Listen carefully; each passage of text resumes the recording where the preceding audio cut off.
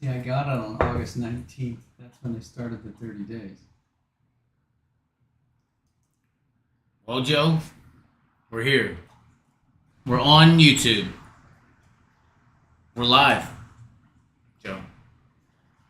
We're live. Do you want to show them what we have here?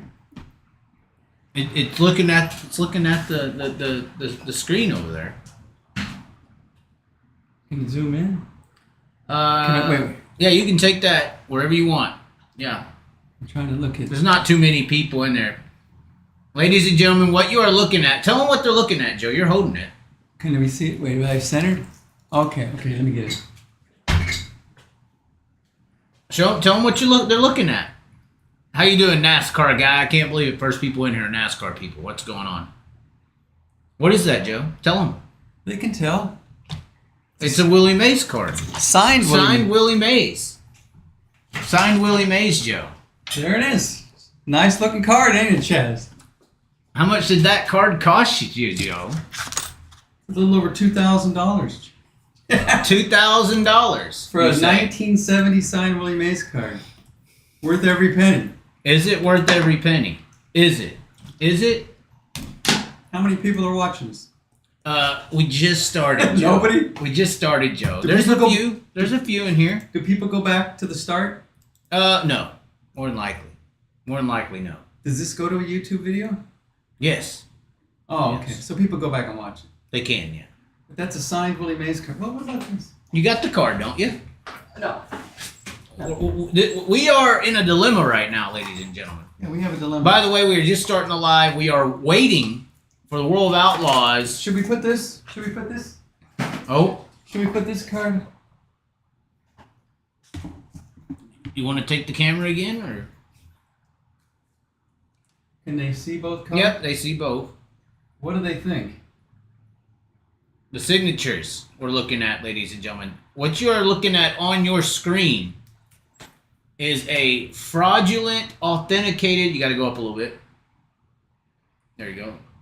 To the side a little bit. Here you go. Which side? You can look here. I turned it to you a little bit. Okay, you got a card there. Yeah, what you're looking at is a authenticated. What's the grade on that one? Set cards is 7.5, and the autographs a 10. Authenticated by PSA. That's right.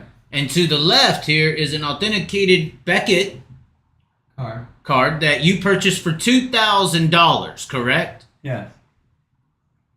Yes. And you sent it in to PSA. To PSA, which is the top line. Apparently now we know for a fact is the king of authentication. Yeah. Because they say that signature on that $2,000 certified Beckett card is a fraud. What they're saying. $2,000, ladies and gentlemen. $2,000. Yeah. And everyone's saying we don't know. Correct? Everyone's saying we don't know.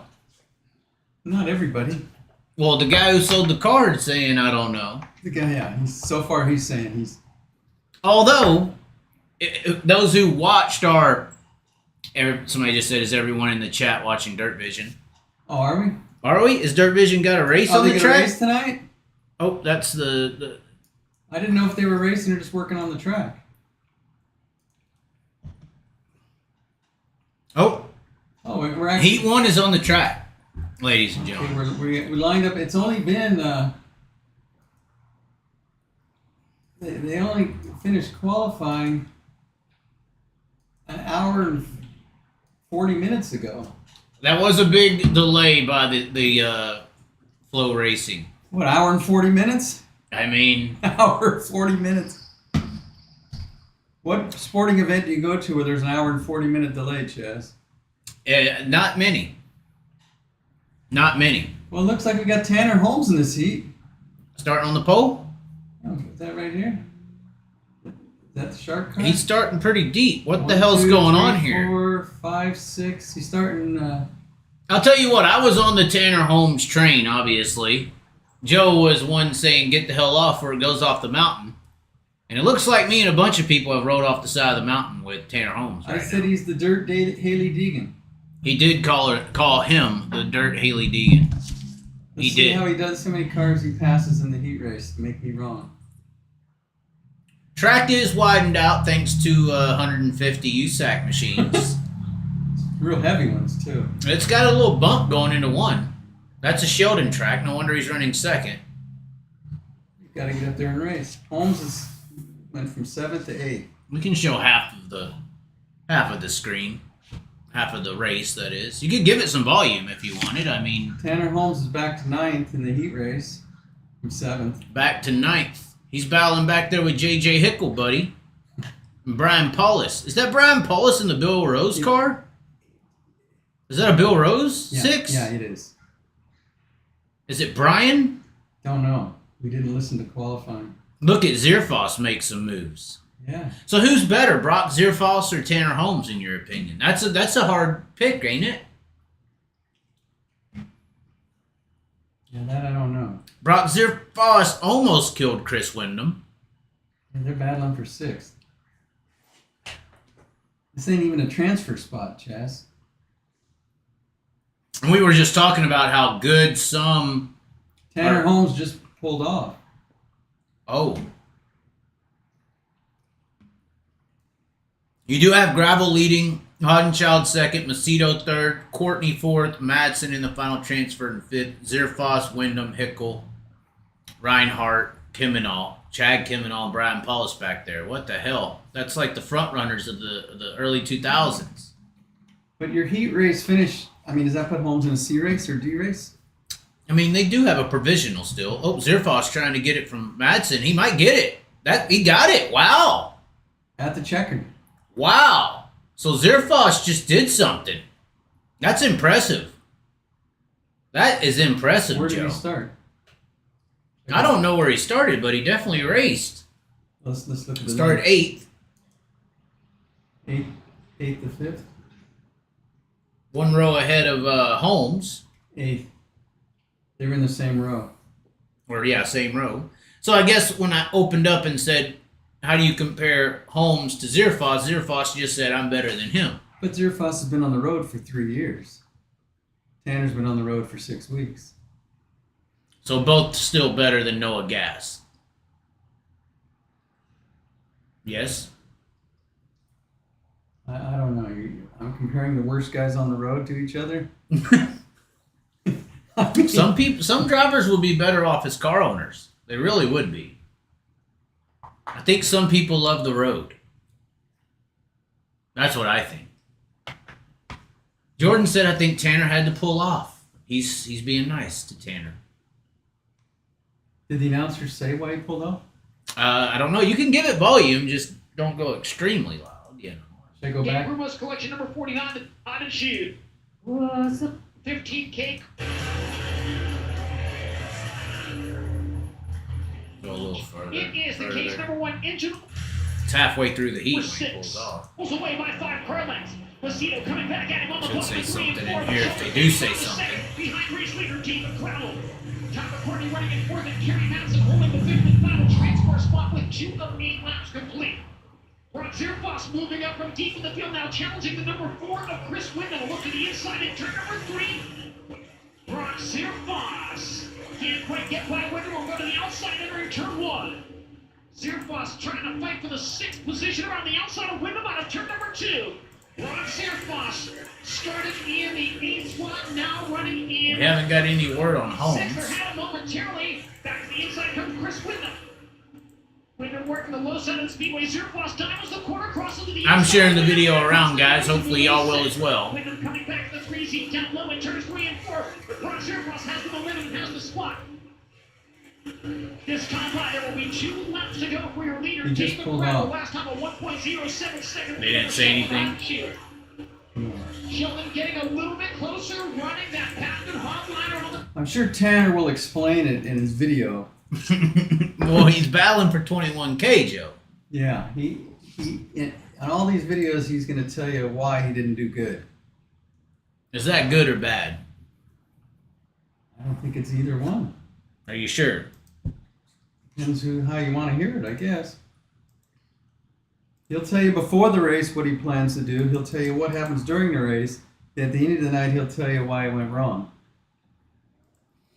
I will say, ladies and gentlemen, that Joe was against me praising Tanner Holmes to begin all No, this. it wasn't against him. You can praise him. I'm just, what are you praising? How do you go from that good right out the gate to what he's doing now?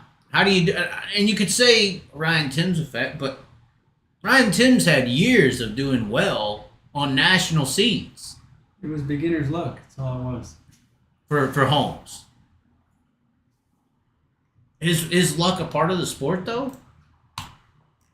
Yeah. Sometimes the pill draw when you go out to qualify, who's in your heat when the yellows come out. That can happen. I think he top 10 4 of his first 5 outlaw mains, maybe. Right. Contended for the Now win. he's about 7 or 8 in a row without a top 10. It's not good. Now he's having trouble making the main. So heat race number 2 on the track. Everybody's cheering for the Apollo Rockets kid.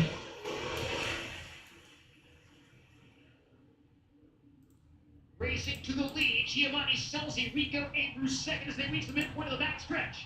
Selzy low to high in 3 and 4, and now Brad Sweet kick to the inside, can't take second away from Rico Andrews. Sweet desperately trying to work his way into the top 2 and find a spot in this evening's Toyota Dash. Avery down low, coming after the lead right quarter number Craig 4. Kinzer sighting.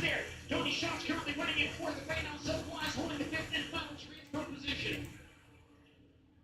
Lap times being turned in the mid-13-second bracket at over 116 miles per hour.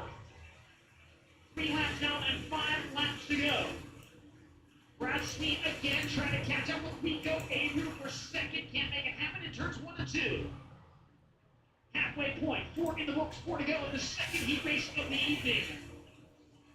Giovanni Selzy leading it. Brad Sweet again to the inside. Rico comes down across the nose of the number 29 to maintain the second spot. Sweet back to the top of the banking in corners 3 and 4. Advantage for Giovanni Selzy, 1.3 seconds over Rico Avery. Brad Sweet in third. Tony Shots going 7 wise running fifth. The side legend 6, Corey Larson 7, Craig Kinzer is 8. Carl Bumps are 9th. McKenna Hassey, Casey Jefferson, and TV stands in that order. Less than 2 laps remaining. The leading contender for the Kevin Gilbert Award for Rookie of the Year honors with the World Outlaws NOS Energy Drink Sprint Car Series. Giovanni Selzy now crosses under the white flag. Pretty uneventful. It's not looking good. They're just following each other around. Nothing just. Leader in traffic in the final set of turns. Checker flag will wave for Giovanni Selzy. Rico Avery finishes second. Brad Sweet third. But that's the issue. That's what the non-wing guys would say. What's a heat The race? non-wing guys would say if you took the wings off, they would put on a race. It's the wings. This gets spread out, single file freight Yeah, trains. you're talking a heat race. No one goes home talking about a heat race. It was nice to see Gio do good. He struggled in California. Was that odd? Why did he do so bad? Because it's where he's from. Did he ever light it up over here, though? Or did he leave quick? He left early, but he did good. He won races. He won King of the West races. Somebody just said in the comment section, Chaz heard you get slammed today over the watch video. He wasn't slammed. Kyle said. He says, Kyle Why- says why- it's for heart rate only. What's your thoughts? We got slammed. I would say we. I mean, obviously people see it as coming after me because I Why posted are the they using video. slammed? Kyle just gave you his answer. And what was the answer? What was Kyle's answer? He said he used it to monitor his heart. And is that still right though? No, The watch he used no. is sold Kyle- as a smartwatch. It's sold as a smartwatch. The watch he used. Yeah. And it says in the rules, No smartwatch. no smartwatches. Now, do we think Kyle Larson needs a smartwatch to win a race? I don't think so. I don't think you would say that either. But it also says that the car is supposed to weigh, what is it, 1425? And if it's not 1425, you get DQ'd. And it says all these other things. If your wing has kickouts on the back, you can't use it. So it's like, oh wait, somebody has a comment here. Keep in mind, Kyle Larson is the chosen one. We've converted this Jordan guy. Keep in mind, Kyle Larson. We got Jordan back. He watches everything we do. He loves it. Jordan's our guy. But he used to be this NASCAR guy. He's found me and I've set him free. I'm his Messiah. Jordan. But Jordan's on board. Keep in mind, Kyle Larson is the chosen one equals the Messiah. He will save us from our sins. No, it's all about money. He brings in fans. But not for the Outlaws. He's trying to destroy the world of Outlaws. When he shows up, they get bigger crowds. So he's allowed to do something that other people aren't allowed to do. And that's okay. Sure, it's America. Why are you saying? Are you this mad about the car deal? No, this is how the world works, Chaz. Look, when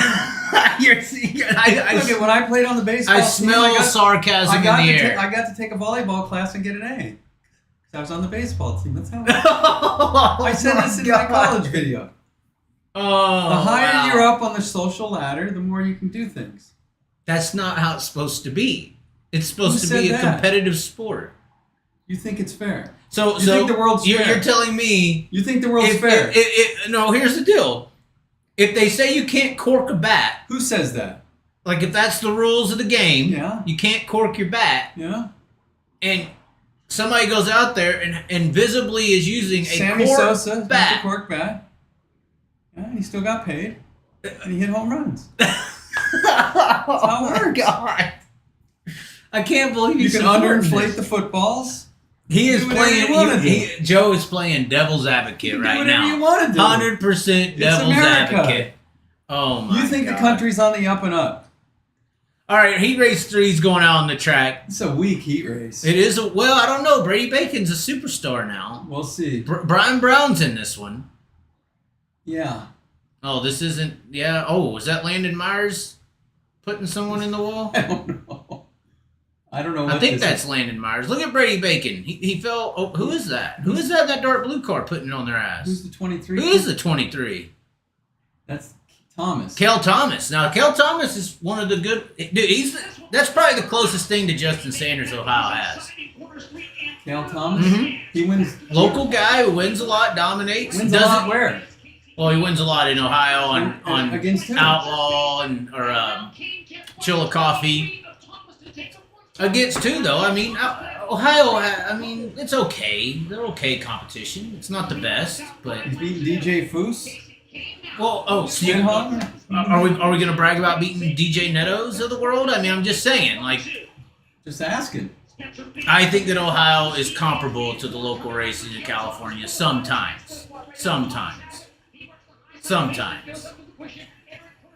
I think Kel Thomas is good. Anytime he gets a good vehicle, he's good. He just doesn't ever have money put behind him, ever. That's why I say it's like a Sanders situation. Big money don't like Kel Thomas. I don't know why. Kel Thomas.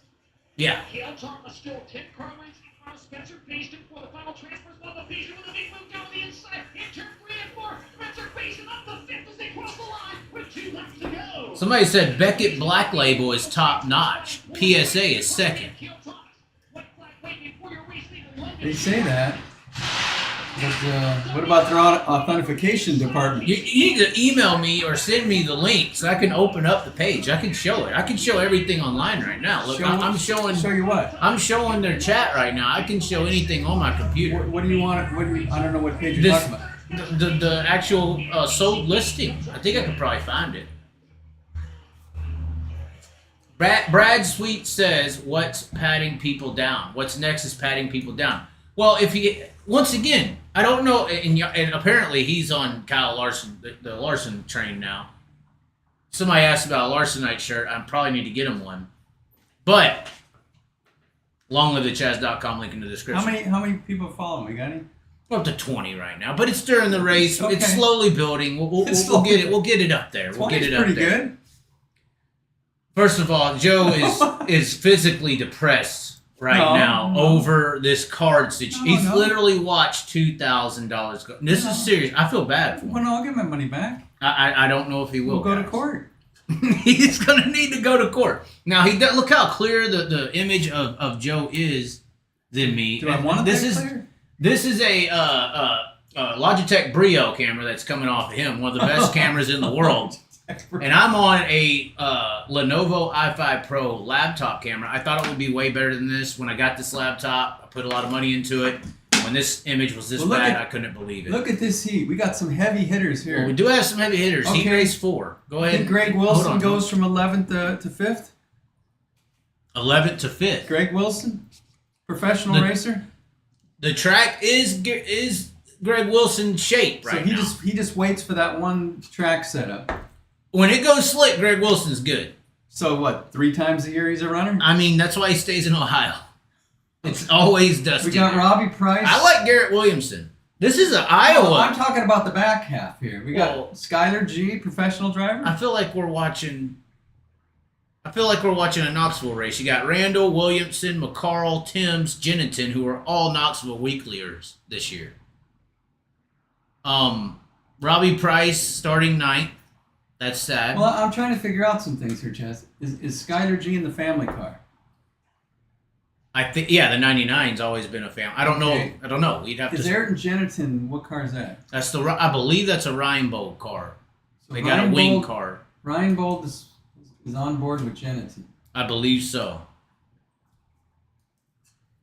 I'm saying if I was a car owner and I was starting 10th in a heat, I'd load it up.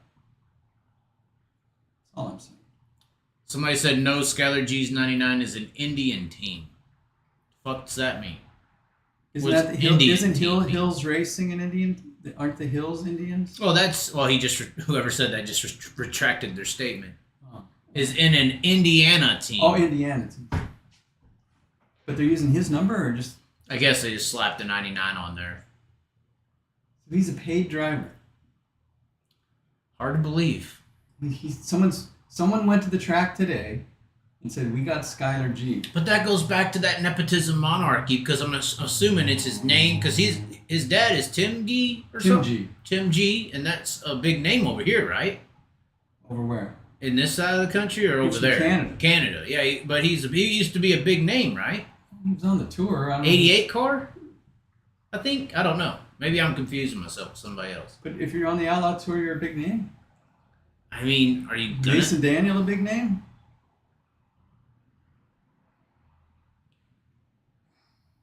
Clyde Knipp, your boy's a big name? I didn't say that. Here we go. I like Garrett Williamson, man. That's who we're pulling for? I like Garrett Williamson. Green flag action. Heat race number 4. Chase Randall's good, too. Justin Peck's good. I like Peck a lot. Peck will make some moves here. Is this Randall and Williamson's first time ever here, you think? No, they were here for the million, both of them. Okay. Garrett Williamson was leading his heat race and blew up. Williamson now coming after the 4th place machine of Austin McCarl. I think Williamson's better than Austin McCarl. He is challenged down low for the final transfer spot by the 9. Parker Price and Ryan Timms on the outside looking in. Parker Price going to the inside, trying to steal the transfer spot from Garrett Williamson. Can't make it happen in 1 and 2. Garrett Williamson at the top in 3 and 4, coming after the big unit Austin McCarl. Battle for the 4th spot, shaping out in turns 1 and 2. McCarl. Somebody said PPM is solid. To the top goes Garrett Williamson. He'll try to find the 2023 Knoxville champion. Big unit right back to the inside at 3. Car's too loose. 6R. No, it's not. Looks like it's me. It's a little tail happy. Or do you think it's giving too much throttle? It's one of the two. You're doing fine.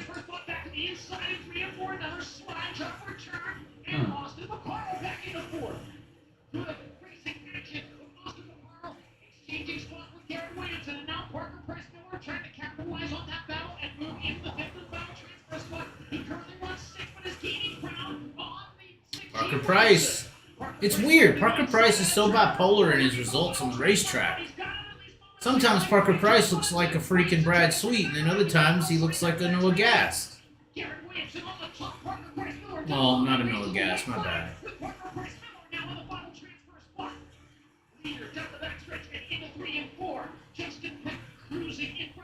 Yeah, I got that Parker Price hair color too. That puts Peck in the dash, don't it? Yeah, Peck's a bad motherfucker, dude. He's never won an outlaw race. Is this He his hasn't night? won one. He hasn't, and he's good enough to win them. Oh, yeah. he got busted for smoking the weed after he almost beat Hodenshout at Hopstock. Just randomly. Random drug test on Justin Peck after he almost beat the NASCAR. Do they do drug testing anymore? Believe it's random. What does that mean? Once a year? Twice a year? For their viewer discretion, I guess. For their viewing discretion. Heat race 4. So you're saying after this heat race, we're going to bring the midgets out? I think after that heat race, you're bringing midgets That's out. 5 heats. It is 5? Wait, no. Somebody in the comments said weed is good. I mean, if a guy wants to, smoke weed after the race, I don't see that any more harmful to the person or society than getting shit-faced drunk. So, I don't know. Do we have another? the only difference between weed and alcohol is alcohol obviously leaves your system because it's a poison, and weed stays in your system because it has nutrients that is absorbed by your fat cells. That's the last heat. You're right, because it took 5. It's the last heat, so Do we get another hour and a half to wait? I mean, it's possible. Go to. It's possible. Oh. It is possible. Let's get back to these comments. Should we have them call in now? I know everybody's just waiting for the call in. How many people? Do people? Up to 30. 30. Yeah, it's going to Do continue. people want to call in? Ask the question.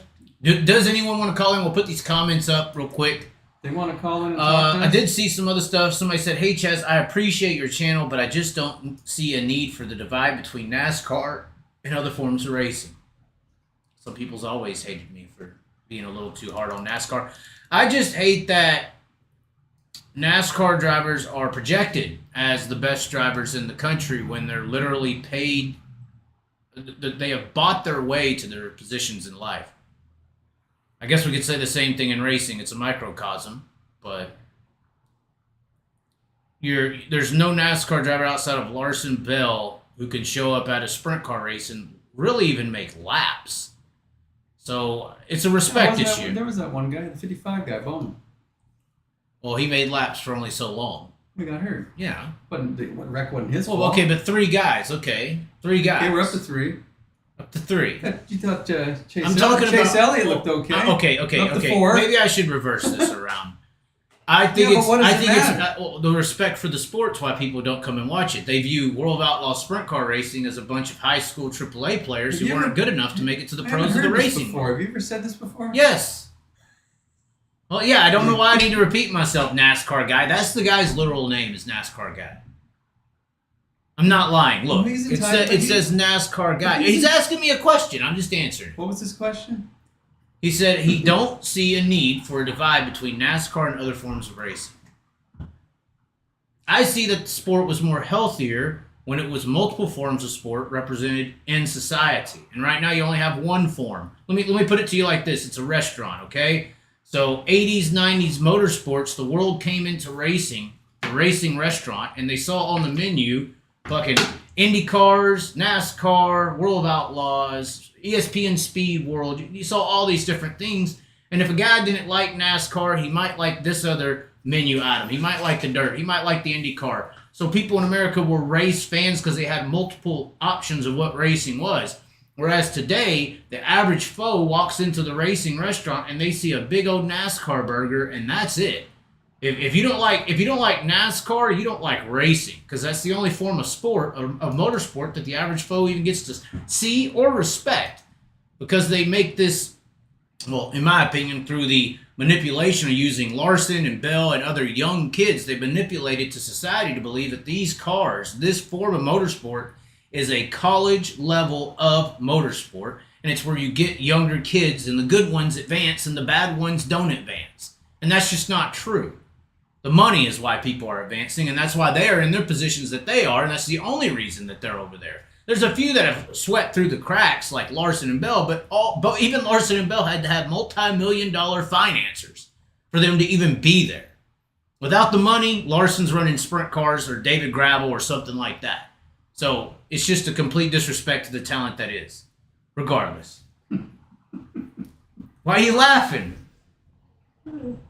Doesn't make no difference. It doesn't. It doesn't. I just got a text. Oh, pure driving talent alone. I put guys like Steve Kinzer, Rich Vogler, and Brian Clausen against anyone in any other form of racing. And I love how people love to use Steve Kinzer. Oh, that's not true. Steve Kinzer was no good in NASCAR. Dude, he went from World of Outlaws to a experimental cup team with Kenny Bernstein. Everybody's going to have their opinion, Chaz. Well, they're asking me for mine. We know yours. He apparently didn't. He needed clarification. He needed clarification, yes. So this is why we're on the air? No. Somebody just said... Ask me any question you want. Somebody said, you're the best if you make the most money. Chip was Larson's savior. Okay. Yeah, Chip Ganassi saved Larson after multiple millions was pushed into his career to even be on the visual plane of Chip Ganassi. After Chip was not the savior for Brian Clausen. After Chip was not the savior for Brian Clausen. Yeah, your Brian Clausen story is really good. Which one is Brian Clausen around here? Or you got the picture where Brian Clausen's in your car, right? He drove it, right? Yeah. I have a picture. And your story of Brian sitting at the Round Table Pizza. Yeah. Tell him that story. That's a good one, Joe. Tell him about the Round Table Pizza story of Brian Clausen in this town, in this shop. Tell him about that one, because that's exactly what I'm talking about. Tell him. Brian likes pizza? No, tell him what you... tell him about him watching Ricky Stenhouse Jr. Tell him. You have any more water? There's one on the ground right there. That's it? How much do you need? Well, I don't want to drink your last water. I got my water here. You got a cup I can pour it in so I ain't drinking all of your water? Is there cups up there on the... up top? Up yeah, top? Okay. No, up top. The bigger cups. I have to go get cups for Chaz. No. I'll pour it in this Dr. Pepper bottle. No. Hold on, we got a hell of a story for y'all. It was laid down. Okay, tell him about Brian Clausen. Tell him what you said to me. I don't know what you want me to tell you. You sat there and you saw Brian. Go ahead. You have to string me along here. You got to help build the story. Go for it. You told me how y'all went to go get pizza. That's right. He was in town to race the 121 car. Yeah. Y'all had two cars. That's right. Who was driving the other one? Shane Shane Golobic in one. Brian Clausen. Brian Clausen came in to Fremont, California. That's right. Flew in or drove? We flew. Flew in, okay. Donnie Schatz bring him? No. Commercial. Commercial? Coach? First class? Didn't ask him. Didn't ask? Okay. Didn't ask. Probably coach with the money that Chip gave him. Well, he was done with Chip. Okay. Then. I think he was with Chip 2008, 2009, maybe. I don't know if it went into 2010. Okay. This is after it was over. This is after the NASCAR venture was over. Was pushed out. You know, he finished 5th at Daytona in a... ARCA car? No. You gonna look it up? I'm going to look it up. I don't want to say things wrong. I mean, I might say things wrong anyway, but... Somebody said tonight they got Rico and Gravel. Brian Clausen. Looking up Brian Clausen. Ricky Sanders. No, Ricky Stenhouse Jr. It's the Ricky we're talking about.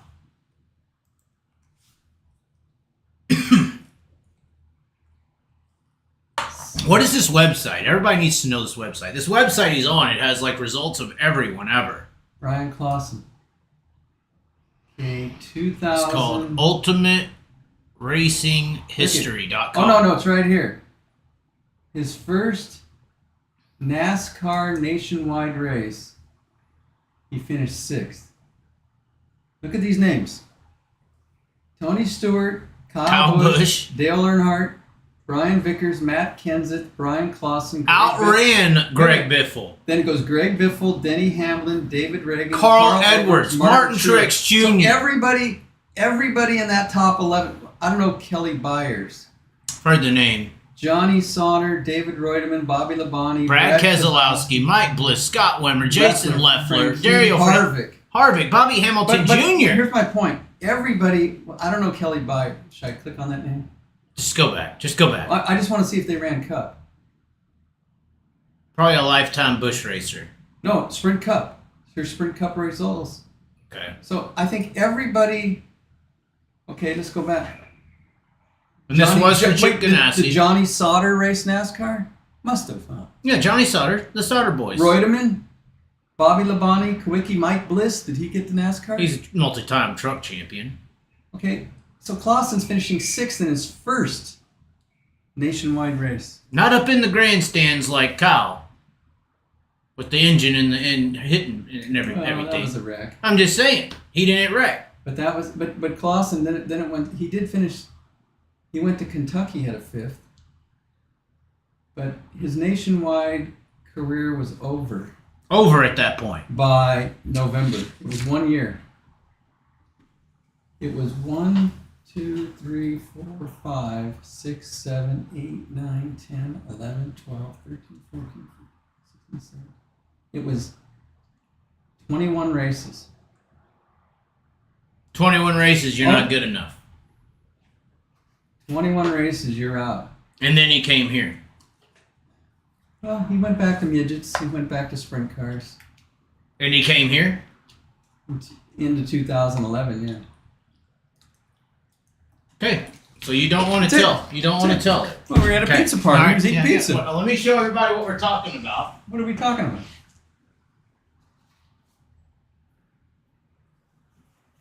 This is the round table pizza royale tea. Where he went. And what happened? He was watching the nationwide race on the big screen. He's 2 years removed from nationwide. Right. 2009, he was there. Right. 2011, he's in a pizza parlor with me. Watching Ricky Stenhouse Jr. Who was renting a room in his house. And we were we were situated in such a way that he was between me and the screen. I could see him, and then I could see the screen, so I could see him watching the screen. Right. And I thought, why is he here? Why is he sitting with me? Didn't seem right. More than likely, it was because of what? What was he saying that everything goes back to? Well, I never talked to him about it. We can only guess, right? Yeah, we can only guess. We can only guess that the money ran out. Well, it was strange that Chip wanted to sign him, and I think signed him to a 3-year deal, and they wanted to sign him, and they wanted him, and then after 1 year, he was never to be seen again. Why would you want some guy and then never give him a fair chance? That is about the time Larson was making a name. I think Brian Clausen signed with Chip when he was like 17. He had to be 18. They waited for him to turn 18 to run the races. And then he was quickly gone. No explanation. There's really no explanation. Why was he not given a fair chance? Why was Brian Clausen not given a fair chance? Anyone know that answer to that? Somebody says the bloodline. He's not draconian. But why sign him? Why even bring him in to be... To smear him? To what? I don't know. It doesn't. You're saying what's the motive? Yeah, what's the motive to bring somebody in to not give him a fair chance? I know his right... Well, I mean, I already said it with Kinzer. They did that to smear his legacy and the sprint car driver's legacy. Well, he got into some beat-up Kenny Bernstein junk. Yeah, but why bring him in? That was his own fault. Well, everybody knew that was going to Phil. Why did he do it? What's the motive? Why did he do it? Maybe he's told what to do. Quaker State. Yeah, maybe. That's about when sponsors started telling drivers what to do, right? I don't know. Is that our Clausen story? I guess. I thought it was a little more in-depth, but it ain't. Does anyone have an explanation of why Brian Clausen didn't get a fair shot at NASCAR? Anybody on the board answer that? I'm asking questions. Then he went to Indy Lights, or was that prior? Well, I think when he won a USAC midget title, he got an Indy Light audition or something. Well, they were starting that road to Indy stuff. That's trying right. to go through USAC. That's when Kyle moved back there and Clausen beat him out for the midget title. Mm-hmm. Larson never won a USAC title, did he? I think he won a midget title 1 year. National championship? I think so. Yeah, maybe. Somebody said he didn't deserve it. Wow. Who didn't deserve it?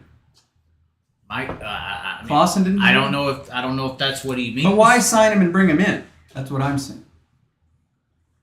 Why sign a guy that's 16 or 17? We're signing you. We're going to give you a big chunk of dough. We're bringing you in. 6 months later, we're done. Were they telling me he didn't have the talent? Is that what I'm supposed to believe? Somebody said the monarchy fucked him.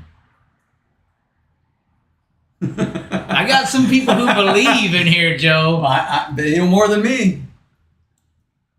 That's part of the bloodline. You have to crash hard. But Ricky Stenhouse didn't have a bloodline. What's the difference between Stenhouse and Clausen? Why Clausen gone? I've heard Stenhouse's dad is in some pretty powerful positions over there You can't talk in the about that? backwoods of Mississippi. Okay. I'm just saying.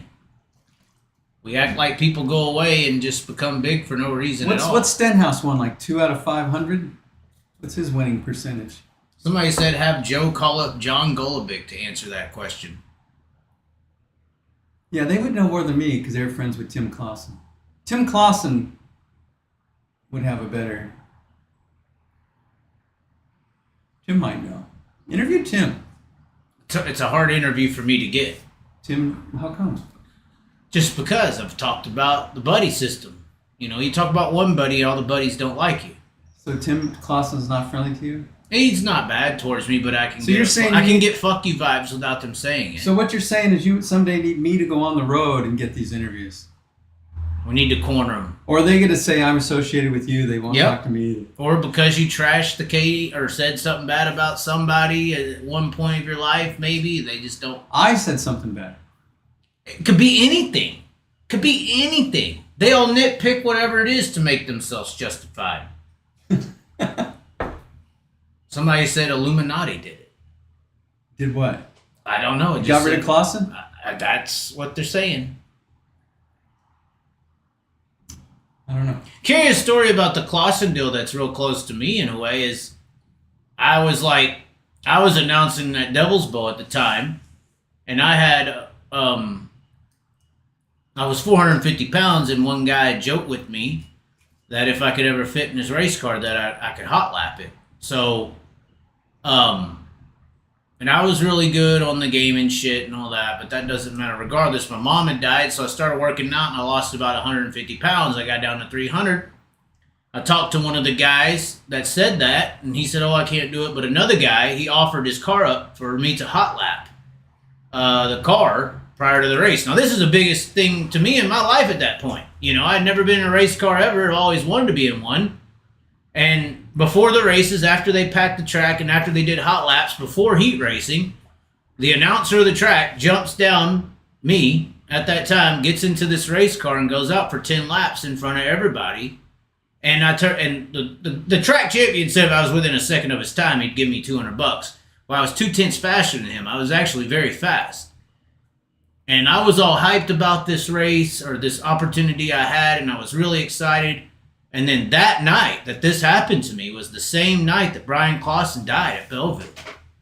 So my first ever chance in a race car or opportunity to ever drive a real race car at race speed was the same night that he died. That's why, it kind of doesn't ever get out of my mind.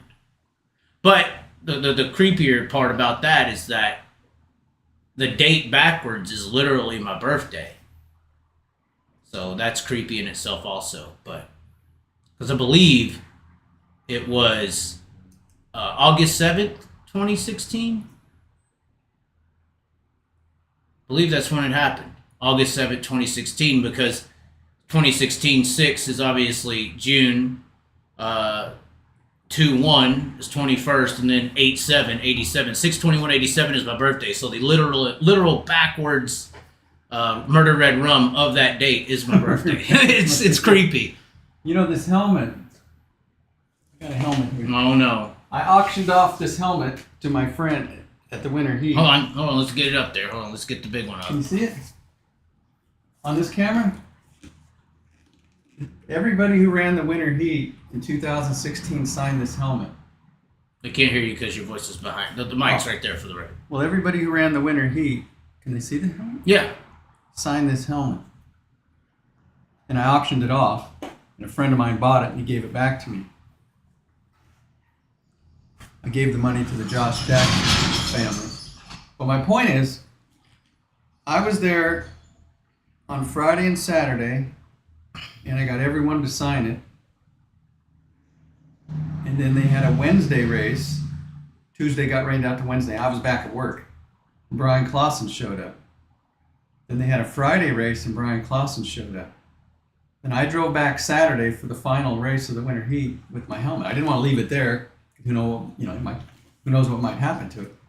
So I went there Saturday, and I brought this to get Brian Clausen to sign it, and he was gone. Really? The winter heat was 5 races. I went to 3 of them, and Clausen went to 2, and we never overlapped. Because he went to the Chili Bowl a week early because he set up some charity auction thing he ran there. Right. Yeah, I went to it the one year before he died. Yeah. So I'm saying this has 47 signatures on it. And the one it doesn't have is Brian. Wow. And I was waiting for him to come to the Gold Cup because that was the year he was running 200. He was trying to run 200 races. So the first week of September, he was going to be back at the Gold Cup. And then 2 weeks before that, he passed away. So His helmet is missing 1 signature. Wow. If it had that signature, I'm claiming this would be the only piece of memorabilia with Greg Hodnett, Jason Johnson, and Brian Clausen's name on it, but it doesn't. Some guy, Gregory Nardone, said, did Joe run any full seasons at San Jose Speedway? Did I? Yeah. My rookie year, I ran. It's a funny story too. The engine builder told me you can run 15. The motors run 15 races. So I ran the first 16 races. I didn't know enough about what I was doing. We never adjusted the valves. We didn't clean the nozzles. I just ran the motor. And I thought, well, it's 16 races. I have to stop. They had 6 more to go. But I go, man, I've run one more than they said, which you could have run them all, looking back on it. So I did not run every race. In 1987, I did run the whole season. The year I was born. In 1987, absolute disaster. Man, my birthday is connected to a bunch of interesting So I did things. 1987, I did run the whole year. And it was by the worst, just goofy stuff happened. Oh my God. Tires going flat, torque tubes breaking, power steering breaking. I had a race where I was running second, and a yellow came out, and the leader had a flat. Well, I'm going to inherit the lead here. But my front wing post on my top wing had broken. The black flagged me. They black flagged. Well, they had to because my wing was starting to. Right. I felt it kind of in the corner because it was moving around, but stuff like that happened. That's crazy. So 87 you raced. The whole year. The whole year. The confirmed date, somebody in here, 8/7/2016 is when Clausen died, which is the first night I ever got to drive a race car in my life. I always wanted to do it, which is 6/21/87 in a Murder Red Rum scenario. And then also 6/21/1987 was the date of Tim Richmond's last win. And I believe that Days of Thunder changed the whole racing world. This is getting creepier by the moment, Joe. And Joey's not here. And Joey's not here. Creepy. We're safe. We don't have Joey here to deflect the creepiness. Yeah, we can carry conversations. We ain't hearing random stories about girls. But I think people like that. Joey's on a date, by the way, guys. Joey's videos. Joey's on a date, and I'm Joey's shutting the door. Get mad at me if you want. Why we shut the door? Road noise. I like the breeze coming in. Well, I understand the breeze coming in, but it's bringing noise with it. Maybe that's good. Okay, now everyone can hear you without How many hearing the we horns got? all. Any more questions? We're up to 45. We're climbing. We're moving on up. Somebody asked a good question. I'm surprised. What was the good question? What year did I run full time? One Yeah, year. yeah. One Well, year and somebody said, I think Clausen lost his NASCAR ride because Fastenal took their sponsorship to another team, and I believe Fastenal was the sponsor. Ricky Stenhouse Fastenal's Jr. right across the road from He here. is, yeah. Ricky Well, what's weird, Stenhouse, I think believe. Clausen's 1 year in the car, he only ran 19 races. How many races did they run in a Busch Series? I think half the season was sold out to Krisalov's kid. Remember IndyCar? Chris Kristoloff? But his kid Steve, I don't know if Steve was the IndyCar, the dad. I don't know which one's the father. Chris Kristoloff, Steve Christopherson? No. That guy, You've never heard the name? Not sure. You've never heard the Kristoloff name? Somebody said, is Scientology taking over the High Limit series? Very, very possible. Joey is on a date at the Pink Poodle, ? Brad Kristofferson? Here it is. Kristoloff? Steve Kristoloff is a former USAC and kart series regular. Okay. See, this Kristoloff came in and gave Ganassi money. But Ganassi loves drivers. That's what he says. And this took some of the seat time away from Clausen. Steve Kristoloff. Or I'm confused. No, his son. Kyle Kristoloff. Here we go. Kyle Kristoloff, Infinity career. 44 races, 2 top 10s.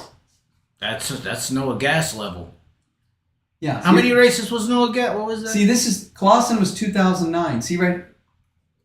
Wait, where's Nationwide? Chip Ganassi. Well, I'm confused. Was Clausen 2008 or 2009? You just looked it up. It was 9. Yeah, this doesn't line up to what I'm saying, though. Well, maybe that's the ride Clausen took over. No. Somebody said, what does Joe think about... He doesn't know, guys. Ask me. What does Joe think about what Scott said about RTJ? He has no idea about the late model world. I don't. If he had an idea of the late model world, he might respect dirt racing more. You're going back to Bloomquist. Yeah. I don't know nothing about So him. you know who Bloomquist is, I'm assuming. You're saying Bloomquist on a mic. Was he being interviewed? Why was he on the mic? They created a show around him for clout with XR. For attention. They started a show with XR for attention. Where is the show broadcast? Is it on from his property? Was it on? But he was sitting at a desk with 2 other guys. At his property. One was Dale McDowell, which is another. But is he commenting on the race that's going on? There was no commenting on a race. They were just talking racing. Oh, so he has a show every week or something, or every time? That was like the first one in forever. That's the first time people seen Scott Bloomquist since he had cancer and all this stuff. Oh, so he doesn't race no more? No. Oh, okay. He was gonna race. So he was calling out. He was basically just saying he thinks the most dominant driver in the sport right now is cheating. Is either cheating or a bum or has something going on with his car, that he doesn't have driving talent at all. Basically, he said he said his talent's not why he's winning; it's his car. Basically. What do you think? RTJ is one of the baddest motherfuckers that ever. He's been destroying people for 10 years. He's just had to work his way there. Why would Bloomquist be saying this then? Because he's jealous. Because Ricky Thornton Jr. just broke his single season win record. Scott Bloomquist is not a Steve Kinzer. So what are they? Scott Bloomquist is. What are they asking me? What do I think about an old retired driver? A retired driver who just got his record broken. Why is he going after a young guy who's busted his ass to get where he's at? Probably the best American racing story. Does Bloomquist have a history of doing this kind of thing? Bloomquist has a history of being somewhat of an extreme asshole to a lot of people, yes. And he's very self-absorbed. I don't know how to explain how self-absorbed Scott Bloomquist is. Isn't everybody in racing? I mean, I don't want to make fun of him. I don't want to make fun of his stories about aliens and how he's interacted with them and went off. He's apparently interacted with aliens. I think Bloomquist and Joey should do a show. They're closer in personality than you think. But is this why someone wanted to hire him for ratings? He says nutty stuff. They wanted him for ratings. Yes. Do you think he says this stuff on purpose to get controversy? No, I think he is actually that much self-centered and asshole-ish. See, I think Hollywood manufactures feuds so people talk about it. Well, I mean, in a way, they could be. I don't think that they are, but they could be playing good guy, bad guy. But I don't think that's happening because Ricky Thornton Jr. messaged me. But how many more people are watching the Bloomquist whatever because he said that? Did the ratings? Everyone, yeah. Well, I think the motivation is always money. Well, for him it is. A lot of the late model super. Look, if I start saying nutty things here, then more people are gonna tune in. Yeah, like if we think it's Like the things I say when the mic's off. yeah, yeah. If I say what I really think, Like like me thinking the occultism and all this stuff that runs the world. yeah, that's know? goofy. Yeah. I mean, they only did, Jeff Gordon, the original Cole, did a driver swap with F1 star Juan Pablo Montoya. We have And the 42 car ended up being Juan Pablo, and then they driver swapped Larson for Gordon. 4224, by the way. 424 is the area code to Beverly Hills, Hollywood, California. We do have Symbolism. Williams Grove main event here with Marks, Wagaman, Borden, and Lance. Kenny Wallace supported Scott, Chaz. I get Kenny Wallace supported Yeah, but Scott because everyone is scared of Scott. No, Blumenthal. I think it's all for ratings. It's not. There's no way. Okay, then that's my opinion. Well, They asked RTJ my didn't opinion. take it that way. They asked my opinion. Okay. It just gets more people talking about it. Well, Scott Bloomquist needs people talking about him That's right. for what he says If he because he doesn't- can't race anymore If to he get him doesn't talking. say outrageous, nutty things, then there's no one's going to watch. Or listen to him. That's right. That's America. Okay. Okay. If you have a guy crash tonight and flip and catch on fire, you'll get more views. My biggest view video ever That's was right. Carson Macedo. If you have a driver get out of his car and throw his helmet and go fight an official, you'll have more views. That's how the world is. Is that It's more, Jerry is Springer. that a reflection of the show or a reflection of the ones watching the Well, show? it's- It's a reflection of the crowd. That's right. That's what We they want. are the fucking idiots. They want TikTok. They want a 30-second outrageous clip of their cat. Not doing everyone. something. Not everyone. See, if I brought one of my nieces down to try on bikinis, you would get way more ratings. I wouldn't film it. I have morals. There's nothing immoral about it. I think there is. Okay. I mean, I would say the bikini contest at the Gold Cup's somewhat immoral. It's misogynistic, at least. We got Mark's lead and Lance in second. Is he going to catch him? No way. Maybe he's in the Is the Ferrari. Macri car going to win a race? Post Somebody wants to know, would Joe put Tanner Holmes in the 121? to do what? I don't know. That's just the question. They Is it Tanner Holmes falling, or is Wait. is They it got to the- be more specific. Okay. Put him in the 121 to do what? I would assume drive. But where? One off, a season, a half season, Would you put him as your full-time hitter? I guess is what they're saying. But to race where? Anywhere you wanted to. I don't know. They didn't get that specific. Maybe they will. You got to. You can't just generalize. Somebody says, is it Tanner Holmes falling off, or is it the shark control? The traction control, they're saying. What do I think it is? They want this is the Tanner Holmes chat. That's They fine. That's fine. turn it into this, not me. Ask me Not about Tanner me. Holmes question. Ask me any question you want about Tanner Holmes. I'll give you my opinion of what I think. What do they want to know? The question is it Tanner Holmes falling off, or is it the shark control, which traction control, I think, is what they're trying to say. I think he's in the natural growth process of any young driver getting into deeper waters. There's no way around this. This is what you mean by what you say off camera versus on. No, I've said if you gave Tanner Holmes enough time, I'd say he don't deserve to be in the car now on his past results, but he's in the car. So you don't think he should have been in there to begin with? Well, I think there were more deserving drivers. Garrett Williamson. Look, he's never won a 410 race. He's never won a 410 race. How does that qualify? If you're a minor league pitcher and you've never won a game, do they move you to the majors? No, but that's never how anyone moves up in this league. In racing. People are never moved up based on performance most of the Well, time. that's what I'm saying. Okay, but now that he's... That's an inherent issue of the sport more What's so the than question? them. What's the question? Is the falling off? I think this is who... Yeah, why is he falling off? Because Okay, let's this stay is- there then. Because you can only go as fast as your experience, your instincts, And your ability. and your talent can do. Right. Now, this he's doing the best he can. Kind of like Mark's getting smoke screened and Deweese running them down right now. Is that Westbrook's car blowing up? I Is that the don't- 1W? I don't think it's a 1W. I think it is. It's Tyler Reeser. Westbrook. No. Westbrook can't go a race without blowing up a motor. You interviewed Westbrook. Westbrook's very confident. I in like his Westbrook, equipment. but who's his motor builder? I don't know. Some mosquito killing company? That's Lance is trying to track him down, but he's running out of big time. Well, we got 11 laps to go. We got to talk. I think for ratings, we got to talk Tanner. Let's get back to Tanner. Hold on, we got more comments on the Tanner Holmes. Yeah, deal, yeah. I think.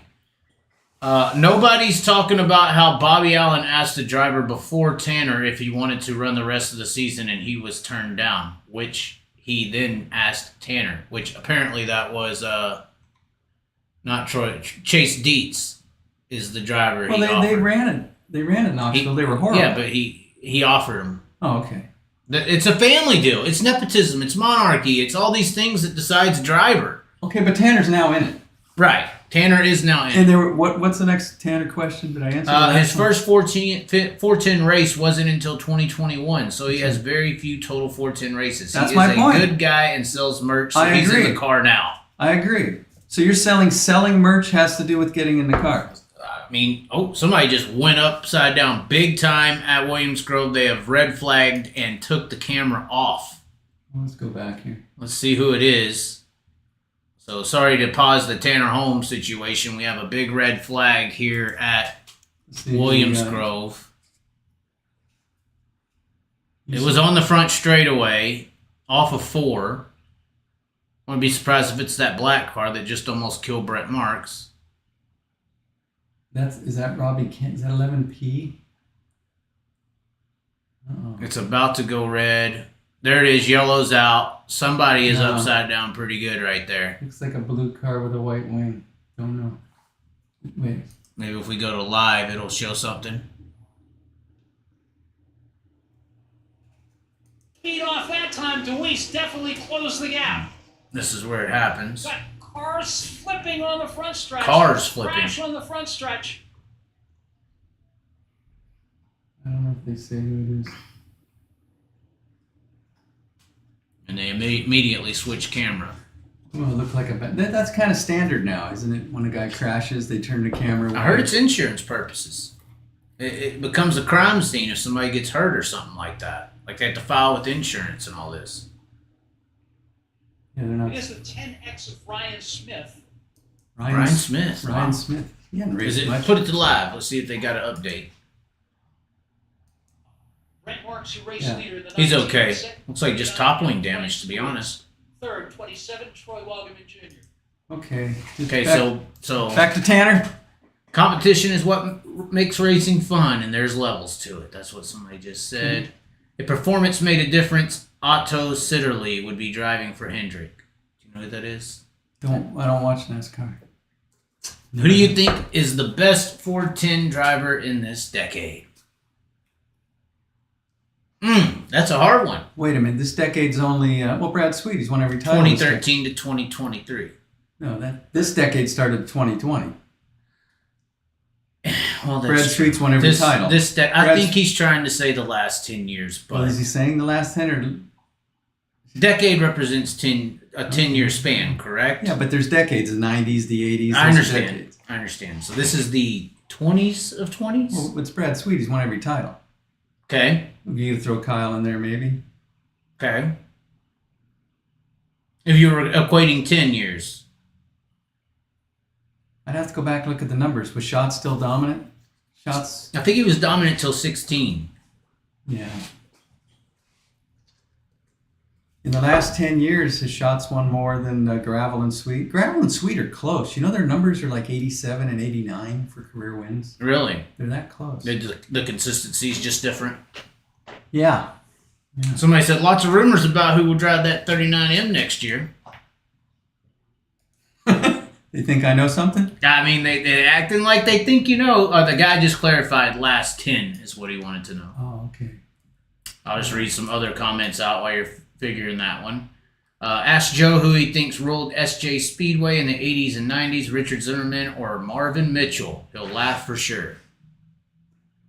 Are those some horrible names or something? Well, Zimmerman, they had a 3-car team at one point. Oh, really? Is a big shot thing? No. Low budget. Oh, like, okay. So they came in with the long flatbed. But they want to know who ruled San. Let's just get the first line out of there without the other name. What does it say? Who ruled San Jose? In the 80s and 90s. 80s and 90s.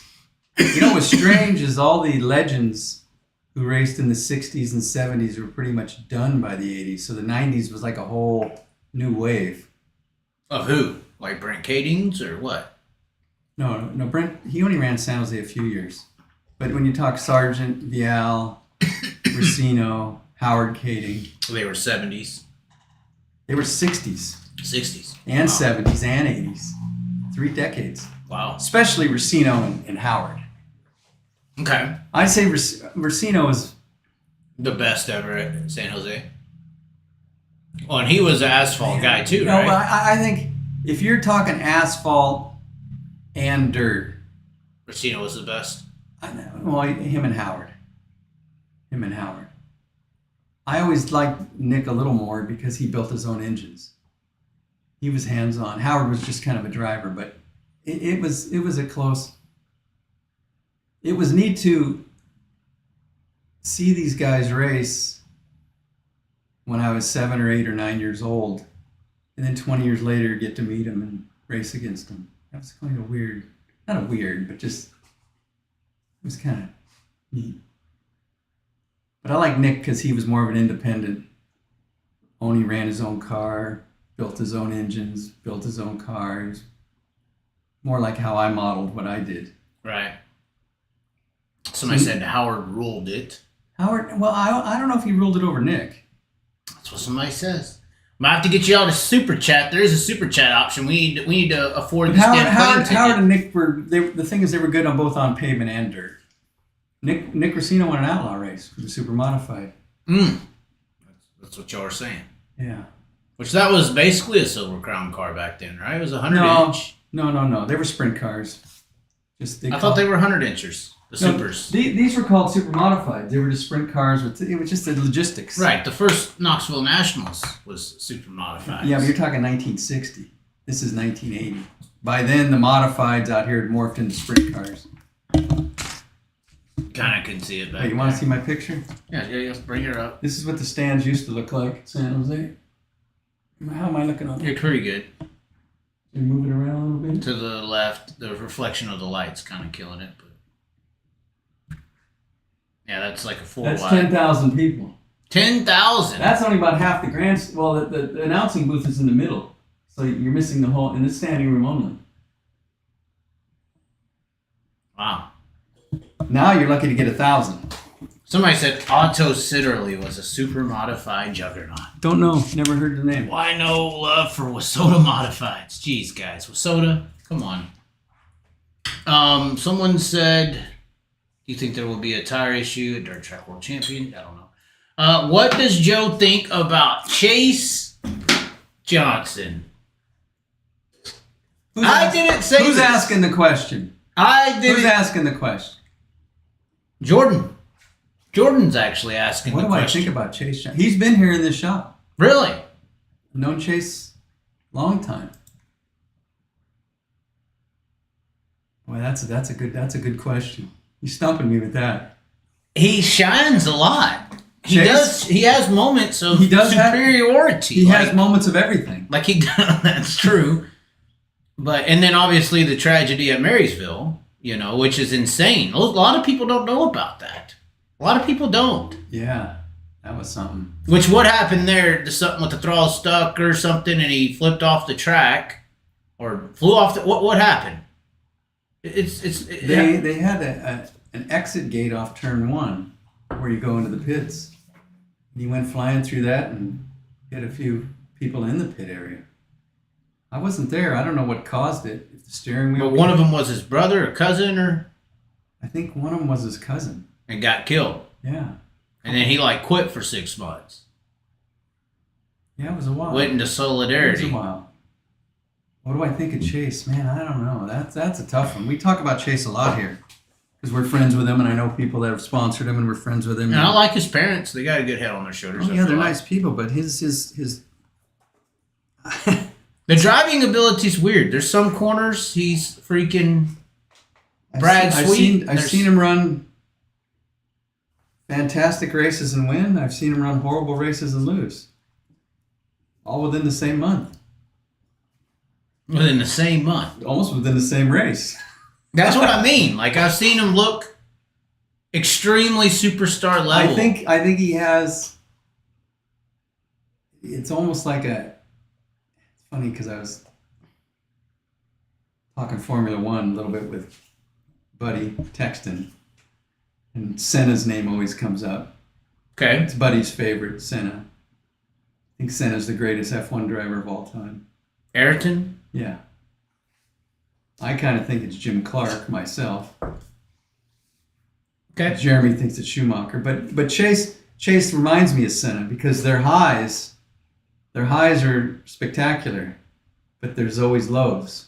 Yeah, like that move he pulled at freaking Hanford was just, in my opinion, dumb. Yeah.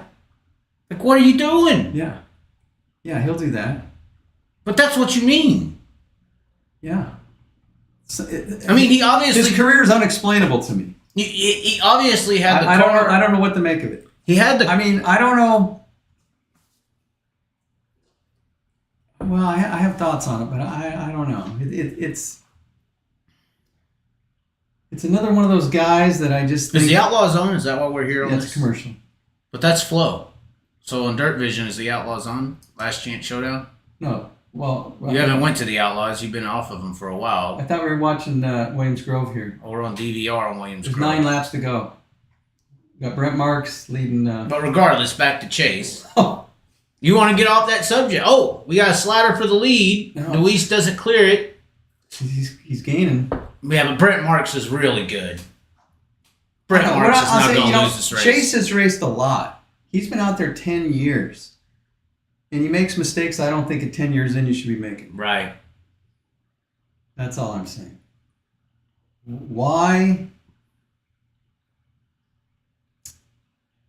I can only guess.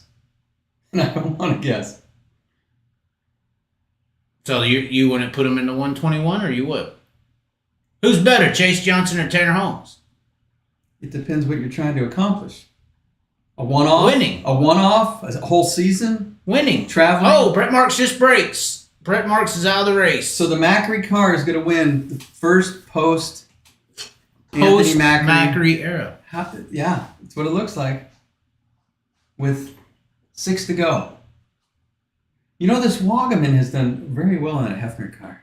Yeah. And you heard Logan Schuhart said he would put him in his car. But he just got passed by Freddie. Well, it's Freddie Raymer at Williams Grove. It's a pretty good combo. He's good there. There's 5 to go. Is Freddie going to run down Lance? No way. No way.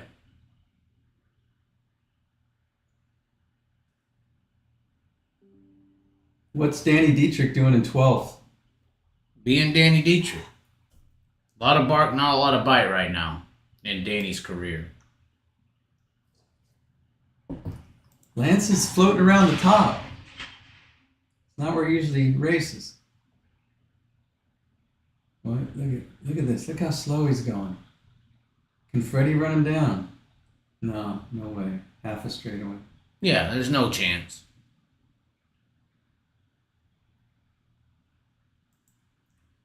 Okay, we got a 2-second lead with 3 laps to go. Look at Lance. He's carrying that right front tire down that straightaway, Chaz.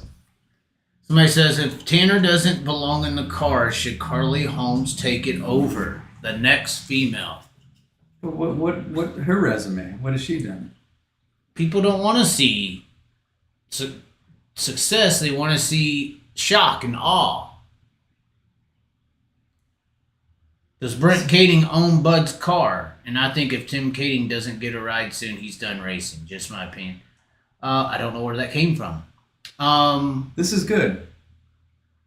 What do you mean? I like people asking questions. Okay. Do we need him to start calling in?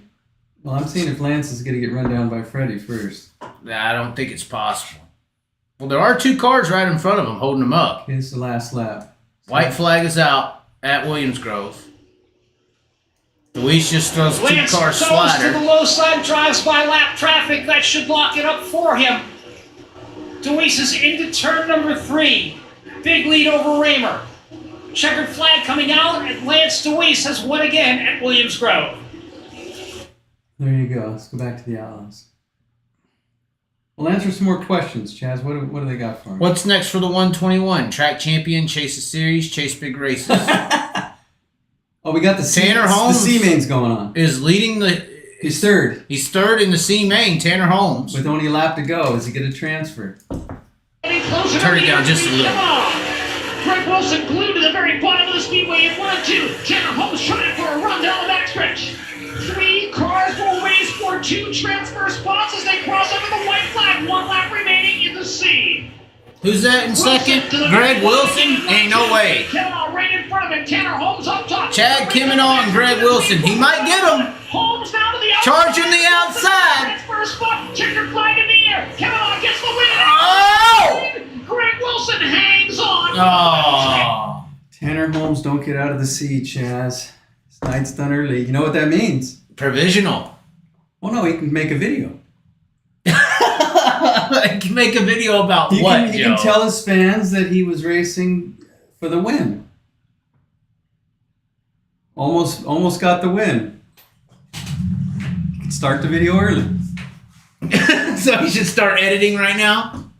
People will congratulate him. Keep digging. Why you say it like that, Joe? Because that's what, when you look at the comments, Tanner Holmes' videos, They're enabling failure? I don't know what failure is. Maybe they're Do you think Tanner Holmes gets mad when he loses? Or do you think he is competent with the situation? How old is Tanner Holmes? I think 20. He's 20. I think. You know, I don't know what those early results, what his expectations were going back here. I don't know what he thought he was going to do. He's doing about what I thought he would do. Son of a bitch. But I don't know if this is good or bad. I don't own the team. It's not my team. What would you do with the team? Put Garrett Williams in? Well, I can't jump into someone else's team. I'd have to run my own team. I'm not going out to a track if I don't think I'm winning. Okay. I'm not in racing. You don't think that you could roll a car out with Tanner Holmes as the driver and be aiming for that? Well, where? At Ocean on Friday night? Yeah. A local race, he's local talent? Yeah. He's better than Ricky Sanders. Yeah. He's better than Landon Brooks.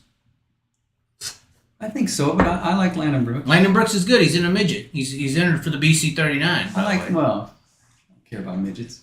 That's where all the kids go now. Well, good That's for where all them. the money and the clicks are. The young hot girls that they siphon them in with. Well, good for them. The sex orgy known as Indiana Speed sprint car racing. Yeah, we heard those stories, haven't we, Chaz? Yeah. The USAC occult is real, in my Okay, we opinion. got the dash on the track. Any more what questions we got? Put Corey Day in the shark car and then we'll talk. Yeah, that'd be good. I'm all for that. Has Joe heard of Briggs Danner? Sure. Because of Hefner and the Lelands Yeah. and his collecting Yeah, I know Briggs Danner is. mischief. But he's mainly non-wing, isn't he? Yeah. Why don't he put a wing They on? tried to do him in the wing and he didn't really do well in the How old- URC. How old is Briggs Danner? He's got to be young too, 20s. 20? Yeah, I don't follow non-wing. Is there non-wing organizations back east that he runs? USAC East Coast, I guess. He wins a lot, don't he? Yeah, but... Well, then who regional. else wins back there? There's another guy. Alex Bright. Alex Bright, Is he yeah. back there? But he tries the wing. We are going green on the dash. Turn it down just a little. Turn it down. Just a little. When you turn it up, it's just a little high. That's fine. Dash is green. Out to the lead. Second belongs to Rico Abreu. James McFadden trying to track him down. Somebody just said, and this is a good one, Macri would have been interesting in the 1A. Yeah. That would have been a way better pick. I'm sorry, Tanner, but Anthony Macri would have been a better fit. Well, they won 410 races. But Macri don't want to leave PA, from my understanding. He doesn't want to be on the road. Okay, well, you don't have to.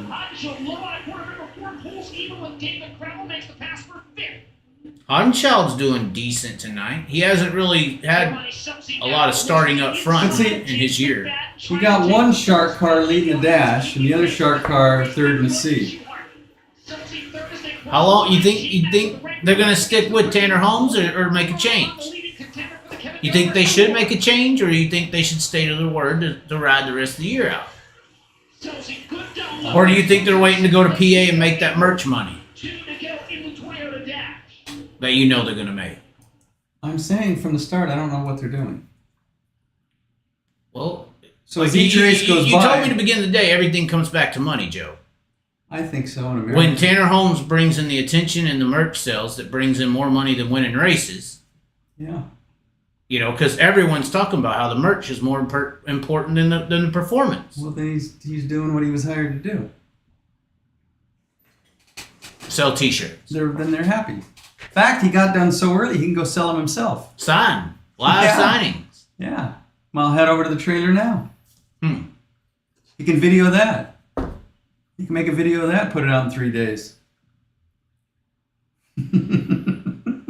Somebody said, Chaz, did you enjoy your stay here in the Bay Area, and could you live here if Bats bought you a home? You were here 3 weeks. I haven't been here 3 weeks. Wait, the card show was, 3 weeks. 3 weeks. More than 3 weeks and 3 weeks in a day. 2 days. And every one of those days, I was around Joey Bats. Every one of them. He might show up here. With the girl. Should I text him to see how the date's going? Ask him. Bring the girl. See, the people want to see the girl. See what questions they got. We're killing time. Do y'all want to see Joey Bats' girlfriend tonight? That would be interesting. Any more questions? And the Last Chance Showdown is now rolling out onto the track. Oh, my God. Oh, look at J.J. Hickle. Another West Coaster. What a mishmash of stuff here. Wow. Does Zach Hampton make the race? Zach Hampton. That's somebody. Craig Kinzer, starting 11th in the B. Somebody said Chaz is forever suspicious after spending 3 weeks with Joey. I experienced some things that I felt were criminal activity. You're an accomplice? I'm not an accomplice. Moral things, or? In my opinion, moral. You're saying the morality is a little lower than you would. No, the age of the girls is a little lower than I. So that's what we're I'm worried. About. Young girls. I'm worried with Joey. Yeah. It's always young girls. Always, yes. The Denny's girl enabled him. These girls are enabled. I think they're taking advantage of Joey. For what reason?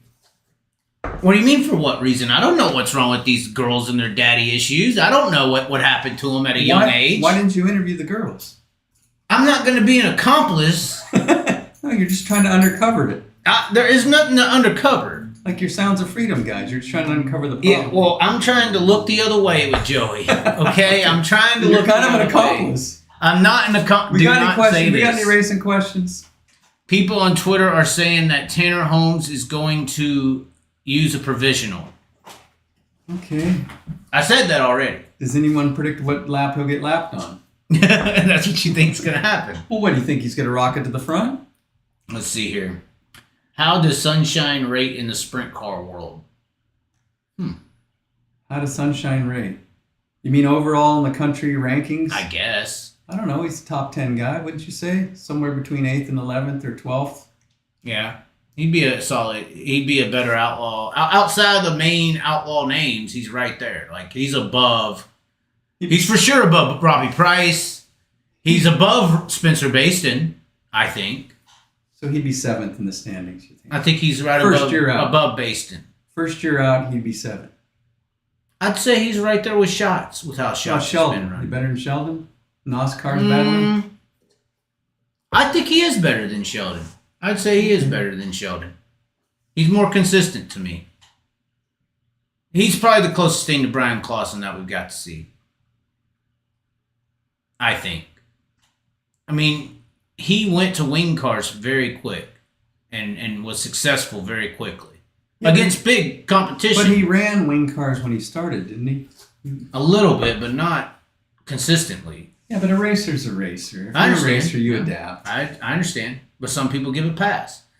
Does Joe think Devin Borden has plateaued? You know, the thing is with these Pennsylvania races is a lot of them haven't been on flow this year. Like the Lincoln races and the girl. I haven't watched him as much. Right. But he had a race at Port where didn't he pass Lance on the last corner? Yeah, around on the top. How many wins does Borden have? No, I don't think he's plateaued. No, he's still young. He's in the same process as a Tanner Holmes, but he's being more successful. I think. The Tanner Holmes, they put him in the deep water. Yeah. Put him in the deep water. Borden ain't in deep water right now. See, you want to know what I would do with Tanner. Is that what they want to know, what I would do with Tanner Holmes? Mm-hmm. I think it's important to win races. To breed confidence. I don't care who you are in any sport. I think it's important to win. Okay. If Tanner Holmes was my son, I'd say we're going to go run around with Bobby Allen. We're going to run all the outlaw races. Next year, we're going to run our car and run the whole King of the West series.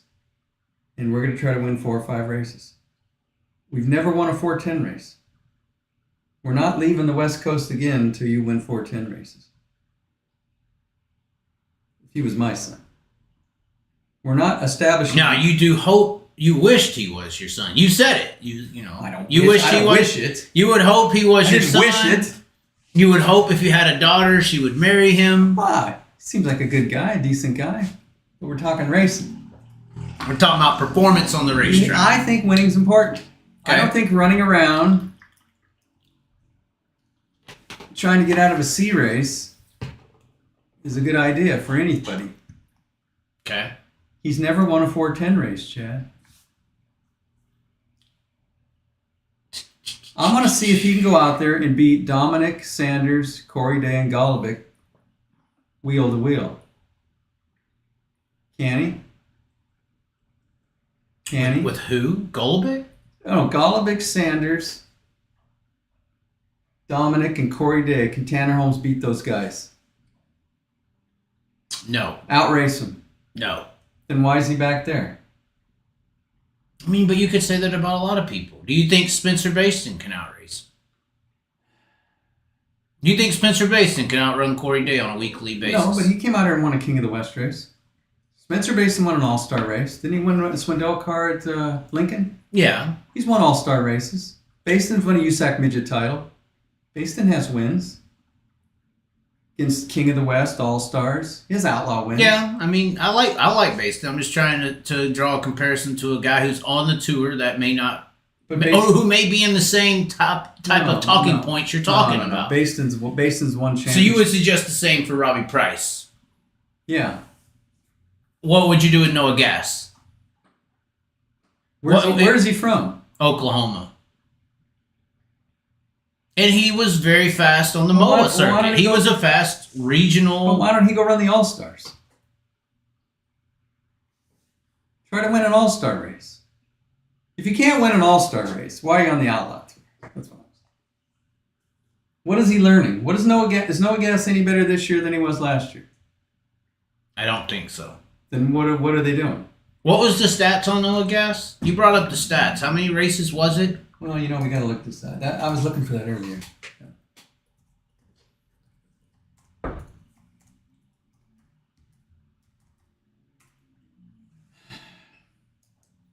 Somebody says racing is like being in sales. It's a results-based or results-oriented job. It is not, though. That's what it should be, but it is not. Because if it was a result-based oriented job, you would have already replaced 4 or 5 of the drivers we're talking about with somebody who can put up better results. Noah Gass has 1 top 10 this year. What's his career stats? Well, he's been in 82 mains. He has 3 top 10s. Competed in 2,000 laps. We don't care about that. But I'm saying this, he's ran the whole series, right? Right. They've had 60 main events, so he's missed the main event 25 times.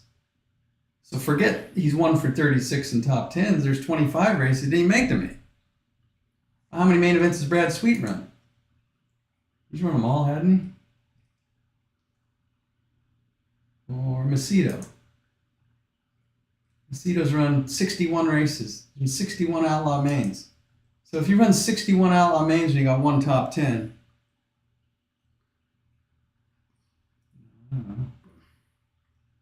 I mean, they're asking me the questions. So it's just my opinion. Noah Gass was a wheelman in Oklahoma during his teens, but the jump was too early to be a full-time outlaw. Okay.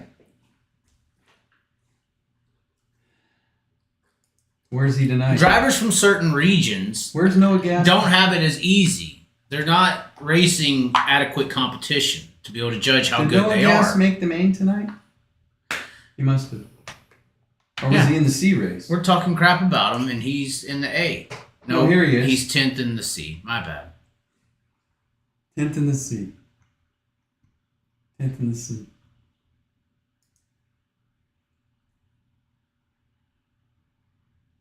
You got your last. It's the last lap. Kerry Madsen wins the microwave last chance showdown. Cy Lee second. Chris Wyndham third. And Corey Eliason in fourth. And now we have to run the midget and sprint car A main. At least the midgets. Dang. Okay. Well, here we go. Well, I don't know if this is this year or last year That doesn't look like the same or racetrack. 2012. That Clausen might win this one. Do we open up the phone lines yet?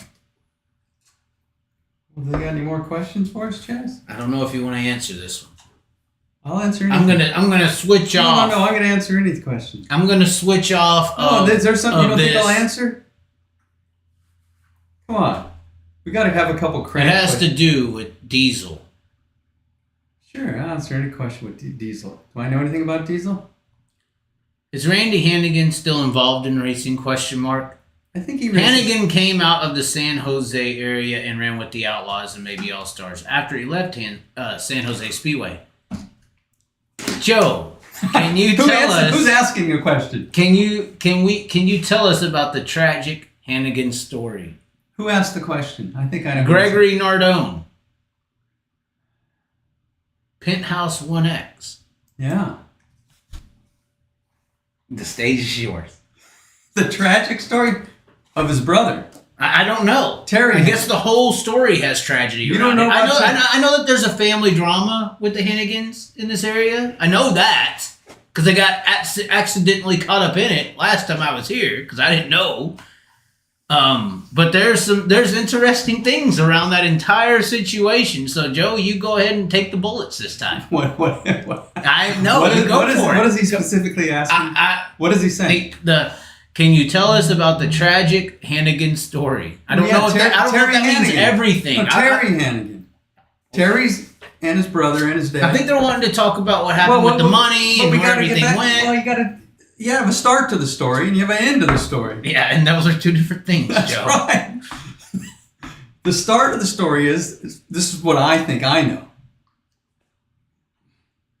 How many people are listening? 50. 50. Is Hannigan listening? I think he's Can in you see here. he's listening? Is Mason Hannigan listening? Oh, God. No, but they all drove for Central Concrete. You know those trucks with the big concrete? Mm-hmm. And Terry was, I think, returning home from working at 2 a.m. Stopped in a convenience store in Stockton, and these guys were trying to rob him, and they shot him, and he was paralyzed in a wheelchair. Why are you smiling? I'm just saying. That's the story. it changed the whole Hannigan family. Okay. Because? They were working class guys. Did they race? Yeah, and they scraped together the money to race. They weren't any different than me or all the other guys. Zimmermans, yeah. But then Randy was in a wheelchair. Or no, Terry. Terry. See, I'm messing up. So you're scared. We got Jade Avedisian on the front row. Jade Avedisian. I'm a Jade Avedisian fan. You are. That's right. I think she's better than Taylor Reimer for sure. But I think she's the best female we've seen in a long time. I want her in a sprint car. I think Paige Poliak's really good though. Just doesn't. She even raced this year at all? I think once. She's really good. But all of a sudden, the Hannigans were just a San Jose team, right? One of them gets tragically shot, paralyzed. I remember going to visit him in the hospital. Okay. Man, it was sad. It was sad, man. Whew. I almost tear up thinking about that. Because Terry was he was a race fan. They raced go-karts. And Terry used to come to the races at San Jose. And he'd have his like karting jacket on. This is like when I started. I think Randy started in '89. So he was kind of like a Joey, really excited about racing. Well, they were hardcore racers, the Hannians. So I started at San Jose in '86. And I remember just Terry, they would just be there. I think they lived in San Jose. They weren't far from the track, so they'd be there. Right. Then Terry's paralyzed. See, Randy started in '89, and then he ran 90. I don't know the exact date of when he was shot. But the fallout from that is where all the shenanigans started, right? Yeah, I've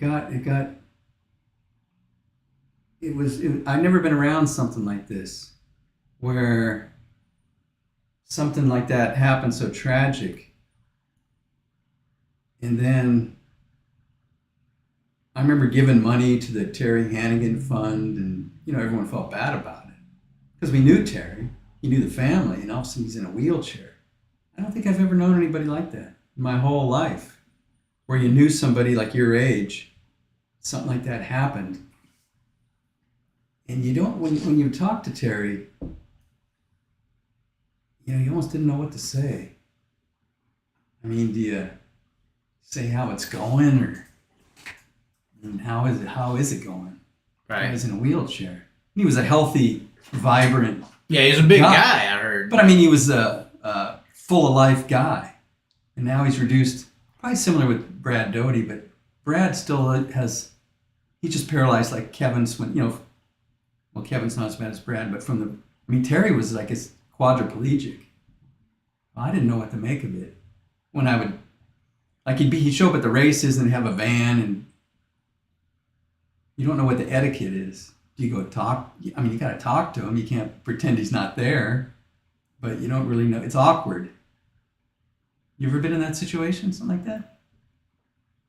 Wouldn't it seem awkward? I haven't had that exact. That's a very rare situation. That's what I'm saying. Yeah. That's what I'm saying. I've never been involved with something like that, where you don't really know the etiquette or how to handle it, or what does he think, or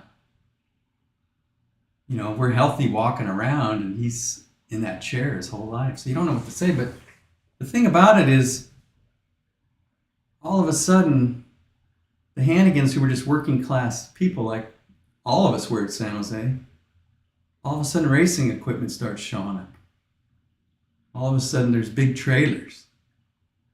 All of a sudden there's brand new Garrity motors. All of a sudden San Jose ran a 410 and a 360 class. Hannigan's running both of them. And who was racing at that time? Just Randy or who? Just Randy. He was the only one that raced in the family. But was Terry around supporting this? Yeah, Terry was there. That's what I'm saying. Terry go. So they had got some kind of money. They got some kind of money out of the whole. THR on the hood.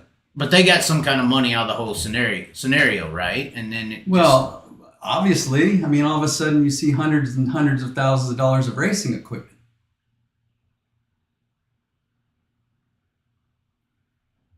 Seemed odd, but if this is what Terry wanted to do with the insurance money, it's not. I mean, I don't know. Right. But there's other family members.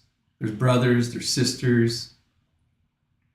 This is where it got weird. I mean, I can't speak for what they wanted to do or how. All of a sudden, Randy's on the World Outlaw Tour. 1990, it seemed like they were struggling to run San Jose. And 3 years later, they're a full-blown outlaw team. Well, I mean, what else are you supposed to do? No, I'm not. I don't know. They can do whatever they did whatever they wanted. Was there people vocal against it within the Hannigan circle? Well, isn't that what you were saying? I heard that there was a quarrel over what was happening. Well, then I can't speak for any of that. I mean, I don't know the family that well, but. And then Randy relocated, correct? Eventually. Yeah, he moved out of here pretty quick. never to come back. I don't know. You'd have to interview him. But the other Hannigans were still here, the rest of the family. I think so. Did Terry go with them, though? No, Terry stayed here, and I think his mom and his sister took care of him. What? While Randy raced on the funds. That's what it looks like. It's the Terry Hannigan racing. You know, I had a very similar situation with a friend of mine who's in one of my a couple of my videos. And I didn't know what to make of it either. So this is a good friend of mine from Arizona. You might have saw him, Morris. Actually, you know when I raced the IMCA Modified at Arizona? Or you may not have paid attention. But I raced my first ever real race was in actually a Ricky Thornton Jr. IMCA Modified, former Ricky Thornton Jr. Modified for John Morris Racing. And John Morris was Troy Morris's brother. Just one Terry Hannigan obituary we're looking at. He died and he lived to be 50. He died in 2010. Okay. So when he was shot, in 1990, yeah. So he was shot when he was 30 and he lived 20 more years. Well, who knows how many actual issues you suffer from being full body paralyzed. Yeah. I'm assuming your organs don't work correctly, your blood flows completely wrong. Yeah. Your extremities are not the same at all. But I don't know what you do in a situation like that. If you're Randy or you're Terry or you're anybody, I mean, if racing's what they love so much, it seems like what Randy did is what Terry would have wanted. They probably always dreamed of going full-time outlaw racing. They probably always wanted to do that. They could only be just local at San Jose. You know? But when this happened, I mean...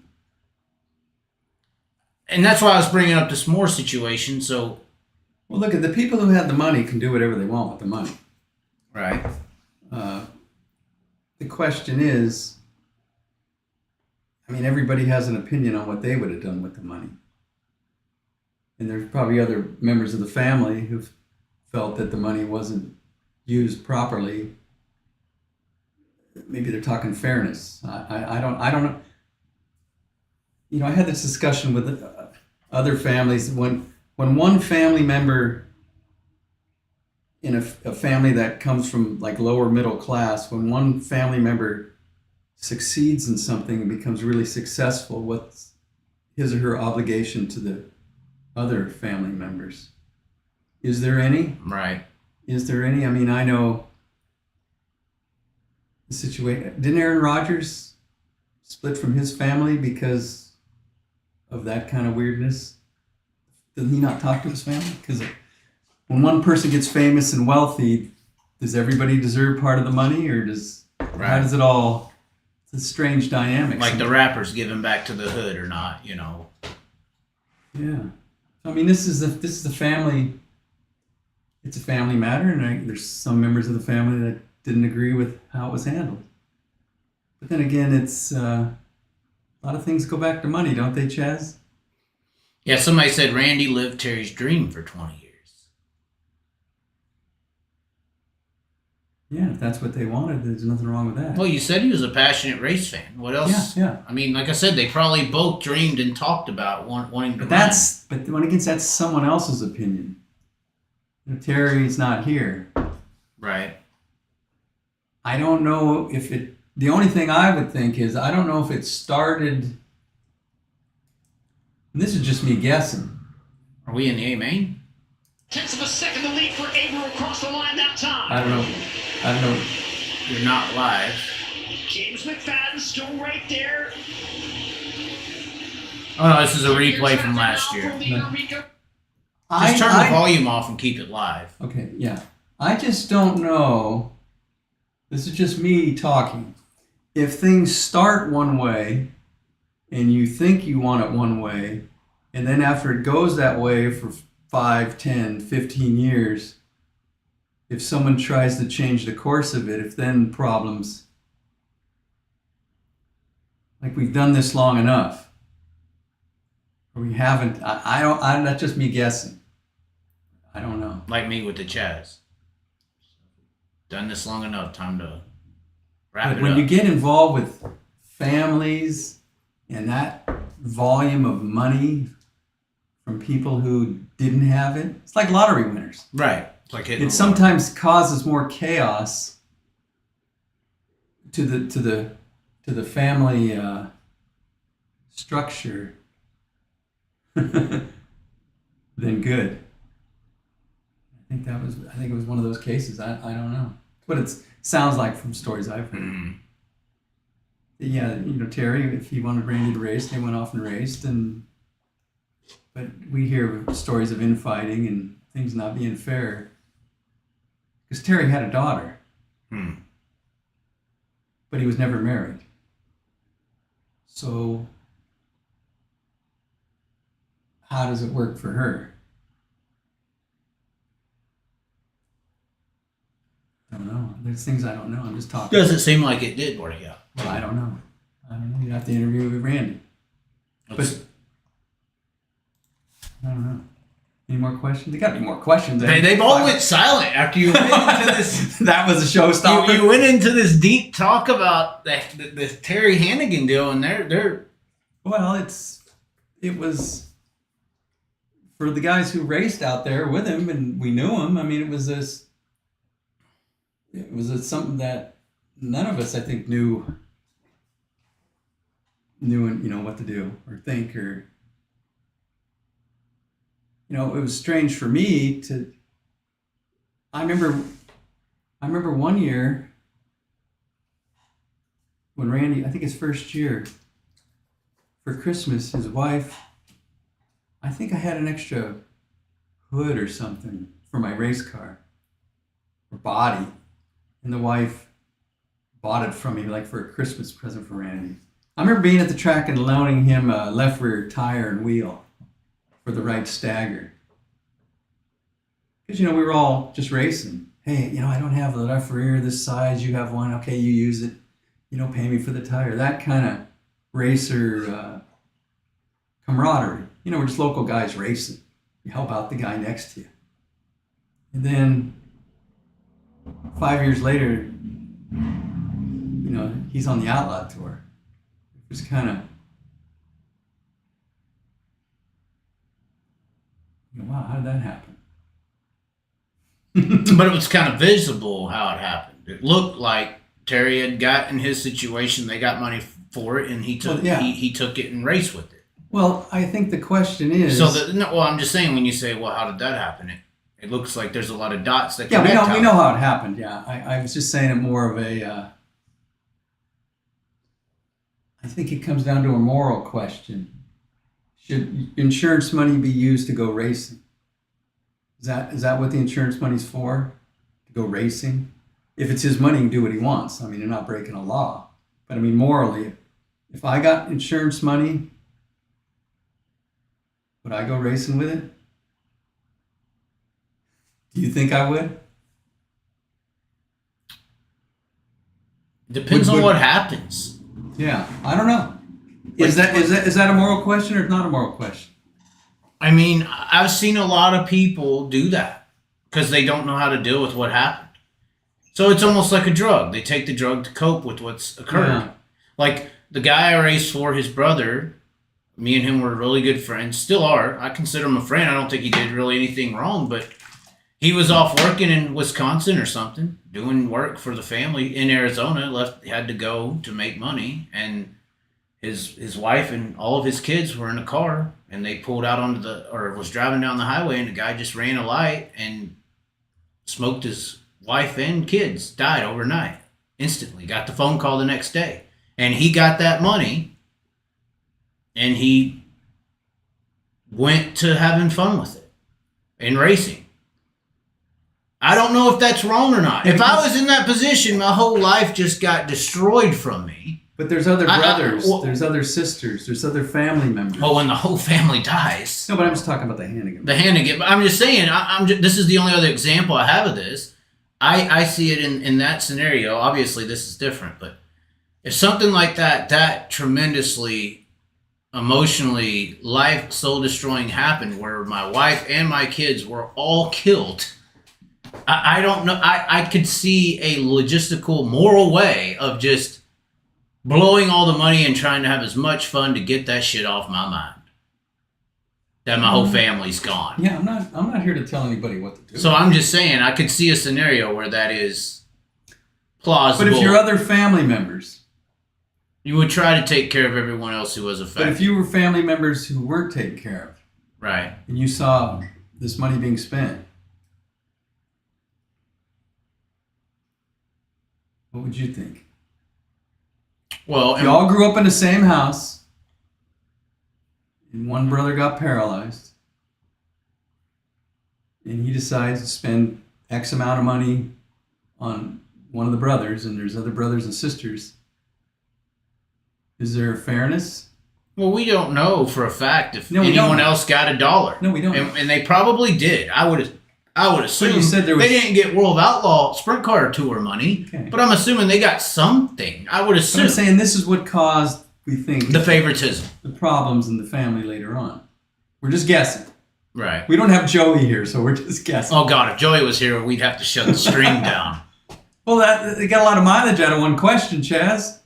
You shut the whole show down? They're praising you right now. Who is? They can't believe what you just said to them. They said, I'm just telling you what I know. man, Joe takes things and goes deep. Heavy vibes. Great. No, listen, I ain't finished. Great stuff. You're gonna make me tear The up. next guy says, Joe is quickly becoming my favorite person in the sprint car world. I love his thoughts and takes on everything. Eye-opening. This is like Google reviews. There's got to be some negative ones in there. Oh, man. He said at least it wasn't spent on dope. Which that's what people do too. They go Well, sex, drugs, and rock and roll. It is kind of a drug. It is a drug, but it's not Adrenaline. just. And that's the Yeah, argument I for the mean- rich kids of the racing world. I'm not here to pass judgment. You can do whatever you want. I wouldn't have done it that way, but that doesn't mean it's right or wrong. Well, that's the past for the rich kids of the racing world, where they get all this money to go race and do whatever. The parents will say, "Well, better than drugs." The thing about me too is people sometimes say that, well, Joe, you would have done that. You would have done it. But my dad wanted me to drive a race car when I was 20, 21, and I said, I don't drive for Dad. So I'm not. Well, hold on. Say that clearly so everybody picks up what you just said. Well, I raced quarter midgets from 6 to 11. Then I got sick of racing because I'd raced it half my life. At 11, That was Daddy's money. yeah, I didn't spend the money on the quarter midget when I was 6. Okay, I had to mill yards to go. But I was race getting track. rides by the time I was 8. Oh, so you weren't racing for Dad anymore at 8. It was I didn't last long in teams for some reason. I think I was pretty independent at 8 years old. I think we figured it out. Only negative of Joe, conspiracy theorist. But continue. Okay, but when I was 12, I saw football, and I'd already played Little League 10, 11, 12. And you saw the cheerleaders of football. No, I didn't care about that then. I just wanted to put on pads and hit somebody, Chad. Okay. I mean, come on, what's more fun than football? Football's the best. Okay. So I didn't race all the way until I was in college. I was playing baseball in college. Then I had a falling out with coaches, and then my dad wanted me to go back into racing. And we did a few minor things. And then he wanted to race more, and I said, nah. I was 21. I was almost graduating college. I'd moved out on my own, almost. I started my business. I said, I don't have time for it. Why would I want to do that? Why would I want to race for my dad? I'm not a little kid no more. I won't. Didn't interest me. So I never drove for my dad again, past the age of 11. Why would I do that? I'd be embarrassed. I'd be embarrassed to be in my 20s and driving for my dad. I personally couldn't do it. I'd sit. Donnie Shots is on there. I mean, yeah, he drove for Dad. Danny. They all drove for Dad. But we're talking about me.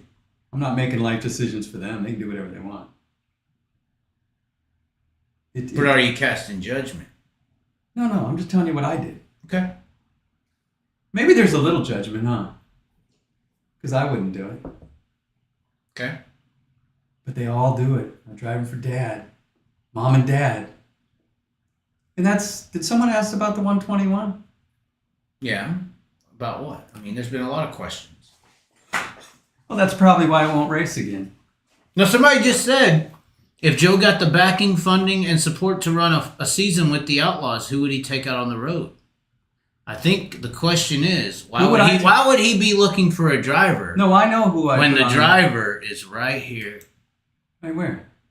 There? There's the driver. You're going. Wait, no. You're going to the driver. Who are they asking? What's the question?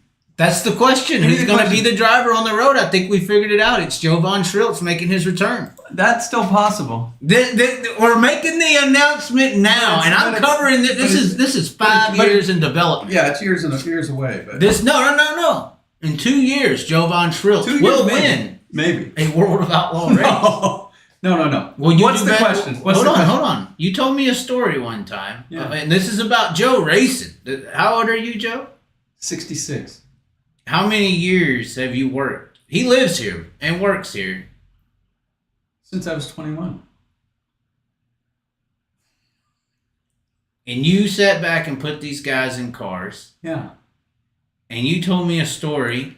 Well, I was thinking about today. I never thought about this before. My whole racing career was about 80 races. Driving. And mainly in subpar equipment.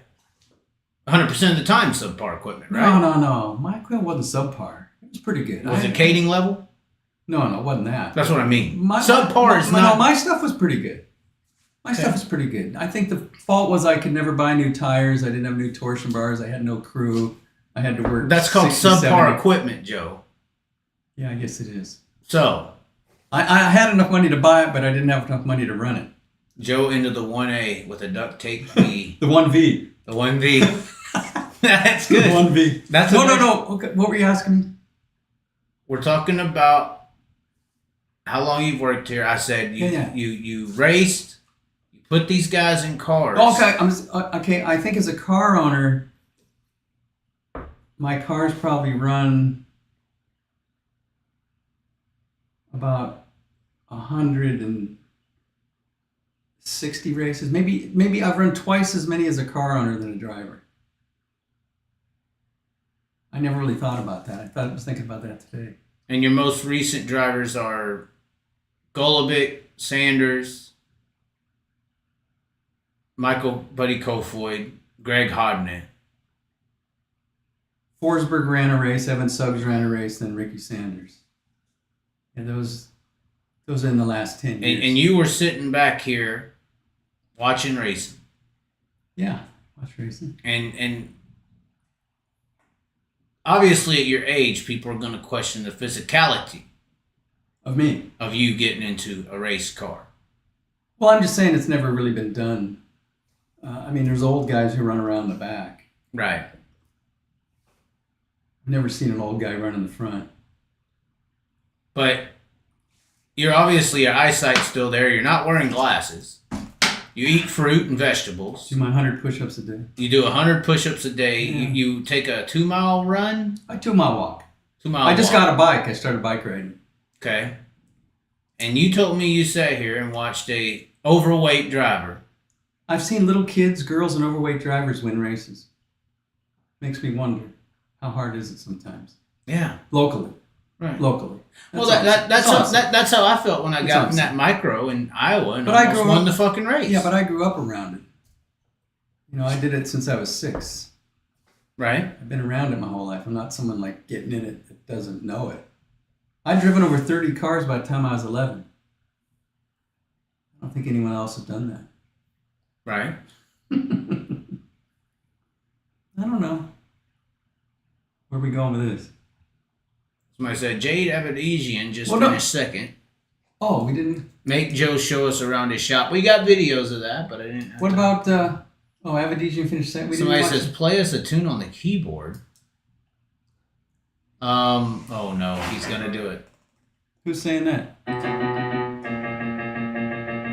Do they know music? Somebody said, do you know who won the 1980? Oh.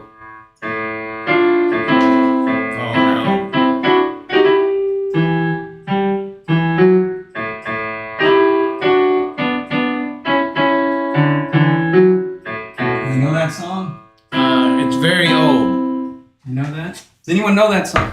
Somebody just said, yeah, they're screaming in the chat. They're losing their mind, Joe. I'll get it.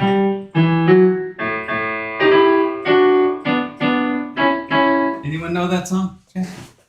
We get someone named... Somebody just said no. That guy also said, what did he say?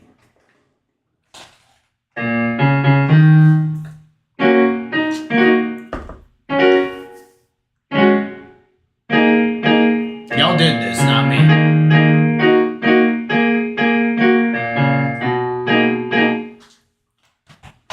Cold as ice? Yeah. Okay. Any more? Somebody said they missed the part about the fake Willie Mays autograph. Go back to the start. You can rewind. Yeah. We haven't seen a super chat all chat long. This is very Any more depressing. questions? I'm done. I'm done for the night. No, we still have call-ins. Well, what did somebody want to know who I'd put in the car? Was that Yeah, if you were to go on the Outlaw tour, Outlaw tour, and everything you wanted to go Randy I Hannigan style, who are you putting in the I know car? who I'd put in. Oh, I know. Who are you? Oh, I'd win. Let me take a guess. I'd win, baby. Let me take a I guess. know the guy. Oh. Joey Anaconda. No. I have the guy that under my tutelage, with me around him every day. Does that make a difference? I think it does. Okay. If I was around this guy every day, and he had to listen to me every day. He had to listen. And I got to work on him. I got to coach him up. And I got to put I could do anything I want, hire anybody I want. Oh, man. Who is it? Good. We'll have these viewers guess. Who do y'all think he would put in the car? Oh, man. Super chats will be read. That's that little cash symbol. Oh, man. We'd be Outlaw champions within 5 years. Guaranteed. Or I'd quit. No guesses.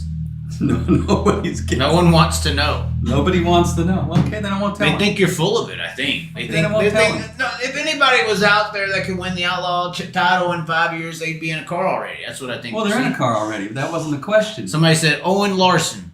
No, of course they're in a car already. That wasn't the question. They said if I could pick anybody. Now they said the Chaz. Well, we know that would happen. No. I would outdrive all of them. Come on. Ask Larson. Larson called me a good race car driver.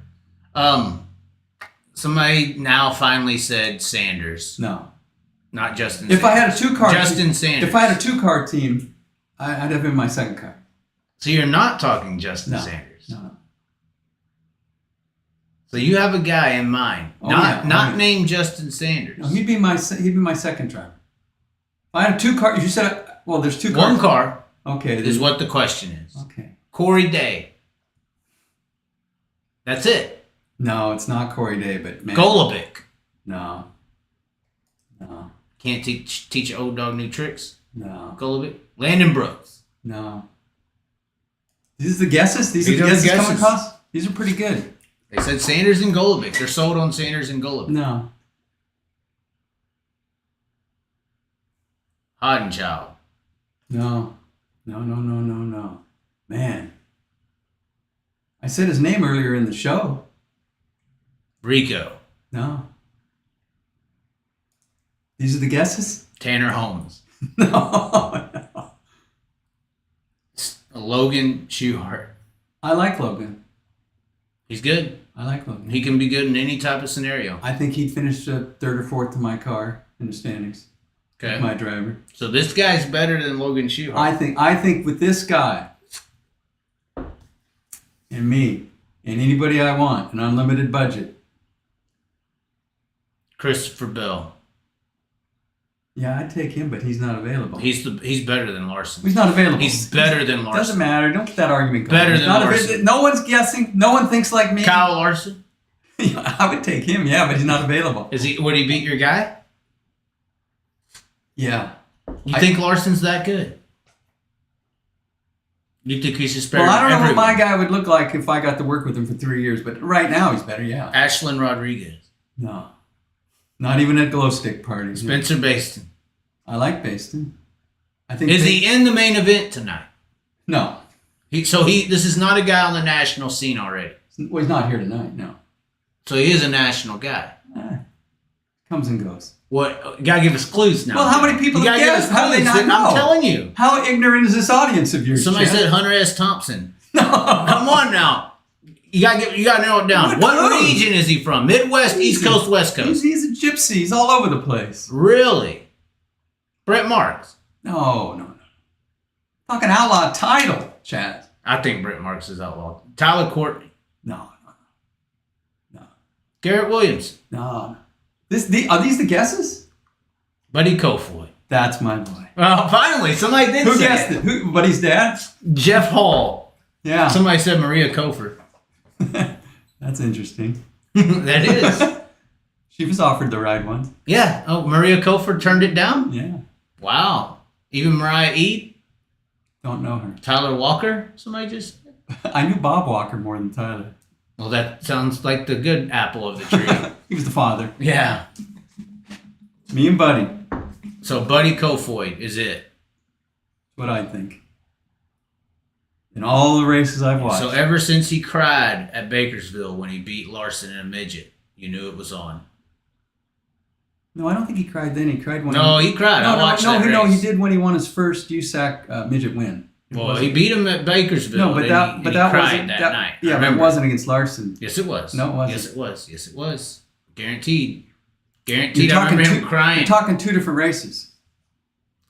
He won a race. Yeah. In like one of his first times in a midget at Bakersville against Kyle and was crying. No. Yes. He cried after he won his first USAC midget win. I'm looking shit up. I'm going to do the joke. His first USAC midget win was not beating Kyle. I'm going to literally say Buddy Kofoid edges Larson at Bakersville because I knew it happened. And there it is. Kofoid wins Thriller at Bakersville. What's the date on that? It was a November race. Yeah, I know. What year? 20. Did it say it's his first USAC win? If it says his first USAC win, you're right and I'm wrong. Does it say in there? Does it say? Let's see. 3 laps to go. The win was Kofoid's second in a row. You're wrong.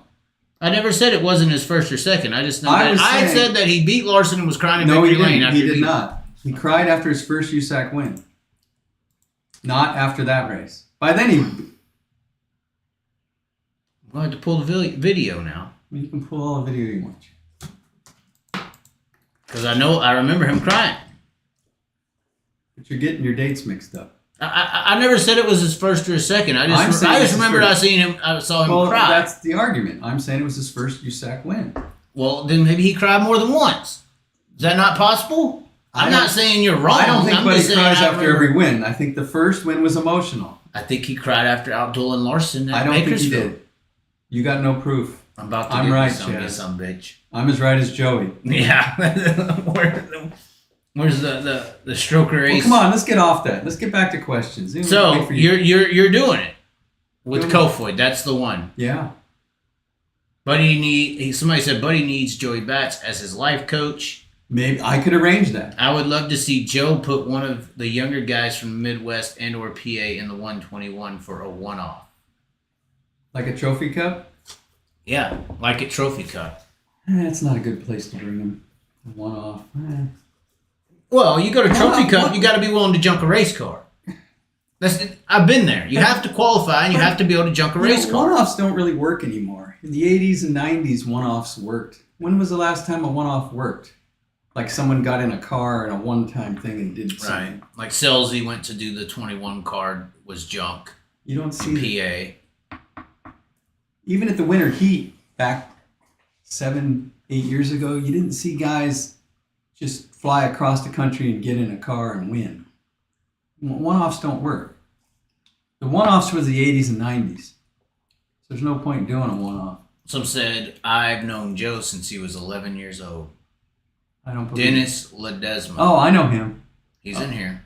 What is it? He's the one pissed about the card that he ain't seen. That's well, Willie Mays was his favorite player. Ask Joe about the first time he saw rockfish. Yeah.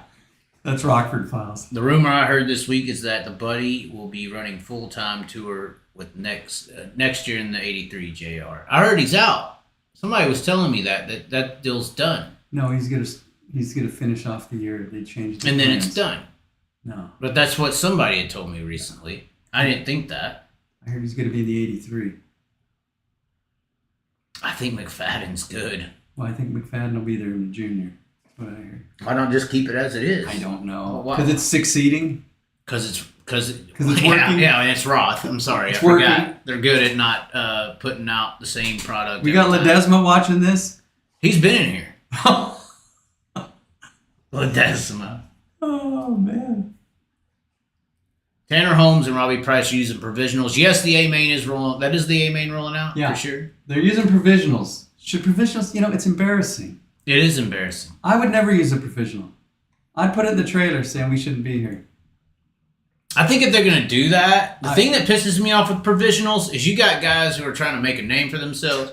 Yeah. And they show up, and you got a Tanner Holmes or a Noah Gass or Robbie Price running second or third in a B main, and you got these regular guys running fourth and fifth. Those guys who have provisionals, emergencies all the time, I mean, I know that they don't make money if they use them. They only get points. Finished third in a C main, Chaz. I know. Ask Joe how good a drummer that Ringo is. That's Ledesma again. Yes. Owner's Points Fund is why they have them, apparently. Okay. Good. Would you run equipment for Wise? Would you put Zeb Wise in your car? I guess is kind of the Well, I think question. Zeb has been the surprise of the year. He has. That car was junk. I actually see. I'm not right all the time, Chaz. I know I talk like I'm right all the time, but I actually said I think to somebody that if Corey Elias is your problem, Zeb Wise is not your answer. But I was wrong. No, Zeb has done great. Mm-hmm. Man, Zeb is. Now he's doing great in the All-Stars. I don't think that's really... Is Zeb here tonight?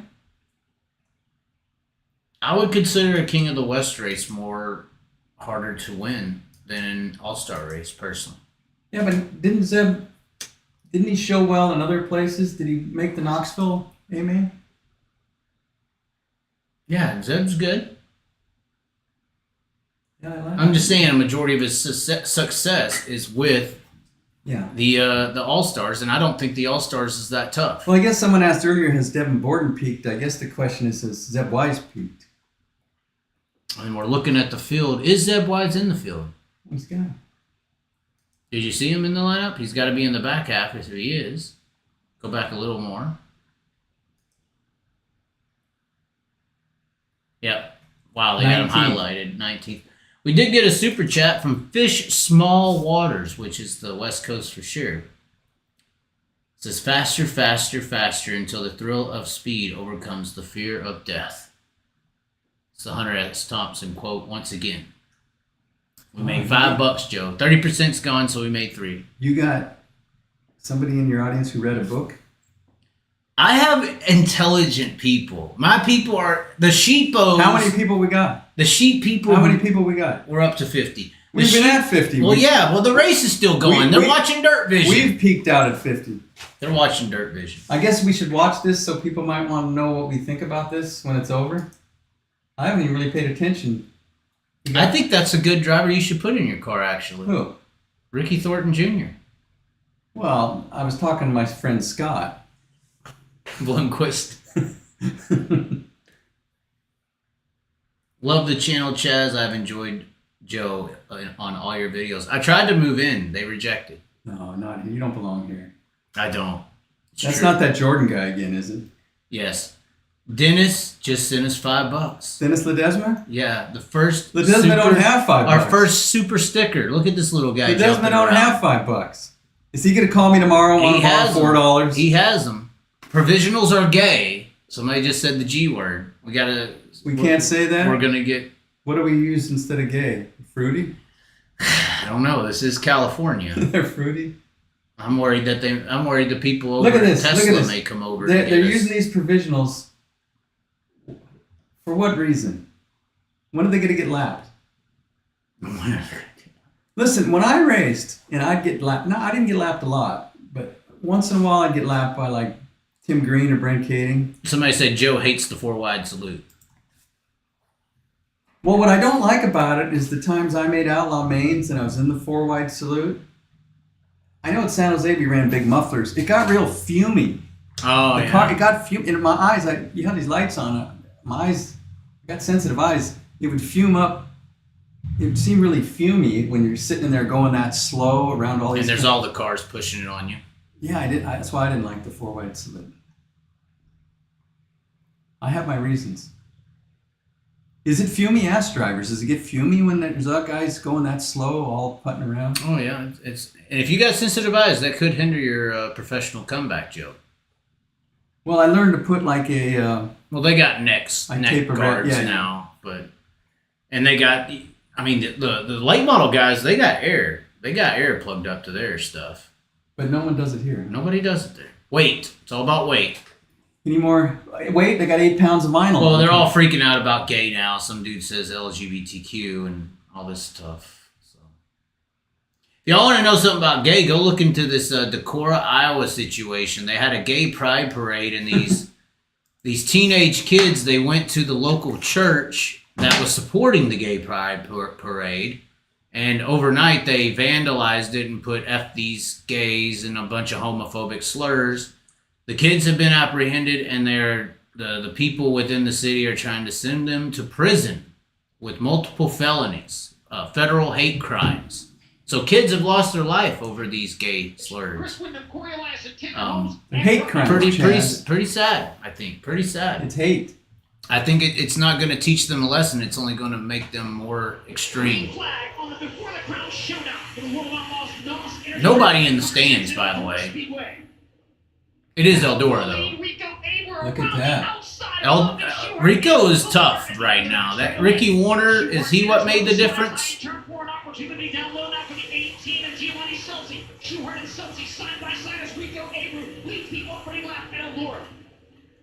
Abram out in front and already pulling away. Schaar continues his duel for second with Selzy. David Crowell riding in the third spot. Sheldon Hodgson in fourth. Selzy second as they cross the line. Great. The girlfriend has arrived in the chat session. Whose? Mine. That's bad? Well, she's in Decorah where all that stuff just went down. She was the one relaying what's happening to me. This is what you guys talk about? Not all the time. It's just little small towns are weird. So there's hate in small towns. What's the surprise? I don't think it's a surprise. I think a lot of people some people are seeing it as an extremist reaction to send teenagers to prison over homophobic vandalism. You mean if it wasn't homophobic, they wouldn't be going to prison? Right.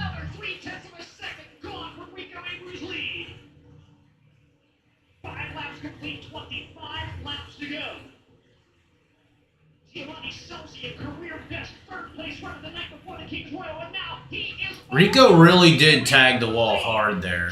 I wouldn't be surprised if that Jacob's ladder isn't bent. Wow, what a move. Rico's sending it though. It's still sticking up there, so maybe the little bend might have helped it. Hey, there's Tanner Holmes. Tanner Holmes is getting lapped. First car to go a lap down. Will he affect the race? He's racing the leader almost.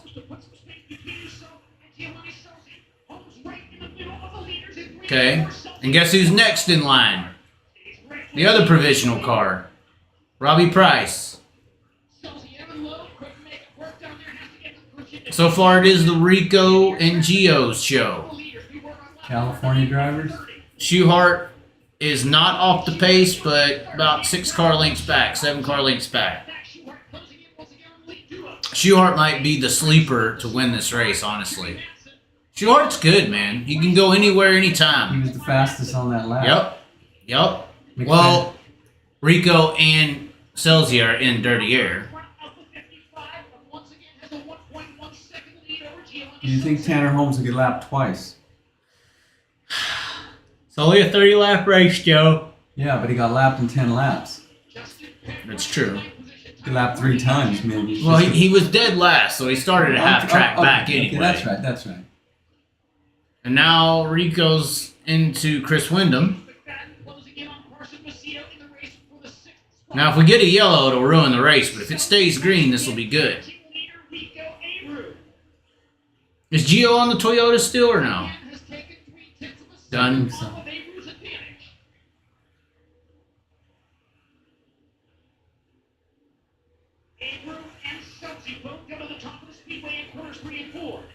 Somebody said Logan's falling off the pace.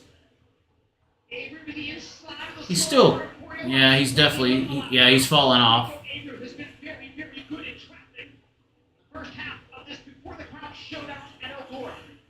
No, Ken. No. We're almost halfway home.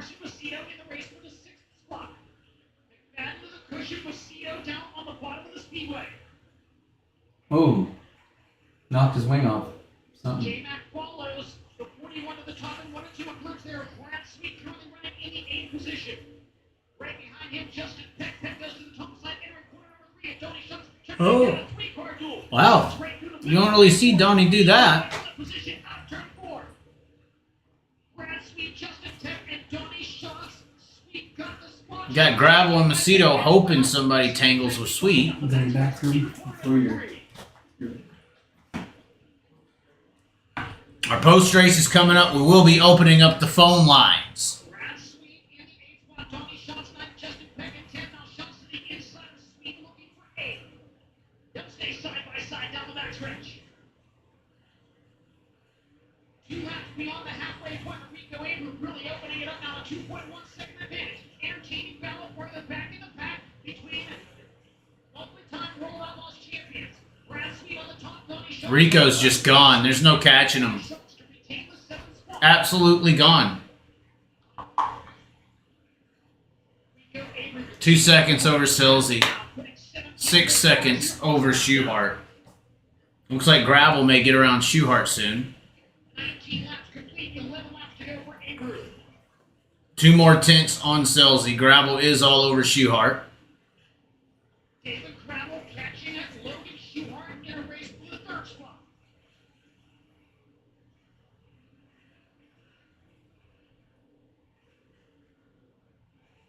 Schuhart to the top, Gravel in the middle. Extremely spread out at this point.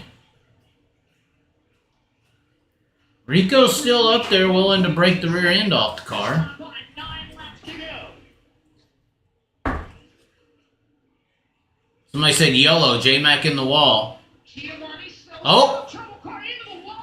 It is the 83. Oh, that, oh, oh. Right rear tire caught the wall. Tire came apart. Yeah, we're not live, so we're... Said his tire came apart like at Knoxville, remember? Hmm. Somebody said they saw, I had a tip-off that, got the replay up. No, it looks like he popped the wall right there, popped it again. And then it nosed over, so... Yeah, they're saying the tire came apart, but It doesn't look that if you way. hit the wall enough times, Yeah, why do people, why does the announcers give the excuse like that? they always do. Why doesn't John Gibson say, got into the wall and blew the tire and nosed it into the fence? Because that's the world I live in. Huh. Chaz, What? got any more questions? No, they're listening to your deep thought you're about to give them. Your deep thought about tires blowing. I heard that James McFadden loaded 30 tires in his trailer at Placerville. I wasn't there. I wasn't there either. That's just what I heard. Okay. Somebody said John Gibson loves these drivers, Chaz. That's right. He makes his living announcing these guys. He'll never say anything negative. He's a company man, Chaz. Company man. His mouth is bought, paid Right. for. That's right. Part of the system. The gatekeeper. He gets a paycheck. He's a gatekeeper. I'm not going to say anything. Of course he blew a tire and hit the wall. What do you think happened? The tire went down. That's what happened. That's right. See it right now. The tire went down.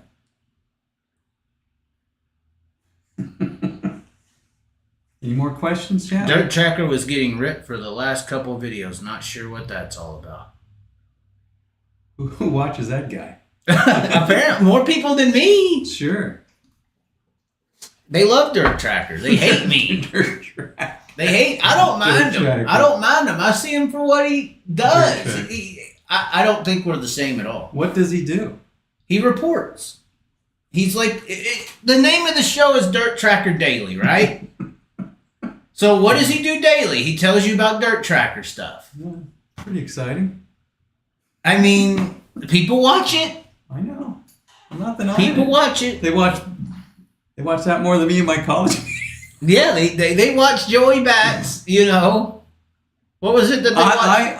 I have Chaz come out here and I had some ideas for videos and we made some videos and they're the lowest rated videos on your channel. They are the lowest. My ideas for your audience were the worst videos. 0%. I got nobody watching the videos. 0% female audience. For one. Nobody- 0% under 17, 0% 18 to 25. Nobody under 25 cared about anything I did. No. And I'm dealing with white America. They don't care about college. No. Ask Joe about Night Ranger. Who's that? Night Ranger. Yeah. The band? I guess. Tesla at Oakwood Park in Manteca. Joey would know not sure about Joe. Night Ranger, they had a couple hits. He's a bit prime and proper. You are, apparently. What were they asking me about? Night Ranger. The band? I don't know. There was a band called Night Ranger. They were okay. I mean, I wouldn't buy a record from them. I'm a rock and roll guy. I'm a blues guy. I'm a guitar guy. Dennis says the votes are in. The best dressed award goes to barely beating out Joe the Chaz due to his two-toned hat. I know it's a nice hat. LonelyTheChaz.com. Get I yours can't today. believe Ledesma's watching this. You never know who's tuning in. He's Joe. known me We're back to since- green. We are going back to green, and then you can rip this Dennis guy, or we'll have him call in. Lines are about to Ledesma's be gonna call open. in? Phone lines are about to be open, guys. Yeah, he's known me since I was 11, so he knows stuff. Is Gravel going to win this race? Who's going to end up floating the middle to the front? If you can float the middle right now, you can win this Oh, race. come on. Dennis said he stumbled onto this video. Stumbled, yeah. I think most people stumbled onto this. Nobody Oh, shut up. No one's gonna I admit- guarantee you my girlfriend only came here to see me. No one's going to admit, like, I wanted to see this.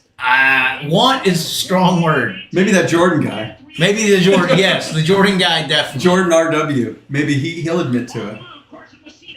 Only thing good about the provisional is getting Tanner Holmes into the race. Well, that's good because, I'm sure most fans are glued to his performance right now. They're going to be watching that next vlog. Let me see where he's at. He's battling for the win at Eldora. Somebody said they were looking for porn and stumbled onto Tanner Holmes.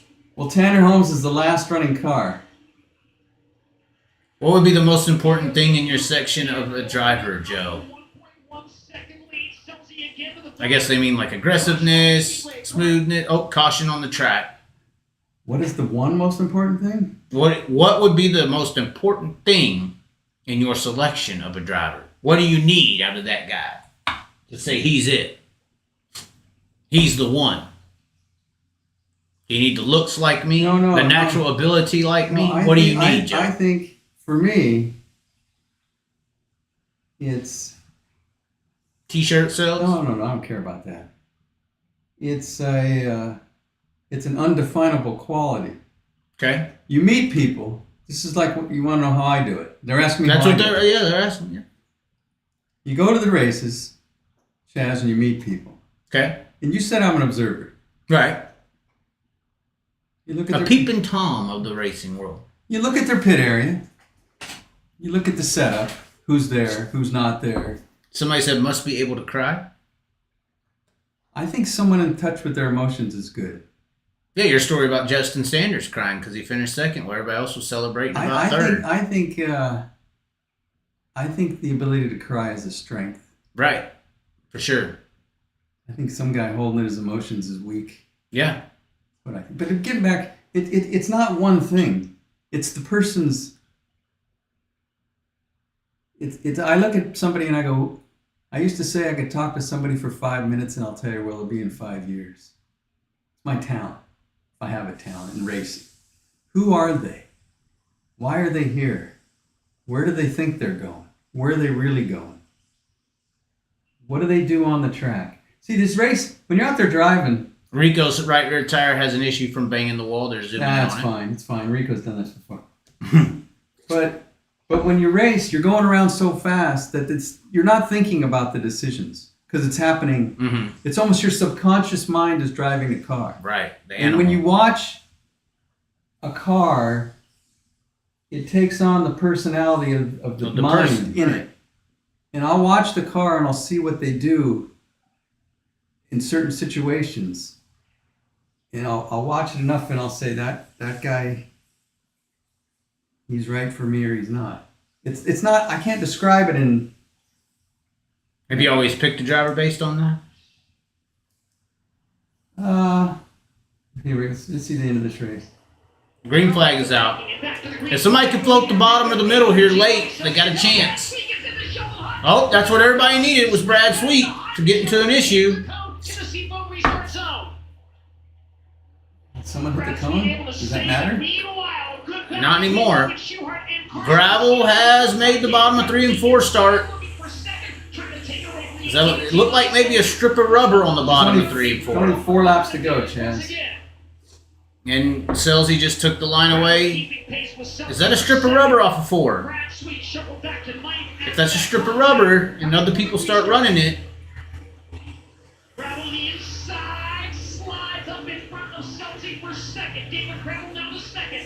Gravel to second. He looked better on the bottom of 3 and 4 than Selzy.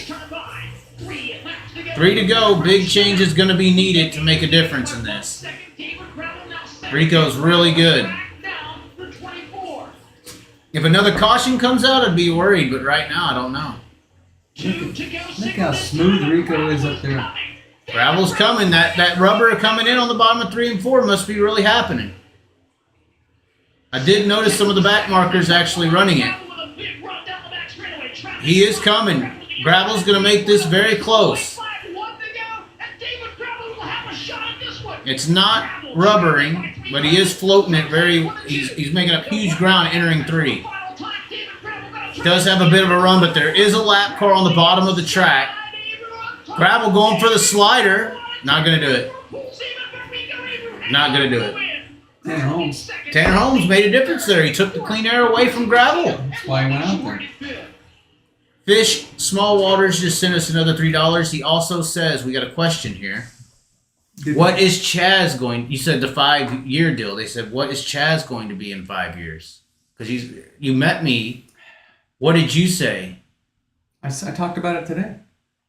Same thing as it always was. That's what you thought. You're not any better off than you were 5 years ago. Right. You're going to be 5 years from now, Chaz. That's the question they have. I always have that question. What do I think? Yeah. I don't see how. In a gutter somewhere, MIA. Maybe in a newer car than you have now. Yeah, that would be awesome. But you know, but I don't. Are we going to be in the RV with our mobile traveling the country? I don't you know. driving race cars? It doesn't look like you have a plan that's going to work. I know, it's so bad, ain't it? It does. It You does. haven't laid out a plan that's going to work. So I don't know. I don't have much hope for this. This is bad. You might be right here in 5 years. Well, I won't be here in 5 years. Right. I might be where you're at in 5 years, seeing what you're doing. Right. Did I answer the question on the driver getting in my car? Hopefully the girlfriend approves his 5-year evaluation. He ain't going anywhere, Yeah, babe. I don't know what her plans are. So. We ain't going anywhere. Look at Get rid of this bum. Rico knocking out a win. You know, Knocking out another I met win. Rico. I knew Rico in 2011 when he started. And because he ran Watsonville every Friday. Okay. And the 89. Yeah. And I would have never envisioned that he's now here. That this guy is a national top 5 driver. How many Outlaw wins does he have? 20? Something. 15, 20 All-Star wins? Somebody says Ricky Warner. Chili Bowl wins? Yeah, he did that before Ricky Warner. There was no way I could have comprehended. I talk about this all the time with my friends, and we think about this all the time. How did this happen? How did this guy and Kyle put them both together? They were both at Watsonville on Friday night. I would have never envisioned, well, Rico's going to win Chili Bowls and Outlaw wins, and Kyle's going to win NASCAR championships. It never. So that's good for me. Your 5-year projection isn't always right. I'm good. I'm feeling good. Well, probably the guy. I'm feeling good now. Probably the person I think I was the most wrong on in the last 10 years is Brent Marks. Really? Yeah, because he was running the Outlaw Tour. He was out there like Brock Zerfoss. I go, this guy's been out here. He's not doing anything. What is he even doing? And look how good Brock Zerfoss. I mean. Brent Marks. Brent Marks. I never would have predicted that. Somebody said, Joe, why did Rico not succeed in NASCAR? Well, he told me because he don't want to spend his family's money on a NASCAR No, I was career. talking to a friend That's what about, he said in my interview. I was talking this week to a friend of mine about this. He said, why did Rico not succeed in NASCAR is his technical word, but he means NASCAR. I don't know NASCAR, but I have my theories on it. Because Golovic ran a couple K&N races. While he was racing for you? Yeah. And I think, like with Clausen, I don't think NASCAR wanted Rico. Yeah. And they can keep you on. This is just me guessing. This is just me throwing it out there. I don't know. Because this is what people want, Chaz, me talking. I guess. My theories. This Do is people it. want this? This is how it. many people we got? We got more people? 75. I think because of Rico's, I guess you want to say, stature. This is just theory. Me and my friend were throwing this around this week. Because we always quickly say Rico didn't succeed in the trucks, right? He ran the trucks for a year. Yeah. And they say, well, Rico didn't succeed. But why is Rico gone after 1 year, and why is Clausen gone after 1 year? I think NASCAR, the powers that be, did not want Rico in Cup. Yeah. 100%. They had meetings. Yeah. And they said, what's politically correct to call Rico's stature? Yeah. Is it dwarf? Is he a midget? I don't know. I don't know what the proper word is. Right. But I don't think NASCAR, because they're on, they're on TV. I think if he went out there and won races at the highest level, they would feel embarrassed. I don't think they wanted it. So based on the little bit I've been around NASCAR, heard people in NASCAR, and I've talked to different guys who have raced in NASCAR, I think they just put Rico in a truck. And wanted to take millions from his family for a few I think he years. was in a truck that was going to run 10th at best. Right. Well, and on asphalt, you can control the driver's success. That's what I'm saying. Yes. Because with Shane, I believe when he qualified 4th at Phoenix, which is pretty good. Right. I think they rigged the car. I think they went after qualifying and they messed with the brake bias and they made it so he couldn't drive it. And he fell back. And then he spun out. And then the crew chief said, hey, change the brake bias. And they said he was a lap down and he passed 10 guys. It didn't matter. I think it was rigged. Right. Because Larry McReynolds' kid was in the other McAnally car. They didn't want Shane beat McAnally's kid, so they Jimmy rigged the car. That's what I... Or not McAnally's kid, but Larry McReynolds' kid. TV that's personality. Right, right. Dale Sr. It was McAnally owned the cars. The monarchy. McAnally owned the cars. The monarchy. Of the Shane in just 3 races proved he could race with those guys. Right. But they go, man, he's not one of us. We need McReynolds' kid.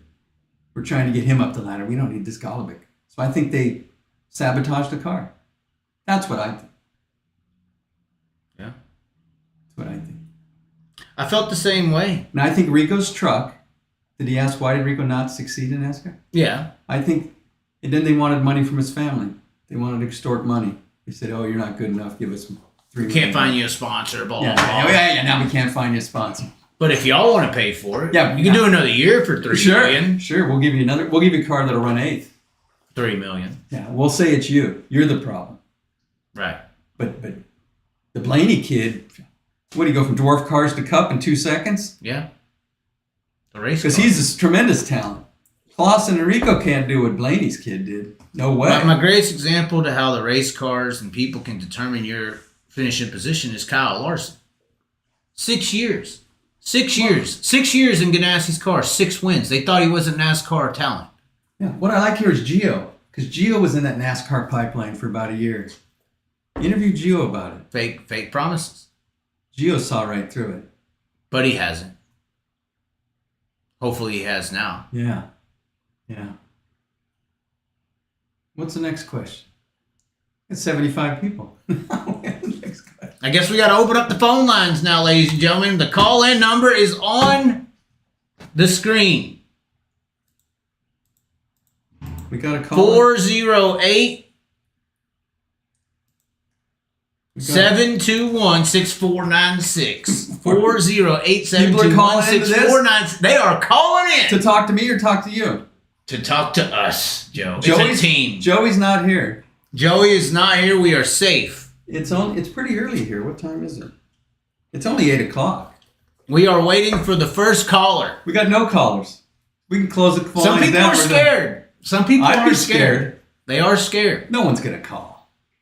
I think they want to talk to you. Somebody, we'll read some comments as the phone lines are open. Nobody wants to admit. In 5 years, I see the Chaz being a judge on a TV talent program. Joe, let's see here. Illuminati rejection. Uh-oh. Who is this? Nope. Hello. Who is this? This is the Big D, Dennis. Uh-oh, Ledesma. What do you need, Ledesma? I'm trying to look away, but I can't. And I'm stuck watching you guys. I don't know why. It's entertaining. You know, I bought a Willie Mays card that one company said the autograph was real, and I sent it to PSA, and they said the autograph was phony.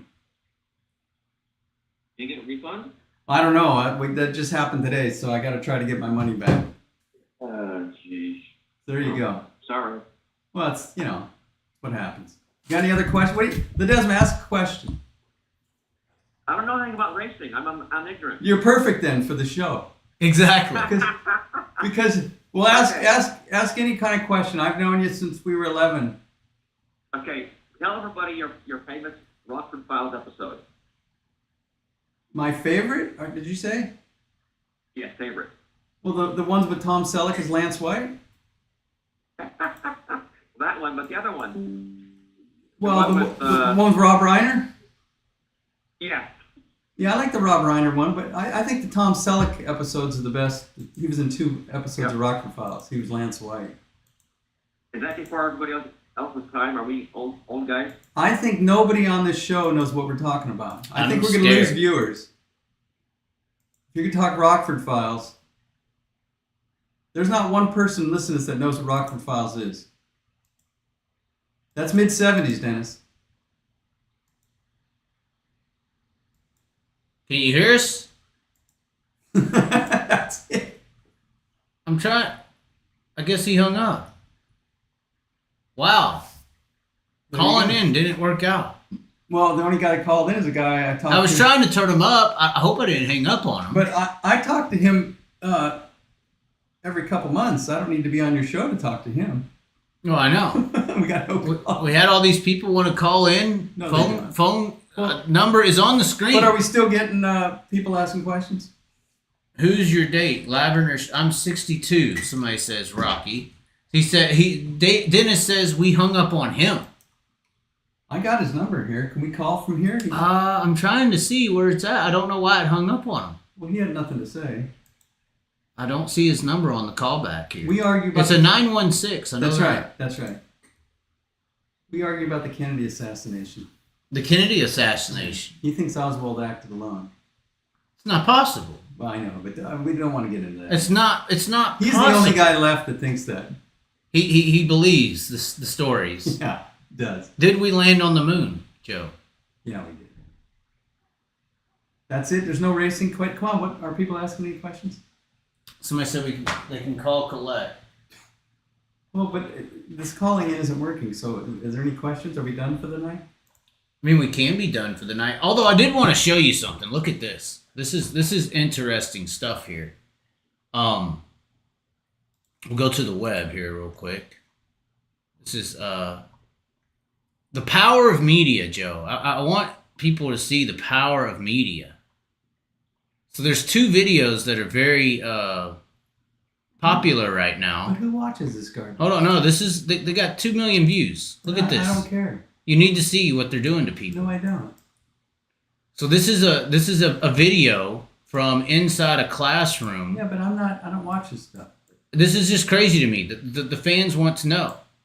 No, they don't. This is an argument between like a We got a call. okay, we do have a call. Is it a number I know? 530. Hello, you have reached the Chaz. You are live with the Joe, 530. and we are talking about Anything. psyops. Because I was just gonna say this video here Yeah, but I don't. is an argument that's fake, and this is a video here that's an argument that's fake, and it's the same classroom as you can see. I'm just letting everyone know. someone All call right, in? here we go. Somebody just called in. Hello, what's your name? Where are you from? I'm Jeff from California. Okay. I got a question about who would be his best female driver if he had to pick a female. Female to do to race. Why are they so low? Wait, I have this no, turned no, all the way up. let me That's hear what I was that. trying to do earlier, was turn this up. But this is a good question. What did he want to know? A dirt driver, a pavement driver, or what? Sprint car driver? A dirt driver. Well, I'm a fan of Avedisian. I mean, the best dirt driver of all time was What's in your sprint name? car Aaron Crocker. No. It's Cheryl Black or what? No, Cheryl Glass wasn't as good as Aaron Crocker. Aaron Crocker made Knoxville National Mains, won an She outlaw was race. good. She was But really good. I like Avedisian. So Jade Avedisian. I'd like to see her in a sprint car. We'll put her in a 121. All right. Next year. I mean, You would do it, Joe? was that the question? Would you put Jade No, Avedisian? Would you put Jade Avedisian in the car for Trophy Cup? No, not there. No. Why? Why would I throw someone in that? You got to build up to that. Why? She's national midget level. That's considered Well, I next. just don't think that's a smart thing to do, Chaz. Okay. Is there any race Yeah, this year? Polarity's pretty crazy. Larry's not for learning. No, Tulari's Yeah, for. Why would you go out there with 90 cars that smash up a third of them on a rutted up track with someone no experience, Chaz? Because it's the only race left in the year that's worthy of making a we're not doing it splash. this year. You didn't ask about this year. You asked Mike. Okay. So next year. Well, I'm not putting anyone in the car, but he asked the question. Okay. Avedisian, I think, is the best girl out there driving a dirt car that I see. Yeah. All right. Thanks. All right. Click. We got a question. When y'all call in, can you please I like speak that. up? That was actually Speak good. up. No, I could hear him. You're busy yelling. No, I'm looking at the levels of the microphone picking them up, and it's very Oh, low. that was good. I don't need someone yelling. That's it. We got one. I need somebody Any more speaking questions? louder. How Any more about that? questions? Speaking louder, not yelling. Any more questions? Can we call Joey Bats really quick? I wonder if we can. I can- think, what's his number? I got to type it in. You want me to tell you the number? It's 408. I know that because Yeah. he's told me. What? 20? Yeah. Make sure I'm doing this right. And it's.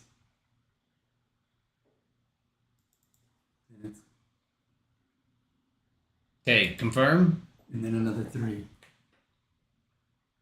No. That's what you said. No, you're way off. I'll show it to you. Oh my They want us to god! call Joey I Bats? read your number. I read them. No, that's.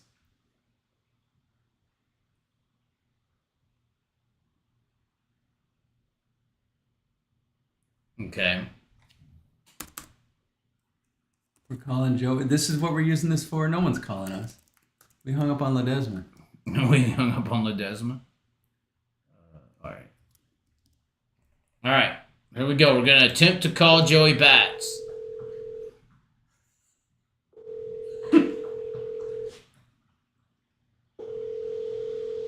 It's coming from a There he is. How do you know it's us?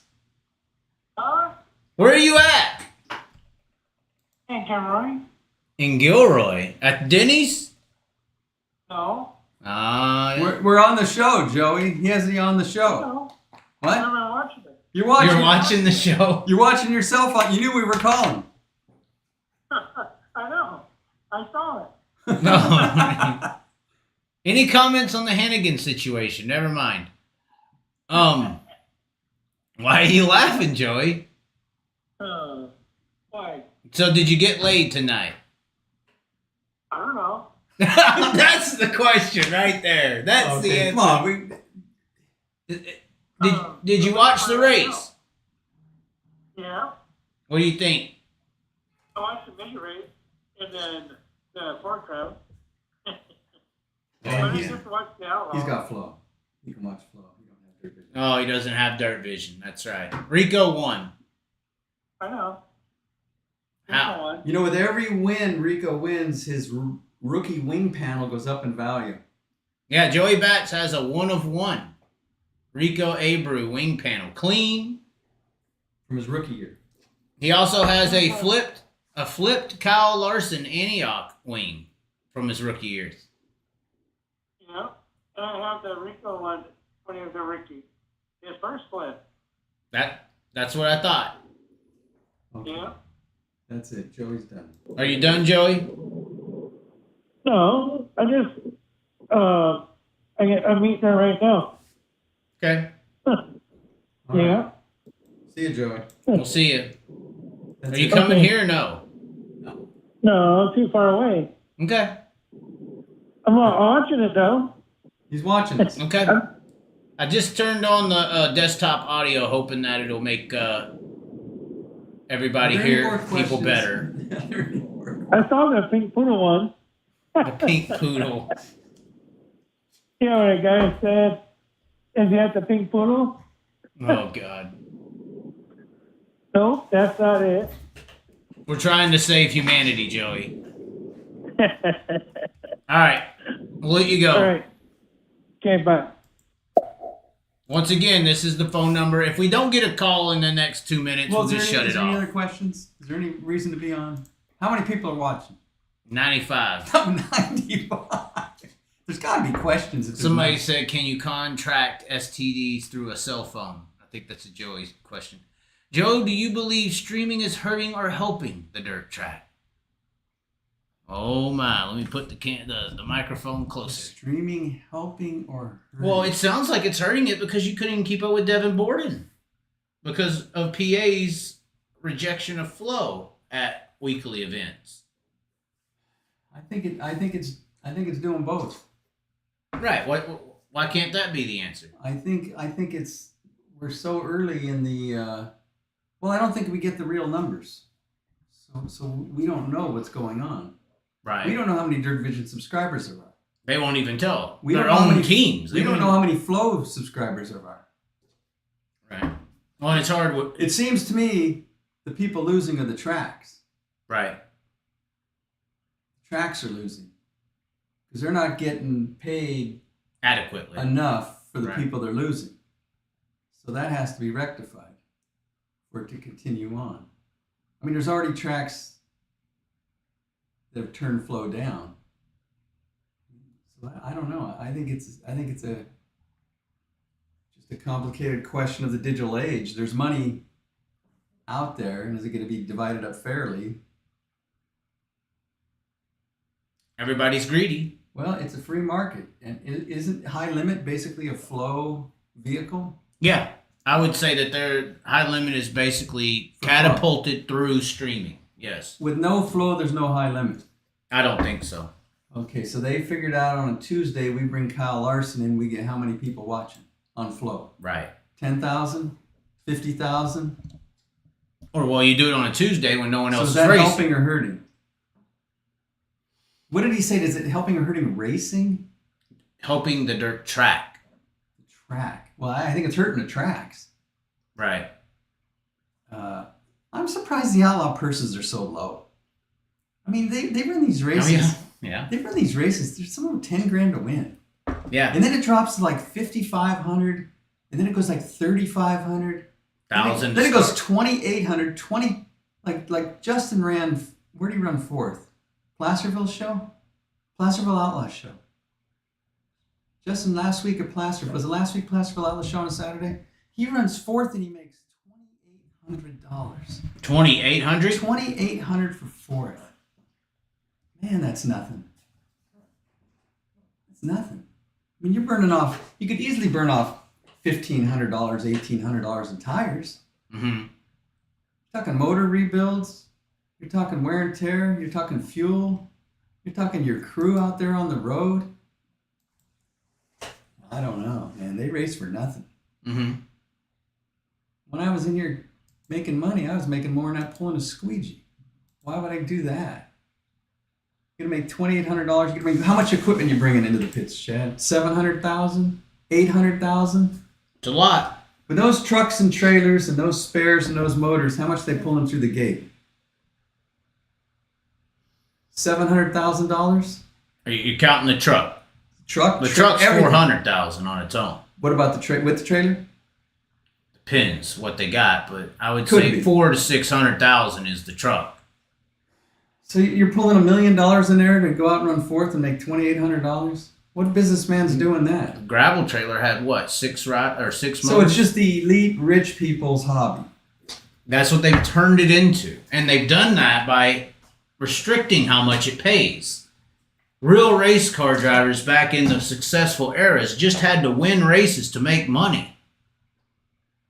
You can't do that anymore. You can't depend on performance to make money. So get back to the streaming. Does anyone care if the streaming helps or hurts the sport? I mean, I do. Are the people running these race teams in it, they don't care if they make money? Does anybody care? Does Roth care if he makes money racing? We got a call. We do have a call. Is it someone we know? About to find out. Hello. Hey, Chaz, how you doing? Let's go. You guys are talking about the economics, and I want to ask your guest, when he was racing back in the 80s, I presume 80s, 90s, in that era, was the prize money, was this equivalent to what the value of the equipment was back then? In other words, what you were winning back then, could it pay for the tires and the fuel and, the fuel to get to the track and pit pass and so forth?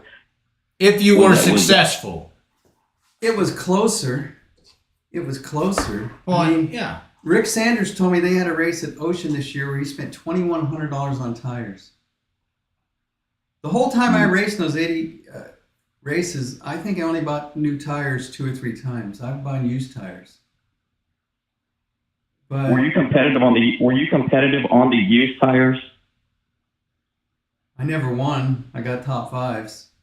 That's a good question. Well, I wonder that that's myself. I wonder that myself. That I spent the money to get out there, but then once I got out there, I almost didn't have the money to run it correctly. And looking back on it, I wonder that myself. Why did I do it that way? Well, I mean, but I think most people were doing it that way. There wasn't, back when I raced, it was local racing. But the original question, we had races that paid well over $1,500, $2,000. The Ocean Speedway on Friday nights, $1,500 to win in 2023, and I think it drops to like $850. Then it goes down. 4th place is like $500. right. I remember running 5th place in 1986 and making $532. Wow. And this is back when, and this is what you have to equate with this economic situation. This is also go back to the picture. Did you see the picture? We'd have races at San Jose, the bigger races. We'd get 10,000 people. And a weekly show, we'd get 2,500. You go to Watsonville now, there's not even 300 people, not even 200 people in the stands. And that's why the economics work, because you were making money. There was a transition in the 90s era where they stopped making money out of the front gate and they started making money off the back. And that's when you saw more classes coming along too, because when you lost that front gate, you lost the ability to pay adequately on a weekly basis. But then they made the program worse by all these other divisions. Junker classes, but they were trying to siphon off the back gate. I know, and it downward spiraled the front gate. Because the show was compromised. Now it's a non-spectator sport. Right. Now, Now back then, what was the draw for the spectators? Why could you draw? Like that photo behind you with San Jose, you had 10,000 people showing up for an event. Is it because back then there wasn't the competition for people's attention, like through cell phones and streaming movies and what have you? I don't think that. I think that's part of it. But for some reason, racing in the Santa Clara Valley in the 50s and the 60s on pavement, and the 70s on pavement, there was a following. It was something to do on a Saturday night. Maybe there wasn't, like you said, as many things to do, but you had heroes. They had the Sargents, the Kadings, Racino, Vial. You had people came out to cheer for these guys. I remember going out there the year before I raced 85, and I went out to the key race just to kind of look at it all. And I was there, and there's like 8,000 or 10,000 people, and I thought, this is a good thing to get involved in. This is a popular thing, and within 10 years, it was gone. Why did that all leave? I'm not going, and I've made this point with you, and I'm not trying to overtake or act like I grew up in that era, because I didn't.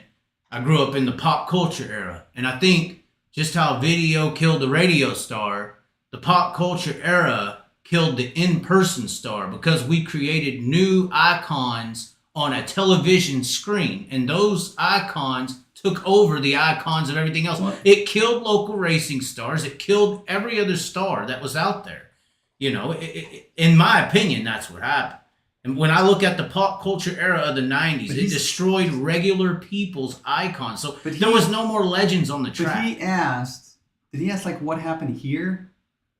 Well, he was just talking about, with you in particular. What happened here? It seemed like the shift started in the 90s. Right. Because motors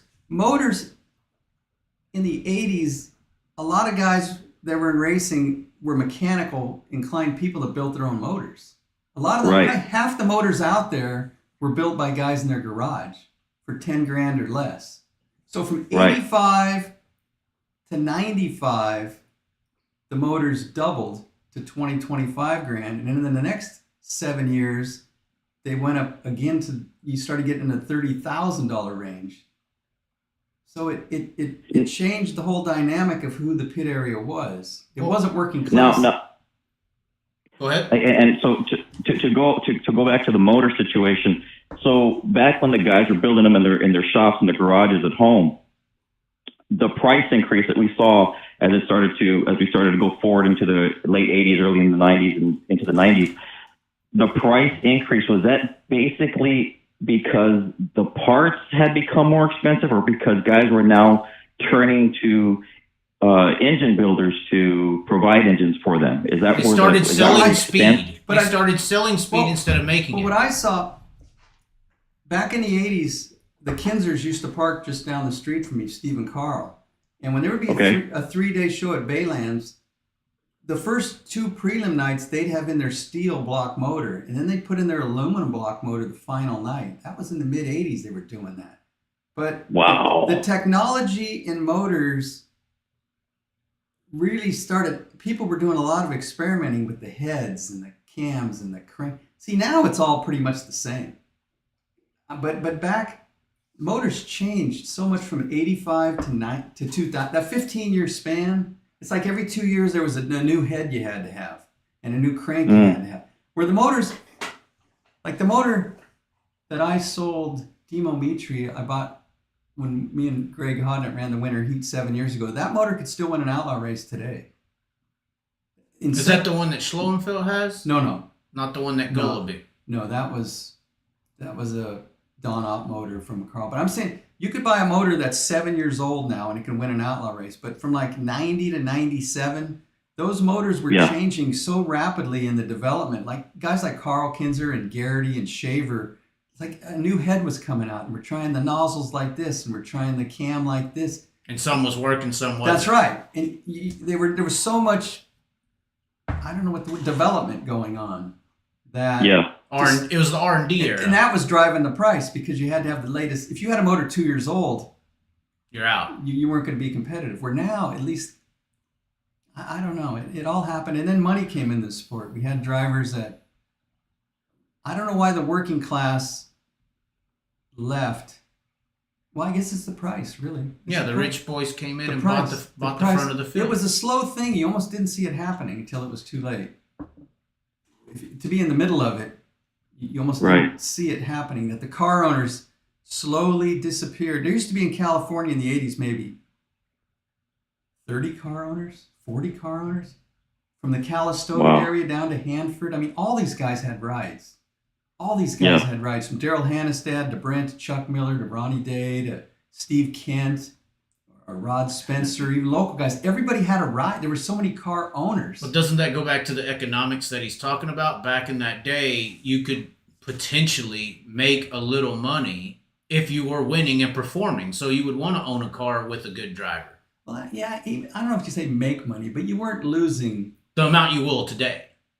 Today you invest $80,000 to win $1,500 at Ocean. I mean, that's not logical. At Ocean, there's now with guys like Selzy, they're buying brand new aluminum block 360 motors that I'm sure are over $60,000 to bring their 3 and 4 man crew and their semi rig to Ocean to win $1,500. It's so out of whack.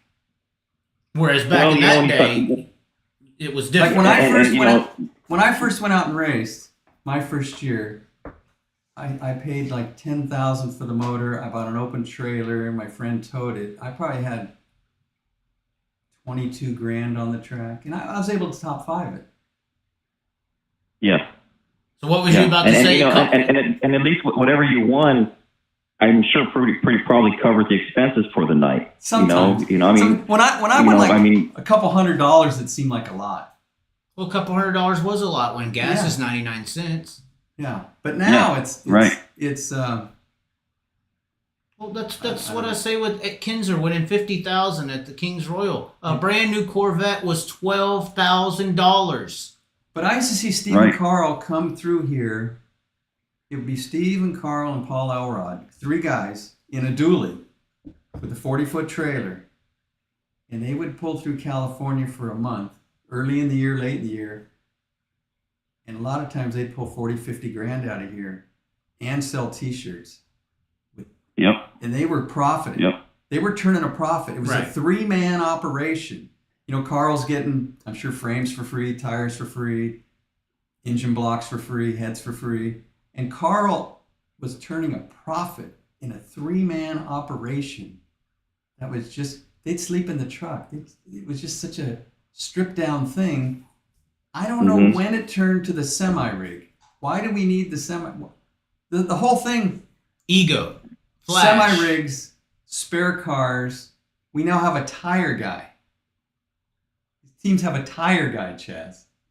A tire guy. Yeah. We have a tire guy. Well, the semi thing came. The semi thing came in the early '90s when Swindell came out with he was the first one to come out with a semi, as far as I remember. Because wasn't he driving for TMC, though, and that was a trucking company? He was driving for TMC at the time, yeah. It was for the TMC deal.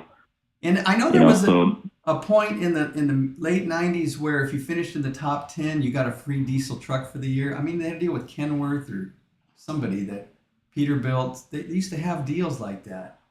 But that's back when it was relevant, and people went to the races, and the drivers were legends, and sponsors got on cars because they would reach people. Did we answer? What was your first question? It's a conversation at this point, but. Yeah. My initial question was, compared to the winning that you had back then compared to now. Back then, could you? Did it help sustain the racing with what you could win in those days compared to now? And I don't think. And obviously the answer. Yeah. It was proportionally. It kept it going, but I don't think any of these car owners care about money. None of them anymore. They're not. Carl Kinzer made a living off the car, and these owners now, these are wealthy people that it's meaningless.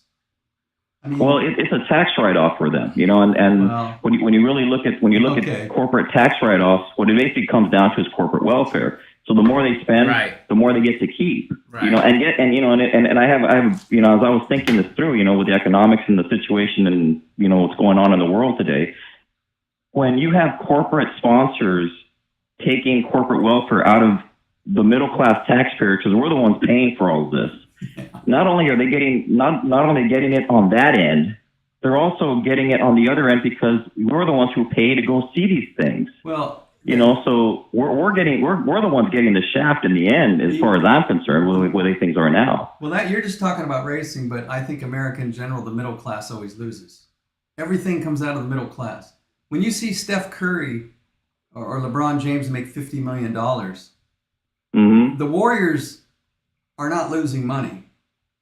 They're not paying Steph Curry. The public is paying. Their money's coming Right. from the public. It's the Coliseum. Well, to Right. say it's advertising, but advertising means when I go to the grocery store, everything costs more, so Steph Curry can make his money. The middle class always Yeah, pays. exactly. The middle class Yeah, always exactly. pays. And the goal of the rich is to see how much they can get out of the middle class. That's the goal. It's never Right. enough. I have people calling Well, me today asking for money. Everybody asks me for money. Everybody wants money from me because I work. So wherever I go, that's even why I don't really go to many races, because I'm known as a car owner. People know I have a car. No, well, to some people, you're broke Joe. Yeah, some people call me Broke Joe because You work. I mean, it's a funny moniker. I kind of like being Broke Joe, but it's kind of strange where it came from and who thought it up and why in their mind I'm Broke Joe. But I'm almost like the good-looking girl at the prom. It's like I can't really go to the races as a fan because if people talk to me, it's like they have an angle. Like maybe I can help them out. Maybe motive. Yeah. Joe, maybe Right, maybe we right. can get some, because once again I'm the worker. Once again, when I race, nobody helped me out. Nobody ever sponsored my car. Nobody ever gave me $1, which was fine because I wasn't asking for $1. But it's strange to be in the position I'm in where maybe Joe will help us, or can you help me, or can you help this or help that? I don't know what I get out of it anymore. Yeah, exactly. Well, I want to go back to the point that Chaz brought up. You mentioned that, in the 90s, we started to, I call them celebrity, when celebrities became Pop culture. that Yeah. became pop culture worship. And one of the things that came up with this year, and I still follow sprint car racing, here and there. I still watch your show, and I listen to other guys talking about it, was the deal that happened with the high limit race when Larson pulled off and got his spot back and all of that stuff that happened with the Swindells and what have you. I looked at that and I'm like, what would the fans have done in 1985 had Kinzer or Swindell pulled something like that? Well, what happened was I think Rico thought he saw the checkered when he saw the white, and Rico slowed down, and Kyle Right. and Sanders passed him. Then Kyle stopped and decided to make a ruling. But that's a good point. But what state are you from? I live in California. Okay. I live in Southern California, which is another irony because Last got and all the and nothing's down here anymore, so that's all bad too. But I have seen. I've been on different shows talking about this. I've seen the rules changed and bent and cheating allowed for 30 years to benefit those who have the ability to do those things. That's, so when I see that happen, it's just kind of status quo. I mean, that's how it's going to be. For the California politics, that's normal. Yeah, that stuff happens out here. The way I look at it is like, even back in the day, they tried to hide it when they were cheating. Now it's like, to me, that was a cheat. That was a straight up cheat across the board, out in the open. Yeah, we're doing it. What are you going to do about it? Back in, I think it was 88, we went up to Albuquerque to watch the Outlaws run. And with, 5 or 6 laps to go, Kinzer, I think he popped me right in the rear or left or something. And we let him come in. You're kind of getting a little muffled. We can't. I don't know if you got something in between you and the phone, but it's a little muffled. We're trying to hear you, but it's hard. Okay, sorry about that. Is that better? Yes. That bit, okay, that's it. So anyway, we went to a race. Kinzer popped a tire, and back then that wasn't the deal where you could come in and change tires and so on and so forth. They let him change tires. They let him come back on the track, and people were kind of pissed off. Like, well, what's that all about? And basically, what the response was basically, well, Kinzer's a show, so we're going to let him do it. But at least it was kind of like, people at least got pissed off about it, and it's like you said, it's like, okay, there's cheating for you, because that wasn't something that was kind of allowed. yet it happened. And here to me, this one was just such a blatant thing. Well, how do you feel about the watch then? About the what now? How do you feel about the watch situation then? The watch situation. I'm not sure. I don't think I've heard of it yet. Oh, okay. Sorry, I thought you had watched some of the. We'll continue. Kyle drove and had a smartwatch on his wrist, and the outlaw rules. Oh, and so he was getting telemetry or something said back to him. Well, he said I think he used it to monitor his heart. I believe Kyle's telling the truth, but the point is, you're not supposed to have a watch, regardless of what you're using it for. The rules say no smartwatch. Then you get disqualified and you lose your money. He didn't. Done. He didn't. Because he said it was for his heart. Yeah, it seems cut and dry. But this. Yeah, but here, the point I was making was the whole thing about celebrity and people kind of worship, hero worship. And to me, that's the same thing that we're having now. And it's coming to our sport. And I consider strength car racing, our sport. Uh-huh. And I don't approve of it. And it's like, well, when do the fans stand up and say, well, we're not going to deal with this? It's like how are the fans supposed to protest in such a way that sends a message to them and says, okay, we can't do this. Well, I was on Jeremy Elliott's show a year and a half ago. I don't know if you ever listened to his show, but I was saying, talking about a race at Hanford where they ran the dash, which the finishing order of the dash lines up the main, and then the promoter Peter Murphy, the Macedo's argued with him that the dash lineup was wrong, so Peter Murphy scrapped the dash and said it didn't count, and which was wrong. And the thing about it to me was, I was there at the track when they did it, I don't think they thought anything of it. They said, hey, the dash ain't counting. We're going to line up the Macedos and the Roth car on the front row, even they finished third and fourth in the dash. And I think they changed the rules. They didn't think nothing of it. They went home for 2 days. No one cared. No one said nothing. I got on Jeremy's show and mentioned it, and then they're all mad at me. Well, you know why you're mad at you? Because you spoke the truth. Welcome to my life. Well, that's what I'm saying. That's what I'm saying. The things are done in the dark. Yeah. That they don't. Peter Murphy was mad at me and calling me out. See, then the next tactic is they try to discredit me. Well, who is he? What did he ever do?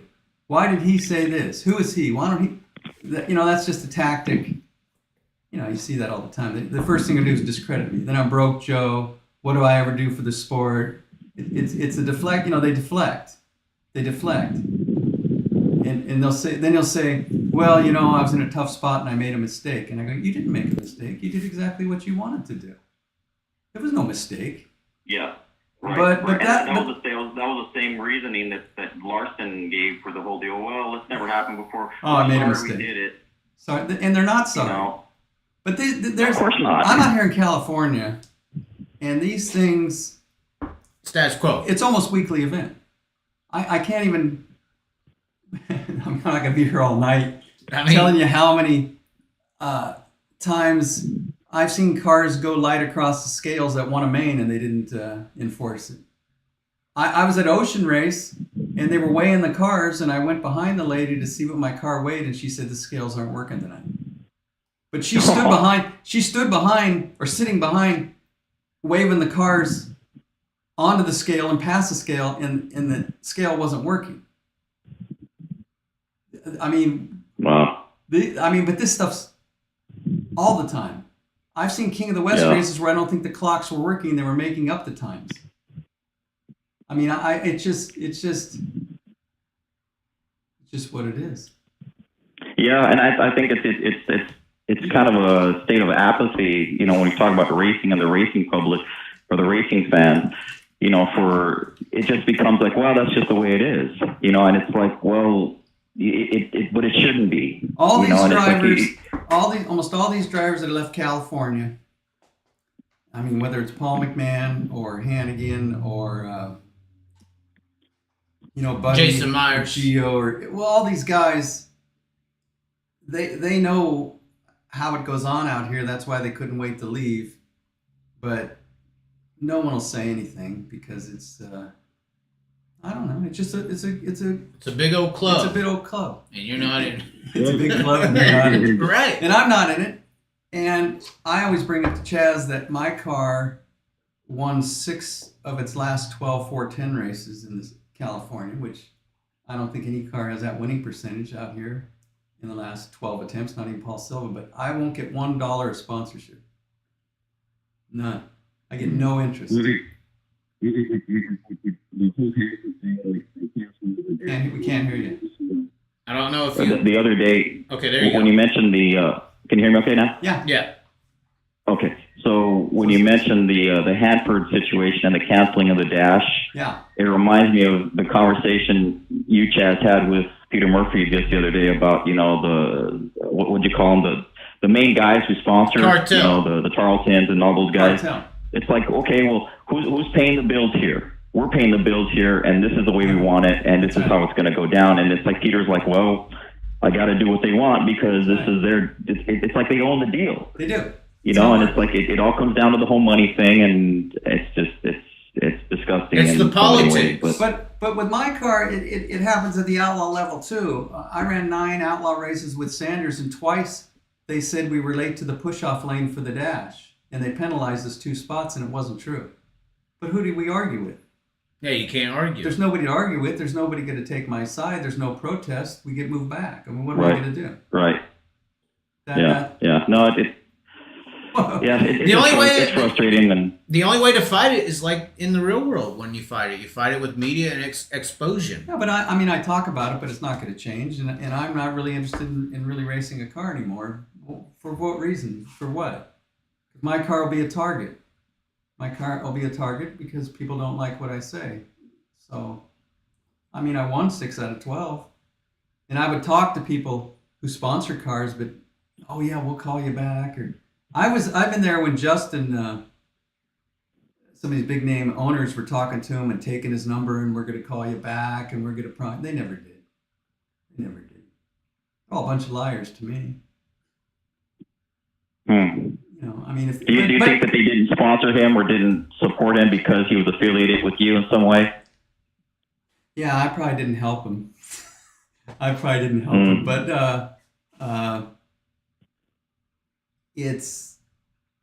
but when you get into this, you have to understand you're playing their game. This comes as no surprise, and I'm not complaining about it. They own the stage. Yeah, this is what it is, and if you want to put a car out there, this is what's going to happen, and you just accept it. So I'm not someone to complain about it. I just bring it up just for conversation because people are interested in hearing. Sure. It. But I don't have any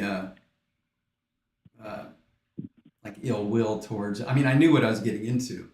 I knew what this was. I've been in racing since I was 6. But don't you think? I'm not surprised. Don't you think that the reason they're able to get away with this is because these type of things aren't in the forefronts of the fans that, like he would say back in the 80s, would raise hell about. But now it's so guarded. It's not transparent. These types of things you're describing right now, no one knows about. And if no one knows about it, they're never going to do anything about it. Yeah, no one knew the scales weren't working. Yeah, no one knows, no one cares. Out of sight, out of mind.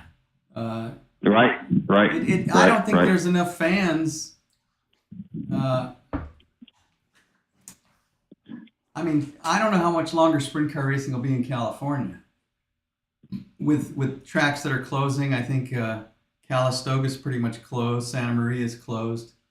I think Stockton's going to be pretty much closed. There's housing projects. I think Petaluma will eventually close. How many races did Tulare run this year? 3? The whole sport in California is, it's just a downward spiral. I would think in 5 or 10 years, it's not even going to be here. Or it'll be just a small... Rich click deal. It'll be an event base. The Outlaws... It'll be event based. Well, the Outlaws quit coming here. They quit coming in the spring. I doubt if they'll be back ever. Yeah, they're all high limit races now. Well, it's just... That's the theory. We'll see how that works. It's so insignificant. It's also the changing of the California, the people who live here. You got more Asians. Right. You got more Asians. You got more Indians. You got more Mexicans, and The sprint car racing, I tell Chaz, it's so white, it's almost glowing. It's Well, and it's not accepting of others. no, It rejects other people. it's a KKK meeting almost. In the I pits. make the joke. I say it all the time. It's the closest thing to a public Klan meeting. It's white privilege, and The sport in itself is white privilege. yeah, I just think it's a dying sport. Now I can't speak for the Midwest in Pennsylvania and in Ohio. I haven't been out there, so I mean I guess maybe it's popular there, but just from where I'm at, I think the end is it's just how long are you going to hang on? Why haven't you took some time to maybe go across the way and propose some kind of sprint car engine development with Tesla? This is what Tesla I mean. is literally across the street. Why would Tesla care? Tesla's already put a motor in a modified in Vegas. They're interested. And all we gotta do is what we have to do is we gotta put a big ass speaker in the car somewhere and project noise. What's the question? And don't forget a non-flammable battery. Although for the record, a sprint car is the cleanest green vehicle in the world. 0 carbon emissions, burns methanol. So Did we answer Yeah, this that's question? true. It's just conversation now. it's always a conversation, Joe. But it's just going off the rails. I mean, it's the original question was cost. yeah, exactly. We're The talking sport- about more than that. The sport, Yeah. But I think that these politics have affected the economics But this- because it's ruined what the spectators come to see. but the sport that I started off in is not what I go see now. Well, now you go That, see. that, Go ahead. that's true, but I also, to reflect on the people have changed. We're not the same people. We're not the same culture. We're not the same America that we had in 1985. We've been diluted into what we have now. Now we're diluted to the point where it's like, well, when Kyle Larson's caught cheating with a watch, everyone just goes, well, he's still my hero. Well, Right. he's cheating. It's like, why are you supporting that? They become it's like, they become worship figures. They are no longer Yeah. just people who are good drivers. There's more 42s and 5s and 57 stickers and pieces of memorabilia in people's houses than Jesus crosses. These people have replaced the worship icon of their life. And this is a very real thing that maybe some people need to know. Your most genetic thing that you have as a human is to worship something. Whether that's been a god or a king or a flag, you have a genetic thing in you that wants to worship something. And smart people have figured that out and use media and manipulation to get you to worship people in today's world. So it's a big deal. It's not good. It's not good. And things like this happen because of that. Right. Well, the one thing we're not worshiping is our Bill of Rights, and here we are living in the world of, this is what The Colosseum. And not to say that the Bill of Rights is something you should worship, but you should definitely know it and respect it, and that's not happening. But it's like, well, we'll take and put some ball player up on a pedestal, and pay him $50 million a year so he can go around and tell people how they should think they should get to live their life. Well, and he'll be the example. It's like, it don't work. It's the same thing. Pick which one you want. We are the evolved version of chariot races in racing. I mean, the lion and the Christian is the evolved version of UFC. UFC is that. You have the actual competitive games that are football and basketball. Right. These are the same things. You got the theater, just like Shakespeare. You got your music. You got your movies. I mean, it's a Colosseum, and the Colosseum's main objective was to keep the peasants in line. Wow, that's a great connection. Yeah, you're right. It's the same thing. It's always been. Yeah, and now they're just paid. Instead of paid, like in that day, you would be paid and getting fed well and having somewhere to live. Now you get paid in materialism, back to Sodom and Gomorrah, not to be too biblical, but once society starts worshiping materialism, sex, drugs, and rock and roll too much, that's the turmoil of society. So, I mean... Yeah. You can see where I don't fit in, do it? Yeah. No, we don't fit in, but nobody's talking like this. They're indulging into the idolization of the world.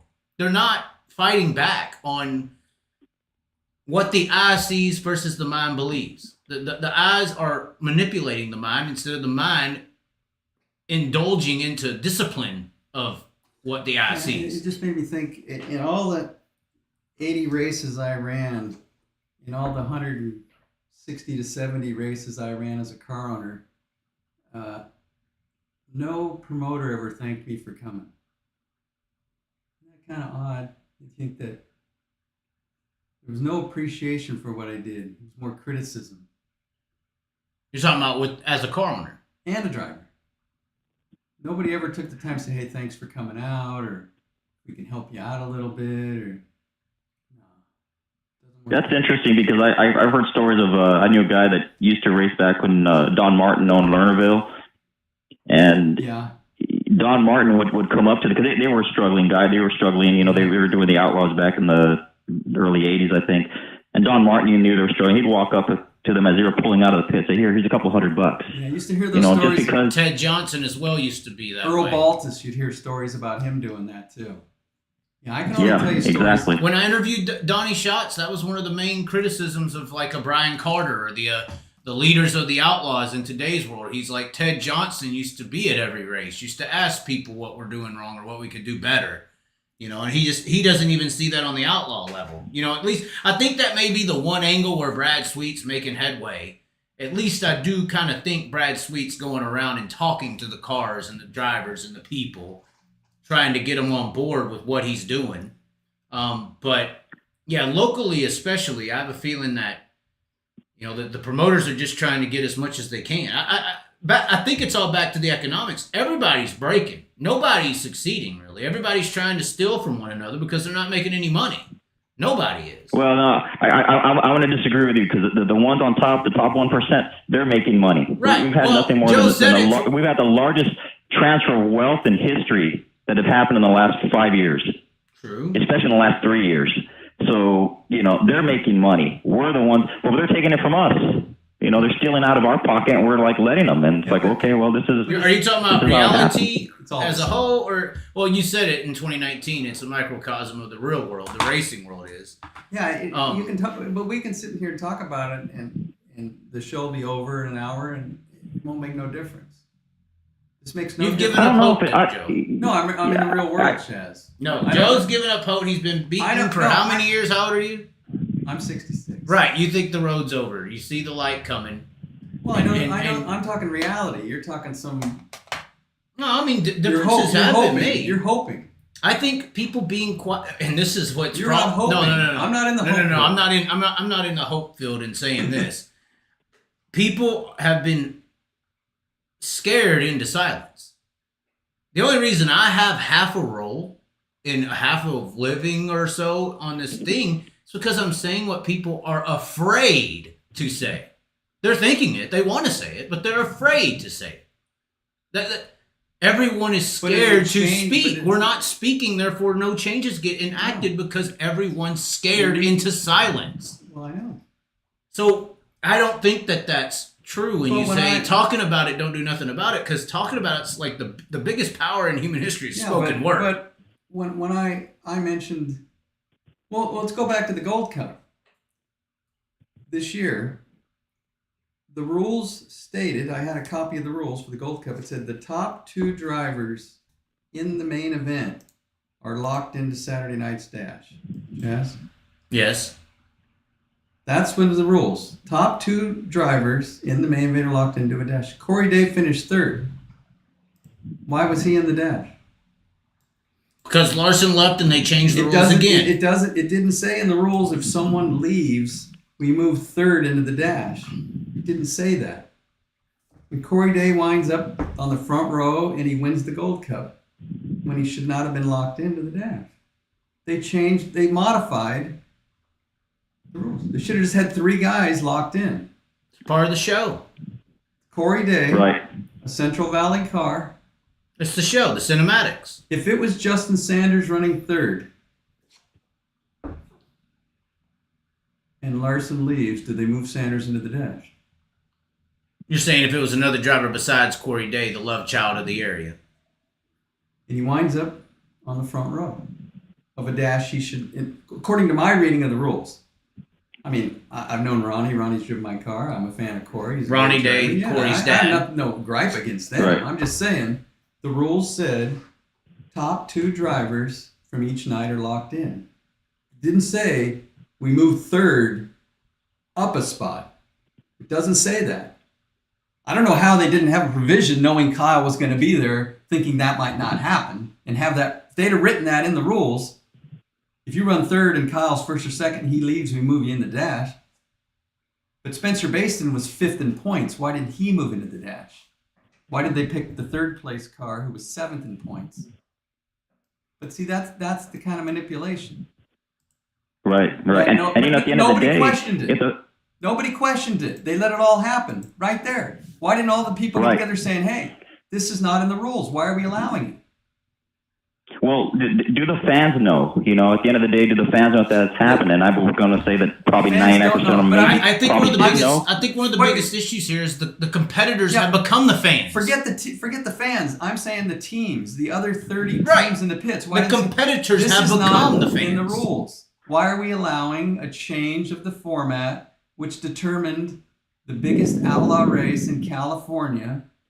Does Corey Day win if he starts fourth or fifth? Maybe. He was the best car. But why was there nobody speaking up? Why did no one speak up when Peter Murphy disallowed the debt? Why is no one saying anything? That saying, it's like, well, we don't want to rock the boat. Yeah, nobody's rocking the boat. We don't want to shake it up. So this happens all the time. When the scales don't work, nobody cares. When the lineup is changed, nobody cares. When there's illegal frames in the pits, nobody cares. When there's illegal wings, nobody cares. So what am I supposed to believe? When they're wearing watches? Are all the motors legal? They don't check motors. Are all the tires legal? They don't check tires in California. Is there any traction control? They don't check it. So at this point, nobody cares. Yeah, you're right. It just comes down to the fact that people aren't, and that's the thing is that the car owners, especially the car owners, are the ones who should be, if you're going to be griping about, if anyone should be griping, it should be the car owners because they're the ones putting the money out there to do it. But they don't care if they win or not. When that happened at Hanford, it moved Justin driving for Demo Mitri and Shane driving for Matt Wood off the front row. They took them off the front row and put a Roth and Tarleton car on the front row. Now, the interesting thing would have been, what if it had been my car? I would have said something. I would have said, we're not running this race, that this is BS, I'll never come back to this track. I would have done it. But why Demo Mitri and Matt Wood, who support racing to the tune of millions of dollars, stood there and let it happen? You'd have to ask them. Because they're buddies. The rich cliques. The buddy system. There you go. Because the buddy if I let system. you do this, you can do a favor for me later. Maybe you'll sponsor my car. Maybe you'll. I'm just saying, I wasn't in a position to do anything, but there were people who could have done something, but nobody cares. Well, it's like when that happened to Swindell's team at the high limit race. First thought I thought is, why didn't he pack his shit up and go? He should have been like, I'm out of here. It's like, what they did, blatantly cheated. And what they did is they told Swindell, you can tack onto the back of the dash. Yeah, you're not in the pill draw, but we'll put you back in the dash 90. I'd have went home. And other teams should have went home. What would have happened if 20 teams would have went home? Then that sent a message. What really should have happened is a fan should have left. If the fans would have left and said, "You're going to sit there and lie to us like that? We're out of here." The fans don't have the pull. The cars, the competitors have become the fans. But the car owners have the power. That's true. But if the fans leave, it does send some sort of a statement. True. What's it going to look like? What's Dirt Tracker going to talk about on Monday morning when he says, "Wow, all the fans left after Kyle Larson basically gave his spots back." See, what Dirt Tracker is going to do is he's going to listen to Jeremy and he's going to listen to Chaz and he's going to cherry pick topics that he can talk about tomorrow. I did not say that. He did. I did not say that. That's a conspiracy theory I don't even buy. Because sometimes he'll talk about stuff before I get a chance, and I'll end up talking about the same thing. So it's tit for tat, Okay. Yeah. I don't know what tat is. Fuck. Tit for tat. Doesn't seem like a fair trade. I think what the issue here is, and I experienced this going up and down the pit road. Like when that watch thing happened, no one cared. No one cared because it's Kyle. If it's Justin Sanders, do they care? Oh, they would have fucking burned the place down, demanded DQ. But since it's a certain individual, they would rather go. I said this 4 years ago, and I stand here today, and I still believe it. Most of these people and drivers and car owners would rather go to lunch with Kyle Larson than beat him on the racetrack. Yeah, but That's how much of a fan they are. But we're three guys talking. What is the point? Oh my God! Well, Way to kill the injection. if it helps someone out there, and this is, when I talk to people anymore, it's like if we learn something from each other, if there's something that sparks a thought, or That's maybe go, hey, I didn't think of that, then if it touches one The person, power of then I spoken say, word. Okay, I'm going along. Joe's giving up hope. He's seen it. He's been beaten in the ground out here in the cartel lands. He hasn't got out of California his entire life. He hasn't experienced much. See, this is the problem with Chaz. No. He thinks if he starts yelling, what he says has more importance to it. No. Why are we yelling? I raised my voice. Why? I did not yell. I am in the real world. Chaz, I've put a car on the track. In California. With money that I've made. I've been to Arizona. I earn the It's money. different out here. Listen, you've never worked and paid all your bills, paid all your taxes, had extra money, and went and spent hundreds of thousands on a race car and put it on that track. I've done this. I'm not questioning that. I'm saying out But here. I'm saying, when you do that, and you're treated the way I was treated, right out here, you're saying I'd be treated differently some other place? I think you could potentially be treated differently in different areas. Out here, they get away with a lot of shit because they're on an island of their own. And these races go on at 2 a.m. and no one knows. And no one notices. Out of sight, out of mind. There's stuff that happens over here. That whole dash situation you're talking about would never get pulled off in PA. Would never get pulled off at Knoxville. There are people that there's too many hands in the cookie jars there. Oh yeah, but I mean over here you got a few hands in the cookie jars, and if those hands agree, you're fucked. And it's dying out here. Because of what they do. Okay, they had a race, King of the West, the big revival, scheduled for Stockton April 26th. August 26th, it was canceled, Chaz. Why was it canceled? Because of construction. That's what they said. The hands. Do you believe it? Was there any pictures of any heavy equipment on the tracks? I didn't see anything. Okay. You had an investigator. I heard they couldn't get 10 cars to show up. And why is that? Why can't they get 10 cars in Stockton? It's because Tony's not in the show? I don't know. Is Tony not got his hand in it? I don't know. This is the big 410 revival. They're going to build this thing up. They're going to build the Gold Cup back to prominence. By what? Running 15 360s out there with 40 410s? Well, you might be able to just look a little south and see what the Southern California people did to destroy their racing scene. What happened to non-wing racing at Paris? Do they still Well, we lost Ascot, and then Ascot. Well, it starts with Ascot being lost, in my opinion. But that's And then like as time, 1990. what happened, I believe, was basically at the end of the day, it got after 2007 and 8, the economy crashed. I think that wiped out a lot of the guys that were down here. We had sponsors, we had car owners, but they weren't of the wealth. We had a few top wealth owners like Ron Chafin and so forth, John Jory, but a lot of the smaller teams, I don't think they couldn't hold on. And so it is now down to, I don't know what they're pulling in now, but last time I was at a race, I think they had like maybe on average 12 to 15 USAC cars, and the rest that were field fillers were 360s. Well, and also you got to understand your icon changed. If you're going to go sprint car racing on the West Coast, do you want to be Damian Garner potentially, or do you want to be Brad Sweet, Kyle Larson, all these people? The winged surge over here took over a lot of shit. Yeah, but man, it was big when you had Ron Schumann and Jimmy Oskey and the icons. Yeah, it was a big North singer down there. And people wanted to be those guys. The tamale wagon. Right. All that stuff. It was big. There isn't a non-wing person that anyone wants to be anymore. I mean, Ascot closed in 90, I believe. Well, Paris is like $65 for a pit pass and $20 for a hamburger. Did they run down there every week? No, I don't think so. Do they have the Oval Nationals? They're still running. They're still running at Paris. It's the schedule is not as full as it once was, but it is still, I think, the most prominently filled track of all of the tracks that they're running. They're still running, like, they still go to Hanford, and I think they had planned to race at Santa Maria or whatever. But they're still running, but it's not nowhere what it was, And it's like, they start off fairly okay at the beginning of the year with the car counts, but then as time goes on, people start hurting motors, or other expenses come up. People can't afford it. As far as I can tell, as far as I can see, there's still a few guys out there that are still doing it on a weekly basis, but it's few and far in between. And then look at Ventura. Ventura back in the mid 2000s, they were running the VRA series. They were running their own 360 program, and even had Hoosier making their own tire for them. They were pulling in 40, 45 cars, 50 cars. They're down to, like, on a weekly Saturday show, they might get 9.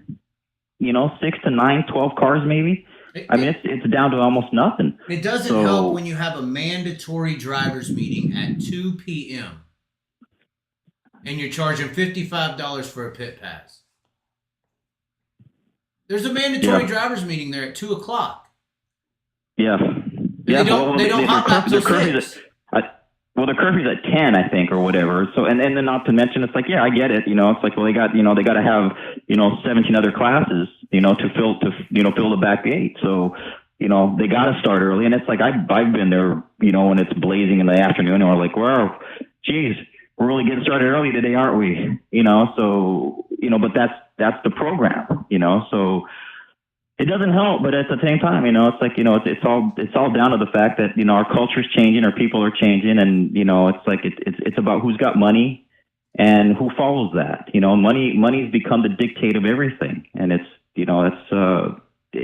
shouldn't be, but it is. So, this is the world we live in. The spirit of Moloch, Moloch is real. Yeah. Yeah. Well, people have lost their way, and maybe I don't know if it's going to come back or not, but I'm kind of in agreement that it's like the sport is, at least out here, is slowly withering away. It's just kind of just fading out, and the whole thing with Paris last year about it closing. I talked to some people about what was going on over there. Like, well, they were afraid that the dam could break and it could flood this whole area out, and I'm like, are you kidding me? If that dam breaks, it's flooding everything. What it really comes down to is water rights, because there's a river that runs under Paris that runs all out to another direction. And so when I heard the story, I'm like, oh, they're fighting over water rights. If they got to close the track, so be it. No big deal. But the problem is that that's fairgrounds property. That's public land. No one has a right to sell to someone else because they have to consult with the public before they can do such a thing. But look, like Syracuse was fairgrounds public land. It got bulldozed and it's made into, I don't know what they made it into, but that should not have happened. But the people don't know better, so they keep taking away our property. So, it's like all the racetracks that have gone. We had over 170 some odd racetracks that existed in Southern California from the beginning to now. And we have 2 left. All the drag strips, all of the roundy round tracks, they're all gone. And they were turned into property for someone else. Someone else came and stole the property. So I don't know. It's frustrating. But no, it's a dying sport. Just Chaz, when Chaz gives me the analytics of his videos and the age group. Yeah. The age group of the people who listen to this. What's the biggest age group? 55 to 64? Is that your biggest group? 55 to 64. It's higher in the 35 to 40. It's higher. It sometimes ties, sometimes What tops. percentage of the people listening or watch your videos are under 35 years old? Is it less than 5%? Under 35? Under 35 years old. Under 24 years old. It's 5 to 8%. So young people aren't watching this. We're not growing young people into this sport. It's dying. Right. I said it's slowly dying. It's just a matter in California. It's just hanging on. It's not as bad as signed vintage auto cards, but it's there. Yeah, that video didn't go anywhere. I don't know what. If I'd have that was a 55 and older video. If I would have gotten a fight with the guy over his signed Aaron cards, maybe it would have. But Ocean Speedway this year, they had many races where less than 20 cars. Less than 20 cars. Less than 20 cars is now acceptable for a sprint car show. When I first went out to San Jose, it was like 50 cars a week. It was 50 cars a week and 18 made the main. They took 4 out of the 4 heats and top 2 out of the semi. Only 18 made the main. When did they start putting 24 cars in mains? Is that too many on a short track? Do we need lap traffic on lap 5? Not sure. But it burns more fuel. Was that an outlaw thing when they started doing the 24 car lineup? That's a good question. There's things I don't really know when they happened. Like I don't remember the 24. Who came up with 24 cars as opposed to 18 or 20? Placerville, I still think has 20 in the weekly show. 20 make the show. I think 4 out of 4 heats and 4 out of the semi. I still think the economics. I think your original question is the problem. Is you had 50 cars there because at least 18 of them might make something. 10 of them might. There's no cars. Yeah, but it was They're not even on an outlaw level that are showing up and making money based on racing. None of them. None of them. Well, they work from a loss. You know, it's like, but you know, None of them. we're talking about multi-millionaire car owners. They can afford to lose it. It's a write-off. But anyway, I mean, even outside of that fact, no one can make money racing at all. Not any given night. I mean, you win the million or the Knoxville Nationals, okay, you made a little, but you're talking car owners. Just anything. Well, the drivers can make a little money. The drivers, okay, yeah, but usually those cuts with the drivers were percentages based on making. Yeah. Nobody's making anything. There's only 20 cars because there's only 18 idiots willing to throw money away for having fun in a race car in circles. You know? Well, like I said, you know, back in those days, the middle class the dollar was so much stronger. You know, if you look at the value of the dollar, right, comparing it to gasoline, you know, a gallon of gas cost $1 in the 1980s, more or less. Now it's $6-7 down here in LA. A brand new dually in 1984 was $6,000. A brand new dually.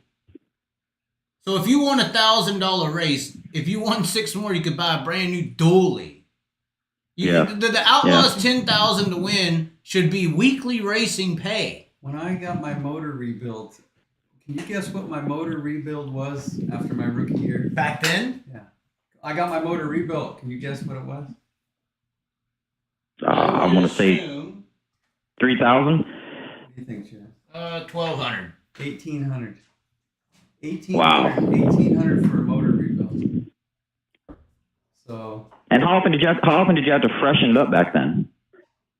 Well, I probably could have went 25 races, but they told me 15, so I ran 16. I wish I'd run the whole season, but I think 20 on a quarter mile. I run 25 easy. Right. I took care of it, leaked it down, made sure everything was fine. Maybe change the valve springs or something. When things started getting more expensive, did reliability also go up though? Because a lot of cars broke back in the day. You had multiple engines blowing. You had multiple part failures. I'm amazed at how reliable these motors are now. I mean, Brad Sweet will go years without an engine failure. You don't see an ally engine failure. No. Ever. Donnie Schatz, I think, went 175 races without a DNF at one point. That's amazing to me. But back in those days when people built them in their garage, they also had built-in garage reliability. Yeah, that's true. And I also think that's why people started paying and buying stuff, because it was coming with that reliability factor. Why would I build my engine in the garage 3 times over for $10,000 when I could just buy one for $30 and have it for the year? Yeah. Well, when we mentioned Carl and Steve were coming by in that area, and they had 3 motors. Did they have more than 3 motors, or was that kind of what they carried? You know, I don't know how many they had, but I know they had steel blocks and they had aluminum blocks. I didn't really know how many they had. You know, Carl could rebuild them. Carl could rebuild them on the road. I mean, he knew how to do the motors on the road. So that's a good question. I don't know what they actually carried. I mean, they'd have a spare car, but it would be just in a frame. You know, they'd have, you know, the body mounted and the pedals and the brake lines. They didn't have complete cars. I remember a race at Santa Maria in 1990 where guys like Blaney junked their car, and they would just stay up late in the parking lot and take down their spare, and in about 3 hours they'd have the spare built. They didn't have a complete. These outlaw teams have a complete car there. Yeah. For what reason? Usually they got 3 cars and about 4 motors. That's my point. Carl made it to all the tracks. He ran all the races. He ran all the laps. Why do these guys now need 5 times the equipment he had to complete the same task? Well, Shark That's a Racing good says question. you don't need it. That's how Shark Racing got built, right? That's probably the last example of going out there with not much funding or resources and going. It's pretty amazing what they did. You could do it. Like there's a lot. I think you could have more cars on the Outlaw Tour if more people took that risk. It's just a hell of a risk. You know, you get out there and you're not successful. I mean, at least Shark Racing had Bobby Allen. They had a name that people would help that's out. the thing. Bobby has all that experience, you know. Well, experience and nepotism. Once again, he needed the nepotism to know people to get spare parts, possibly, or they have this issue or that issue, and they need something. It ain't just some random 'cause guy asking. I remember I used to get my wings from Brad Bumgarner, Pennsylvania Wings Unlimited. Bobby ran those wings, and when he was out here, he was short of wings, so I'd bring him a wing to the track. So we had those connections to Right. He had the nepotism to make it get work. stuff done all over the country. Right. What's the original question? Yeah. Did we answer everything? Oh. Did we answer more than everything? Why I is think we did. I sprint think car we covered- racing we big in covered- Texas? Wow, that's a question. Yeah, that what I could happened to answer. sprint car? What happened to Texas? Where's Gene Lee Mayer? Where's Gary Wright? Where's Gary Wright? Where's where's all your boys? Alan Payne and Mark Payne and Bob Yule? Bullet Bob Yule was a big Bullet one. Bob. You never heard of Bullet Bob Yule? Yeah, I've heard of him. Oh, he's good. He was really Where's good. Eddie Gallagher? He's Eddie down- Gallagher. he's down Oh, in wow. Memphis. Well, that's Riverside. No, that's Riverside. Tim Crawley and Where's Sam Rodriguez? oh, Is I it don't Florida? know. I don't know who that is. Oh, okay. John Bankston, Ronald Laney. Bankston's the one who died at Eldora. Yeah, I knew Bankston and Ronald Laney died at East Bay. Yeah. Jim McAreeth. What about that that. one? Who's your boy that you think's good? What happened to Ray Allen Kaholic or whatever? Ray Allen Kohanet. Yeah, where's he he? was good. Where's Money Lance runs Blevins? out. Is he an Oklahoma guy? Lance Blevins. Yeah, that's one that's never went away. I think sprint car racing is dead. In Texas. Honestly, we talk about this 90s era, and I'm not going to be too mean about this, but something that also rose and took advantage of the economic tanking of the sport was a thing called IMCA. And if you think about it, IMCA wasn't that big of an organization until the 90s. And when the fans left, the back gates had to go up, and that's because IMCA came with classes that was extremely affordable.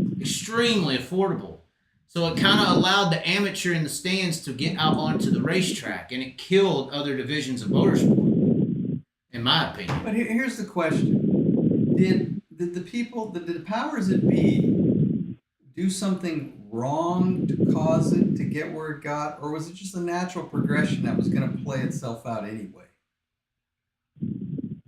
I mean, times change, and this is where it was going to Eventually go. I mean, do you think like promoters made mistakes or organizing bodies made mistakes, or was this just inevitable? Like it was just.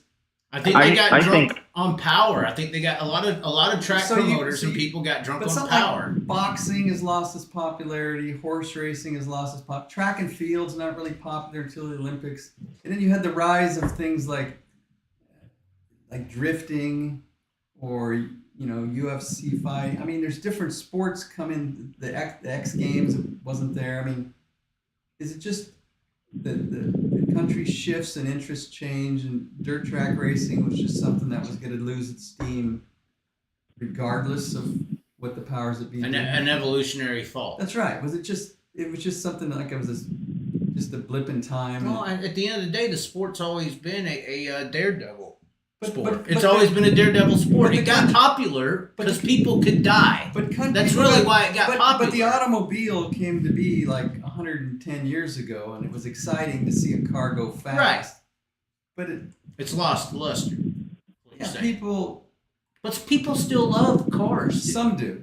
Depends on how they're manipulated. But not as many kids work on cars. It's not like your dad's changing the oil in the driveway anymore. These are electric cars. They're computer cars. They just sold 80,000, or what was it, 100? Did you see it? 120,000 people went to Formula Drift in the UK. 120,000 sold out an arena. But drifting is more popular here than sprint car racing. Well, drifting is, people have heard of it. It's not, there's more people, 12 million people believe that alien ghosts are real. There's not even 12 million people that know what a sprint car is. People underestimate how small the sport is. I think people get in their little bitty bubbles and they feel like a giant superstar, and they are nobody. They are a blip on an ass. But it's becoming less popular. I think. Well, I think. Go ahead. Sprint car racing is becoming more popular because it never really was. It's a niche sport. It was never popular. Is darts more popular than sprint car racing? Yeah. Is croquet more popular? I think the problem is exposure as well. We don't get exposed. Is bowling more popular? If you put a bowling on college bowling on TV against the World of Outlaws, what gets higher ratings? I think the sport's not promoted properly. People aren't introducing it to new people. The streaming industry, the biggest negative to the streaming industry is the streaming is all based on what you were talking about, making money off the middle class. It makes them a lot of money on the fan base that they already have, and they're not focused on building that fan base. They don't care about expanding. I think it comes back down to, part of it has to do with the fact that, back in the 50s and 60s, you had the birth of the hot rodding, and then you had all these kids who were, the baby boomers who basically fell into that part. By the 1970s, two main things happened. Well, many things happened, but two of the main things that happened was the conversion of the dollar from the gold standard to the petrodollar. Then you had the OPEC, the oil crisis. And then you had the EPA that stuck their nose in corporate business and said, okay, now we're going to start regulating how cars produce emissions. That was the beginning, I think, of the end of the hot rodder, because suddenly you were no longer able to just, do things to your car. Look at it now. It's like you touch your truck and it's like you go to jail. It's like that is overregulation of the government that has basically taken what was once, a kid's thing. I've heard stories of all these old hot rodders, drag racers. Oh yeah, when I was 16, I bought my first car and I started racing it. It's like, what 16-year-old can afford to go buy a drift car or buy a sprint car? It's like that. The economics have shifted, as well as all of these other regulations that have. If I was a kid nowadays, it's like, would I want to try to even dream about racing a sprint car? But it's like, look how much they cost. Also, our race cars aren't modified. Like an actual original modified was an actual car off the street that was modified to race. Well, but we don't get into the production of that anymore. I mean, the only American cars that are produced by Ford and Chevy now are muscle cars. Right. But getting to his point, I wonder, like when kids go to the races now with their dad, and let's say they race micros or go-karts, and they're just working class kids, and let's say they're, 12, 13, 14, and they go to a sprint car, they go to see the Outlaws, and the parents walk through the pits after the races, and they see the enormity of the money, the trailers that are just NASCAR type trailers and cruise shirts and the motors. I mean, I can't imagine how many 14 or 15-year-olds drive home with their dad going, we can never.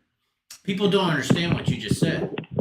When I was in track management, I put on car shows in city areas. I took sprint cars and modifieds to city areas. So I had people come up and look at the cars, and I was introducing the sport to new people in downtown Dallas, literally.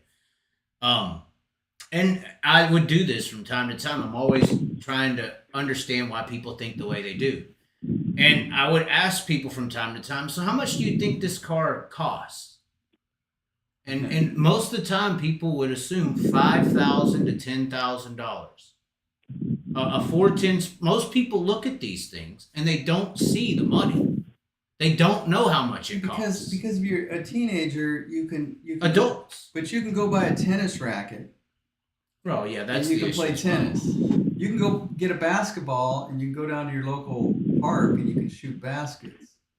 Why would I want my dad, like in my case, I wasn't going to have my dad spend money because my dad had 3 other kids. And when I was 21, I go, I'm not going to race.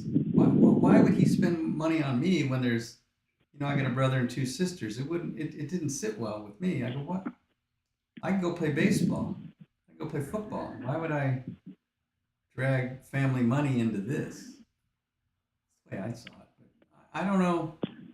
Like he said about the kids, hot rodding was a teenage, American Graffiti, when you watch that movie, it's kids souping up cars and drag racing. That was fun. Right. They naturally would gravitate towards racing because they liked it. John Miller's 32 yellow Ford in that movie is like. But it's also whatever you put in front of their face. These people are very sheep-like. For instance, in 1998, nobody wanted an orange Toyota Supra and a black Dodge Charger. When Fast and the Furious came out, those were 2 of the most popular vehicles in society. 10 years ago, nobody in America gave a fuck about Formula One. They put a fucking few Netflix shows together, and now there's more Formula One fans in America than NASCAR. Wow. It depends on what you put in front of these people. It's not exposed. The sport's not exposed. And maybe that's one way Larson helps expose to people, but who's he exposing it to? NASCAR fans who are just as old and dying? Like, we're not properly exposed. That's why we don't have fans anymore. That's why the economics are broke to begin with. Our front gate is the issue. The front gate's the issue, and nobody's putting money into it to fix it because they're too worried about their rich friends liking them. And really, these people you're talking about in these elite circles are the detriment of the sport. You know what I noticed, kind of a funny observation, is when I would race, my crew was like friends of mine. We didn't hire a professional. We as friends. Right. Scott, and Kevin, and Ted, and they were my friends. And I'd have friends of mine sometimes come to the races to watch me race because they were my friend. This generation of drivers, I never see any friends. Right. These let's say these drivers that are under 25, they come to the track with their mom and dad. Yeah. There's no. Their only friends are at the track. Yeah. I said this before. All these drivers are friends with each other because they don't have any other friends. There's none of their friends are coming. Like none of their high school. I don't even know if they go to school anymore. It's all homeschooled. But there's no like community of support. Like coming to watch them. Like friends in my neighborhood would come out, or my brother and his wife might come out, or my sister would show up sometimes, or just people I knew from high school would show up sometimes. Where even like this is use Justin Sanders. I never see like a friend of his come to the track. I mean, he had friend. I don't know. It just seems there's not like a group of teenagers in the stands. It's old people. Well, I mean, the party scene's one of our biggest issues too. Saturday nights and Friday nights we're competing against concerts and nightclubs. That's our competition. And high school sports. High school football, the high school basketball. Well, more so for the 25-year-old person, the 22-year-old girl. Are you going to go to a Taylor Swift concert or a dirt track event? Yeah. I mean, even if you're a guy, dirty, right? I mean, even if you're a male, if you're a 22-year-old male, are you going to go to the dirt track and watch cars go in circles, or are you going to go to the nightclub and watch a girl fucking twerk in front of you with Joey Bats? Well, I'm just saying. Where's Joey tonight? Where's Joey tonight? Right, exactly. I mean, but I'm saying it's an eventual downhill spiral that it's just going to slowly get worse. Yeah. Well, so I was listening to someone on some podcast or some interview, and this guy said one of the worst things that happened to racing, I don't know if it was dirt track or drag racing, I don't know what I was watching at that time, but he said when we got away from open trailers, when he towed around and he'd have his open trailer and he'd have his car in the back, people would walk up and be like, "What is this?" It was free advertising. It was free. It was exposure of the sport. I think Jack Hewitt had a quote. Jack Hewitt had a quote that he said the sport was ruined when guys could make a living at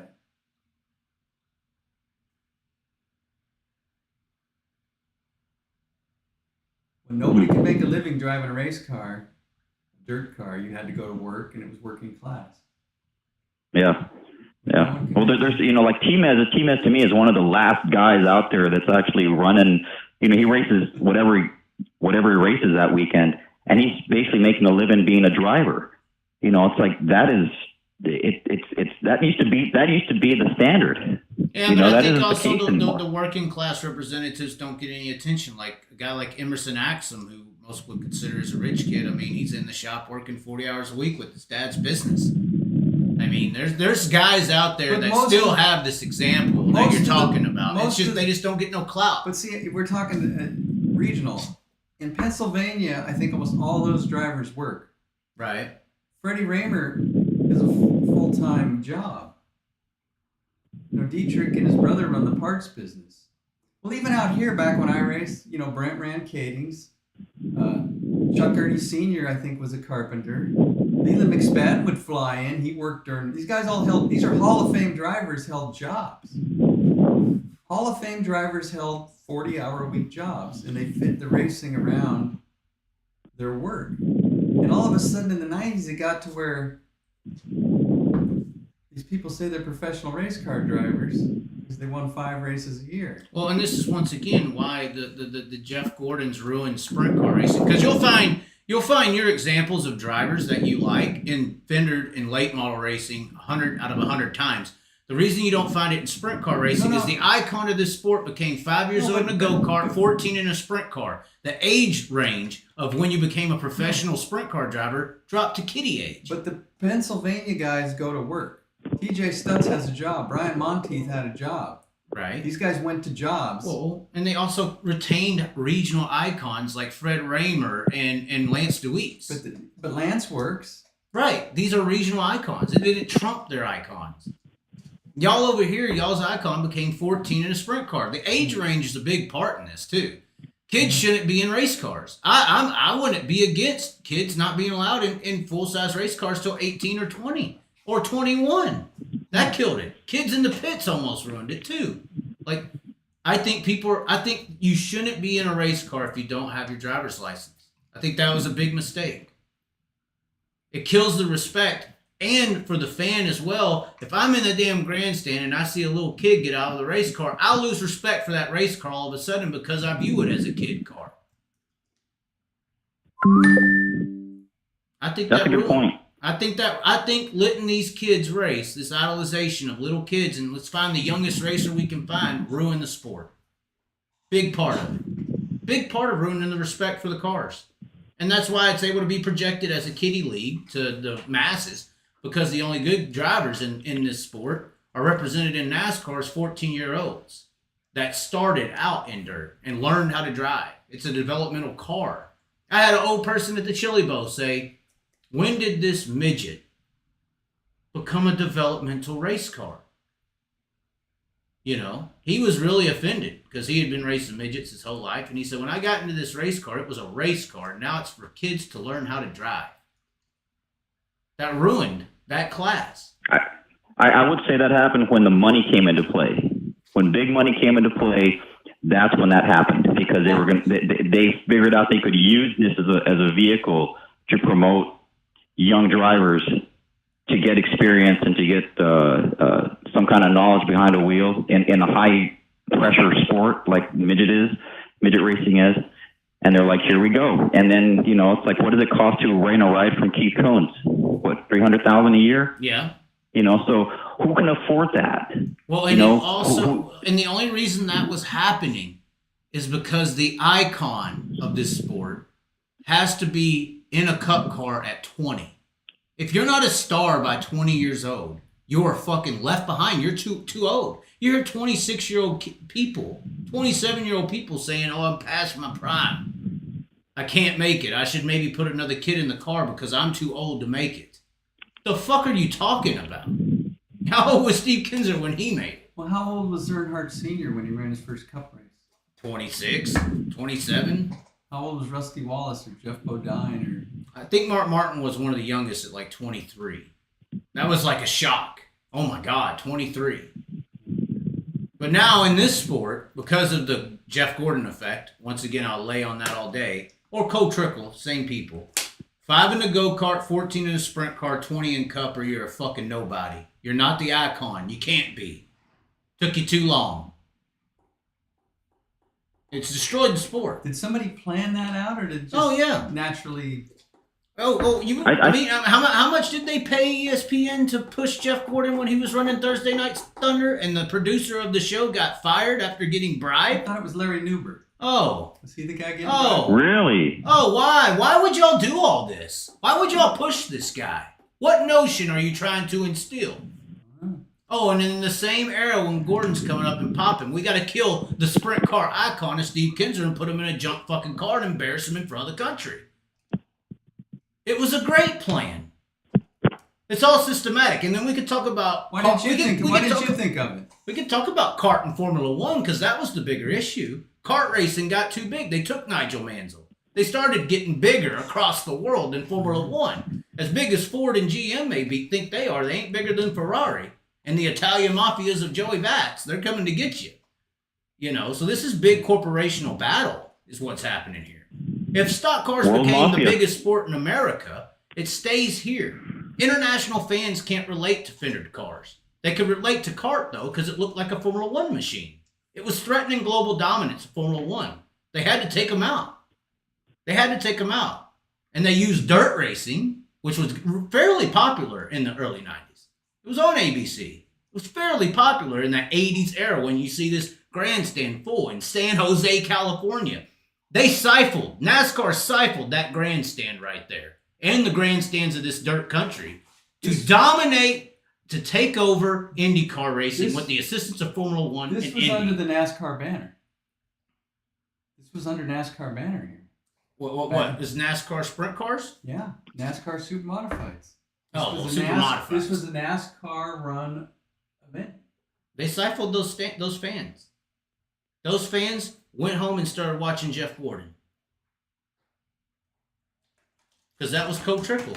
The movie came to life. Cole Trickle and Rowdy Burns came to life with Jeff Gordon You bring and this up all the Earnhardt. time, and you're right, but what does it matter? You think Okay. it's going to change? You think it's going to reverse back? Hold on. This guy's talking about economics and people who run shit. DuPont was on the side No. of Jeff Gordon's car. You mentioned has this have been a natural progression? And I'd say, well, No. the people at the top, the people with the money, are the ones who dictate policy. It's called social engineering. That's right. You know, we're going to push it in this direction. Yes. We're going to put this music out there. We're going to put these colors out there. We're going to put this show out there, Well, and get people to follow it. All of a sudden, You know? a screen popped up about 100 years ago or 50 years ago and started telling everyone what is and what isn't.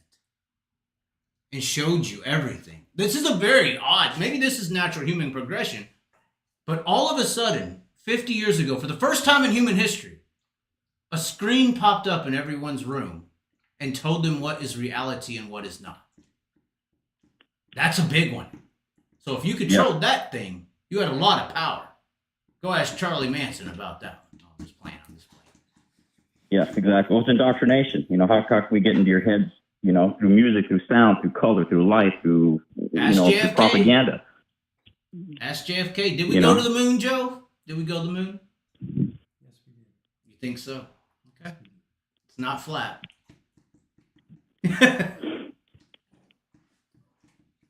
The screen showed. Well, here's my point of view on the whole flat Earth or round Earth thing. I ain't never seen it with my own eyes, so I don't believe anything. Oh, he's a flat earther. Are you a flat earther, sir? He might. Oh, Joe's out now. You know what? I'm going to say this. I don't know what shape it is, but I don't believe what they tell me it is. I don't see the proof, and there's too many other symbols. There's too much other proof that you can go out there and find for yourself and go, well, that doesn't make any sense. I got a text. You got a text? Are we in trouble? No, someone said your buddy Chaz has no idea what he's talking about. It might be this guy who got really pissed off that he said Bobby Allen and nepotism is a clown statement, Chaz. I don't know how that's a clown statement in the way I was framing it. That is literally, I think maybe some people don't know the definition of nepotism. I'm not even There sure. you go. I'm not even sure what we're discussing anymore. Where did we start and where are we at? I'll tell you right now, knowledge is power. Knowledge is power.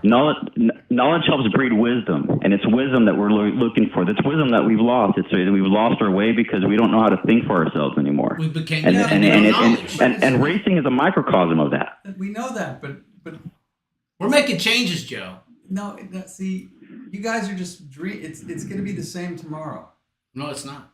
Yes, it is. Mm-mm. Well, I don't know. I mean, it's like I said, if it touches one person, gets someone out there thinks a little bit differently because of this. I mean, your story is pretty profound for after hearing it. I'm like, Right. Here you are, a local car owner working to build his life and spends this money on this sport and gets no respect for it. Look how you've been treated. I get attacked. I get criticized. He gets respect if you can give him a part or something. Yeah, or a sponsor. if I go to the races, I don't. Well, no, I get people who.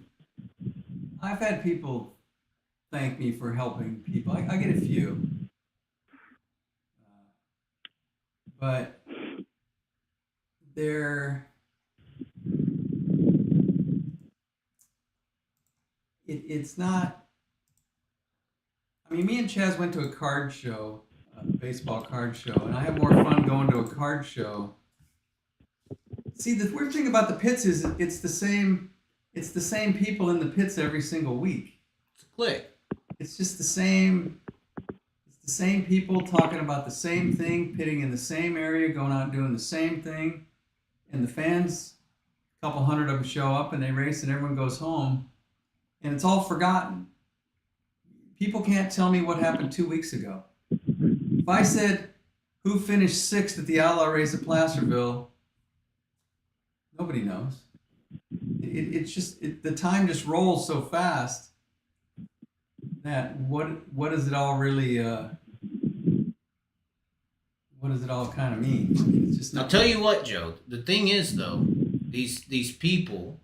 Whether it's the real world or the microcosm of the racing world, the one thing that they're out to destroy to the insightful and understanding people like yourself and us, the one thing they are after to destroy is your hope. That is. No. Yes. Hope is the only thing that keeps you alive and makes you want to go to the next day. So this world and these people in this racing, this is reality. Well, I know, I'm listening. They're not here to kill you or get rid of you. They want to kill your hope for something better. Well, I represent everything that they don't want to have happen. Right. I serve no benefit to them. There's no reason for me to be out there. It doesn't matter what my results are.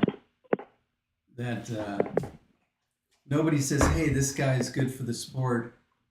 This guy's helping young drivers, or this guy with not the resources is getting good results. For that, I'm attacked. I'll be talked down to. My car will be penalized. They'll say my car jumped. They'll hold yellow flags or wave yellow flags depending on when the yellows come out to benefit other cars. I'm in a strange situation because I'm the lowest dollar guy who was able to win multiple King of the West races. There's no other person in my position. There's no one-man shops that could top 7 outlaw races with Justin 6 out of 9 races. There's no one like me in the pits. It's unique. So it's just. What you end up becoming is a commoner. You're a commoner racing against the elites, and the elites look down and you're like, oh, this commoner, he wants to race with us. I'm broke and he's Joe. beating us. We'll teach him a lesson. Broke Joe. I'm broke Joe. That Shane Stewart in a dash could deliberately destroy he wanted to destroy my car so bad he destroyed his own car in a dash, on the last lap of a dash. And I think the pit area liked it. I think no one came to our aid. No one said, hey, that's a bad break. No one said, hey, they said good. You weren't the guy in the work area with 10 crews over the car. Said, no, my car was junk. They said, this is good. We don't like him. We don't like Sanders. We don't like these guys. We don't want them here. we're sending a message. We're going to wipe his car out. And there's no penalty for rough driving. There's nothing. It's just, I think they all go, yeah, that's nice. How'd you feel about that Michael Ings situation? The one guy got banned at Placerville for kind of fighting back. You know, I don't know exactly. You don't remember that? Well, I know it happened, but I don't pay for that pay-per-view service. I don't know what exactly happened. Well, there's just a guy who rough drives every week, and the one dude got tired of it, and under caution, he just junked his shit, and they banned him. So. Yeah, well, I'm just saying. But that goes back to not penalizing for rough driving, and especially out here at King of the West, you're not going to have no credibility. Golovic crashed out Sanders. In Victory Lane, he pretty much admitted it, and it's fine. And Kobe Copeland crashed out Sanders, and it's fine. But if Justin bumps wheels with Forsberg, there's a fight, and he's rough driving. And when Justin asked the promoters, well, how come I'm getting crashed? And he goes, well, it was just rough. It was just, hard racing.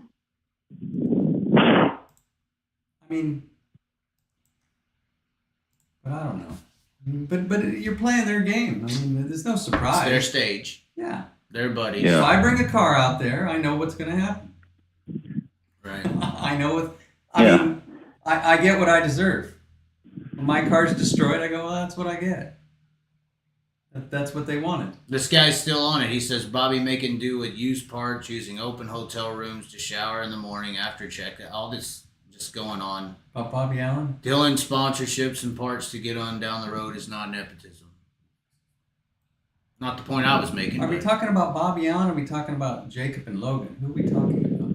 I was talking when I said nepotism. I mean, we literally described how he did have nepotism to be able to make it up and down the road. I don't understand how that. I mean, you even. No. I think they're referencing Bobby Allen back in the 80s or 70s when he was racing and he was having to sleep under the truck and use an open hotel room to take a shower. Back then, what you're saying is, because he's got connections because of who he is in the present, because of his history, he gets certain breaks.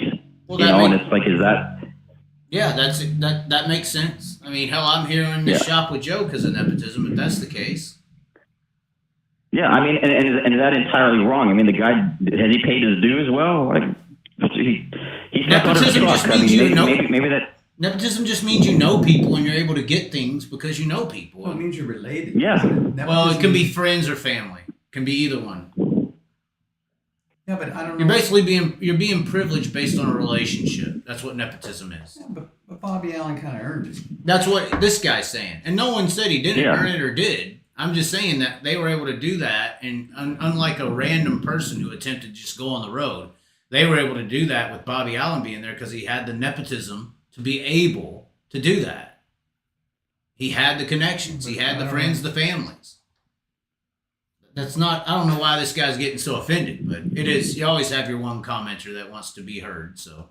Yeah, it's kind of funny. No, I don't quite understand what nepotism meant, and I think it's. Yeah, but it's kind of funny. Like I'll do these videos with Chaz, and I'm usually pretty private. I don't really go out much, but I'll do these with Chaz, trying to help Chaz out here. Oh yeah, see, it's all me. I'm trying to help Chaz out. He'll be gone tomorrow. That's the excuse. He'll tell him. He'll be gone why tomorrow. were you on there with Chaz? Oh, I was trying to help him out. He won't be here for years. I'll never see him again. So I tried to move in, but I won't be here for years. Okay. No, he'll be gone. But just in reading the comments. It's funny how the wide range of how people interpret what somebody says. Right. Everyone sees it through their own filter. Mm-hmm. And people will look at me and they'll not like me, or some people will like me, or some people kind of like me, or some people. I mean, it's kind of funny how humans judge other humans, their own biases. Mm-hmm. And some people will relate to what I say and some won't. I'll say something like if I said, I rescued a kitten today. Some people will say, well, you didn't rescue 2 kittens, or why not a dog? There'll always be a criticism of no matter what you do when you put yourself in a public forum. Right. And usually you get criticized by people who don't do anything for anybody. That's what I find interesting. Right. Like I've been in racing my whole life. I've lent out trucks, trailers, engines. I've had 18 or so drivers in my cars.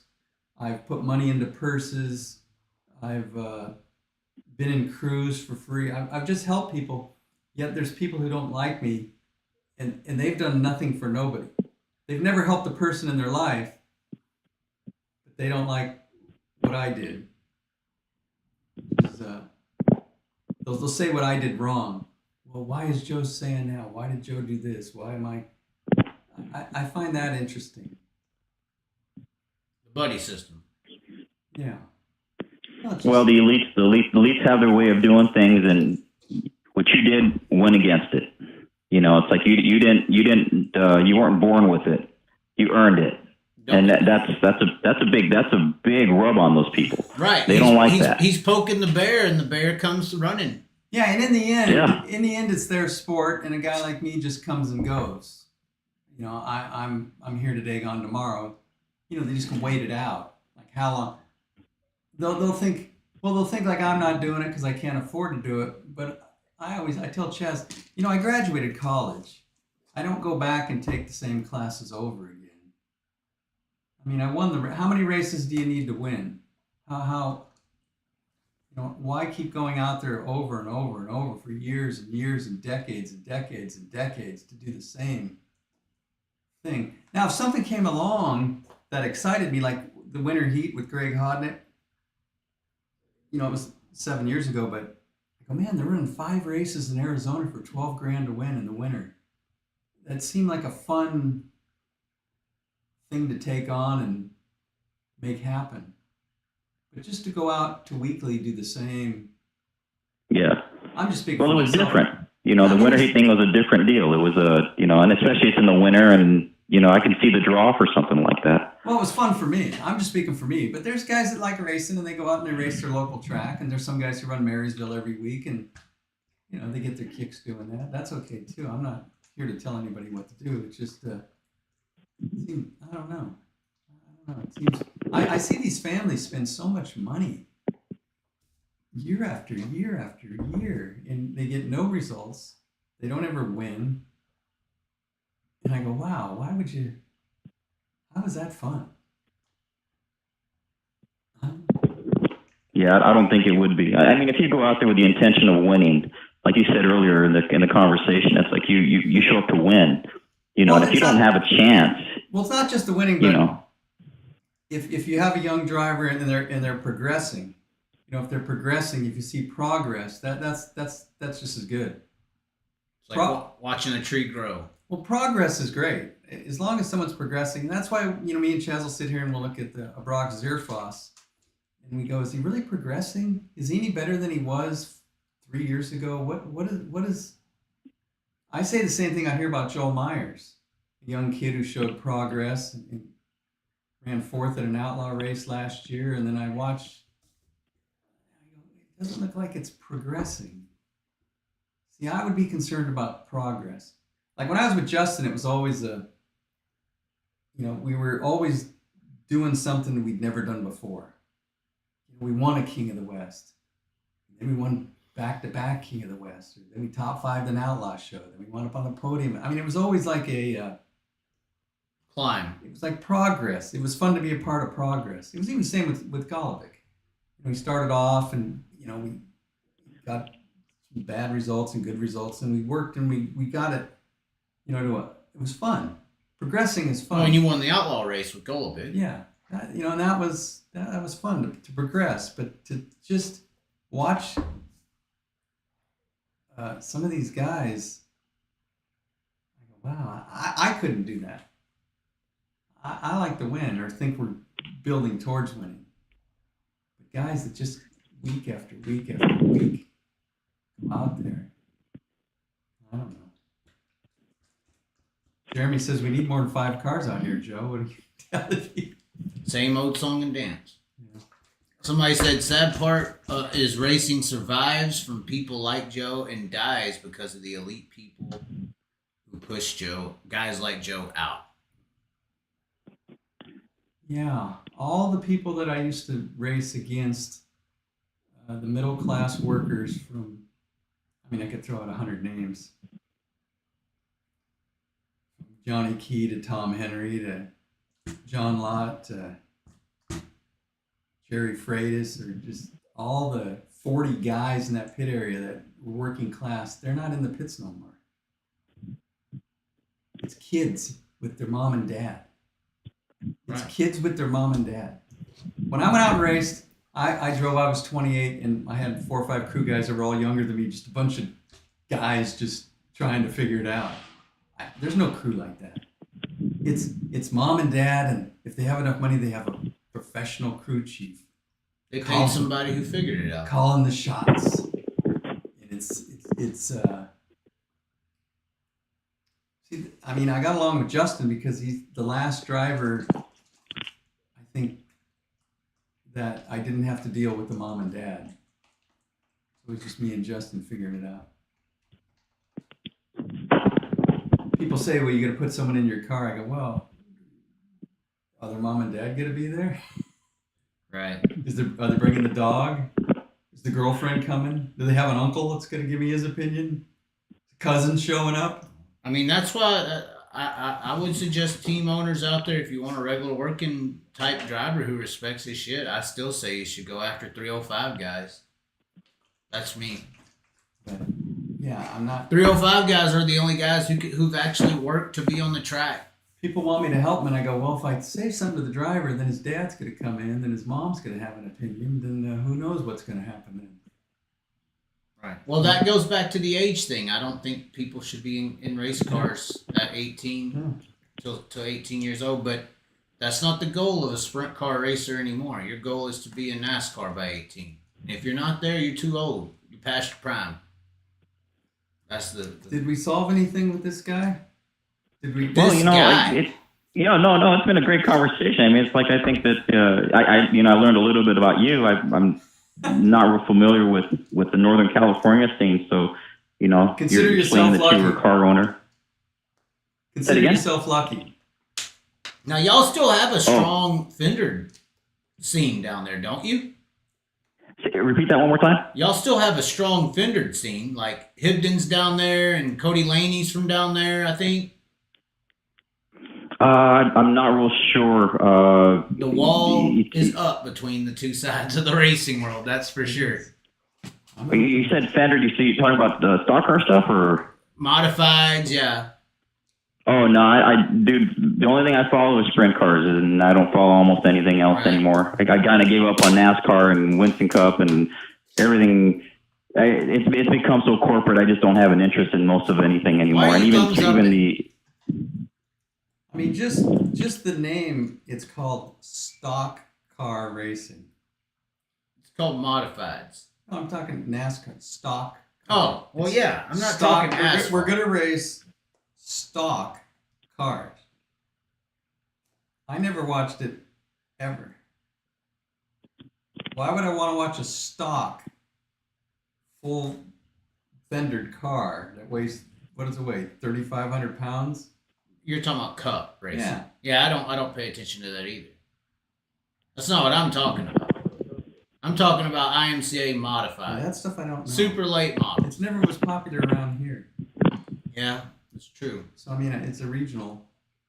I'm stuck out here. Yeah. Well, I know down there they got the big races in Arizona and all that. That's where Ricky Thornton Jr. was from, Arizona. Does Arizona have any tracks anymore? They've lost a lot. Arizona dying has hurt Southern California. I feel like Southern California and Arizona used to be, they're like one of the same, kind of. Yeah. We just lost Canyon. I think Canyon closed up not too long ago, and Arizona Speedway? so that's another track that just went away. So Canyon was a good track. I've been there once. It was a Didn't fast one. Justin win a race when you were, where was that? Arizona Speedway? I think that was Canyon, yeah. He won at Canyon. And he won at Arizona when he outdueled Christopher Bell. That was a good race. Huh? Yeah, fucking put a move on Bell. Turn 3? Yep. Yeah. Everything racing wise is dying because we don't open up our diversity to other groups of people, but we can't. People want to watch something that they can do. How many people are sitting on the couch on Sundays saying, I think I could be Tom Brady? If I would have did this in high school or did that in this sport is something that people can watch but can't do because of the monetary factors you were talking about earlier. Why would I do this when I can go play baseball or football? I can do it. I can watch something I can do. It's like polo. Who's going to buy a horse and play polo? Right. I don't know anybody that ever did that from my neighborhood. Right. I think at one point, you know, motorsports working.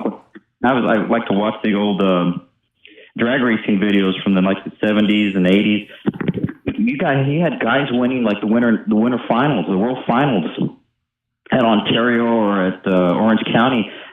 Guys like these are like working class guys. Like these weren't like professional touring guys. These weren't, it wasn't Moldani or Garland. It's like some local guy would win a race like that. Right. And to the comment about how guys like Joe get pushed out of racing by the elites, it's the working class. The working class in this country has for the better part built this world. And especially this country, and racing has been built on the backs of the working class. But guess what? The elites have now surpassed. They don't need us anymore. We can do our own shows. We have car owners that can field 2 or 3 cars, and you guys are, thank you, but you guys can stay home now. Right. That's why that's what they were getting used to you with COVID, making sure you got used to staying home, and now they got video games and meta and artificial intelligence to just keep you occupied because they don't need us to work anymore. But I don't. It's just a distraction. But I don't think the elite pushed me out. I think it just they killed the hope. Well, I'm not saying specifically you, but I'm saying in the bigger scheme of it all. Well, it's like if the bigger scheme of it all is like the guys that have millions of dollars that can afford a full size semi and 3 cars and 7 motors. They're the ones who can go racing. I can't go race against those guys. Well, the thing is, if somebody went back and looked at my car's performance with Justin Sanders against the Roth team, whoever they had, Kyle Hurst or whoever they had, I think I beat him at least 80% of the time. Wow. See, the thing about they don't like that more than anything. You're ruining their fun. But getting back to a kid in the stands, there was, I think there's the American, they sell you that if you work hard and you succeed, you will be, what's the word? There's like a reward at the end. Like, okay, if you do it right, I don't know. There was no. I don't know what the word. You're talking about the American dream. That's what you're trying to explain. Is the American dream every year? The distance between the 1% and the work. There's more homeless than ever. The middle class is shrinking, and the rich people are richer. And I don't know how long that can go on. Like, where's it going to be in like 40 years? I mean, is the gap going to be what? Do you think that a lot of people are blind to how rich the richer actually are? Because you still see the notion kind of pushed of, capitalism, which is what you're talking about. Well, when I see with the rich is the first thing they want to do is tell you how hard they work. The rich's job is to convince the lower people that they work hard. Oh man. Unless to keep you working. Yeah, well, they want you to think that, yeah, man, it's really hard work out here. This is being on the road, man. We worked the crew busted their ass. Doing what? They put in a rear end. Is that really? I do it by myself. What's so hard about changing a wing in the work area? Is this really work? They don't tell you how they sleep until noon. They don't tell you they got 4 days to do nothing. I don't know. Yeah. No, you're right. And the whole point of the whole American dream thing, it's like this carrot that's been dangled in front of the working class. Yeah, you work a little harder. You work a little harder. You'll get what I got. But you got to work a little bit harder. And it's like, at the end of the day, it's like, you're taxed to death. It's like there are people working 40 hours a week plus living in their car, and it's like, and again, the rich will sit there and go, oh man, it's so hard. What does Zuckerberg do that he gets, what is it? $300 billion a year, whatever that guy makes? Like, what did you do? You know, it's the people underneath you that have made you wealthy, because at the end of the day, and this is my opinion, capitalism is usury. How do we make money off of you? You know, it's like capitalism. We're in this country. We were never promised capitalism. We were promised a free enterprise with a debt-free currency based on silver and gold, so we could exploit our own resources. Well, capitalism breeds corporatism, and corporatism is what kills capitalism. Well, capitalism and corporatism, they're one and the same. They are one and the same. One uses the other two. But in the beginning of capitalism, you have the free market, which spurs the corporatism to even be developed. And then once the corporatism becomes developed, it takes over the free market, which kills the capitalist system. Yeah, but it's still based on a debt currency. The Federal Reserve note, which everyone calls a dollar. Why did you call into this? These are the do you follow Chaz? No, he doesn't. No way. How did you stumble onto calling? Why did you think calling up us was a good idea? So, anyways, long story short, it's all, you know, we're not living under the financial system we're supposed to be living under, and there's a few people that have benefited greatly from it. Yeah, but this and at the end of the day, he has a real question. But this is a racing show. We were watching racing, and people were going to call in. Most of my shows are never just about racing. But do you follow? You say you follow the Chaz, right? Yeah, listen, I watch majority of his shows. Have you ever called into him before? I don't do many. No. In fact, I didn't. I just turned the YouTube on. I saw, hey, Colin showed it, and I'm like, really? I was listening to you guys talking. When did you decide it was a good idea? Like, what you had a question, I guess, for me, huh? Originally, right?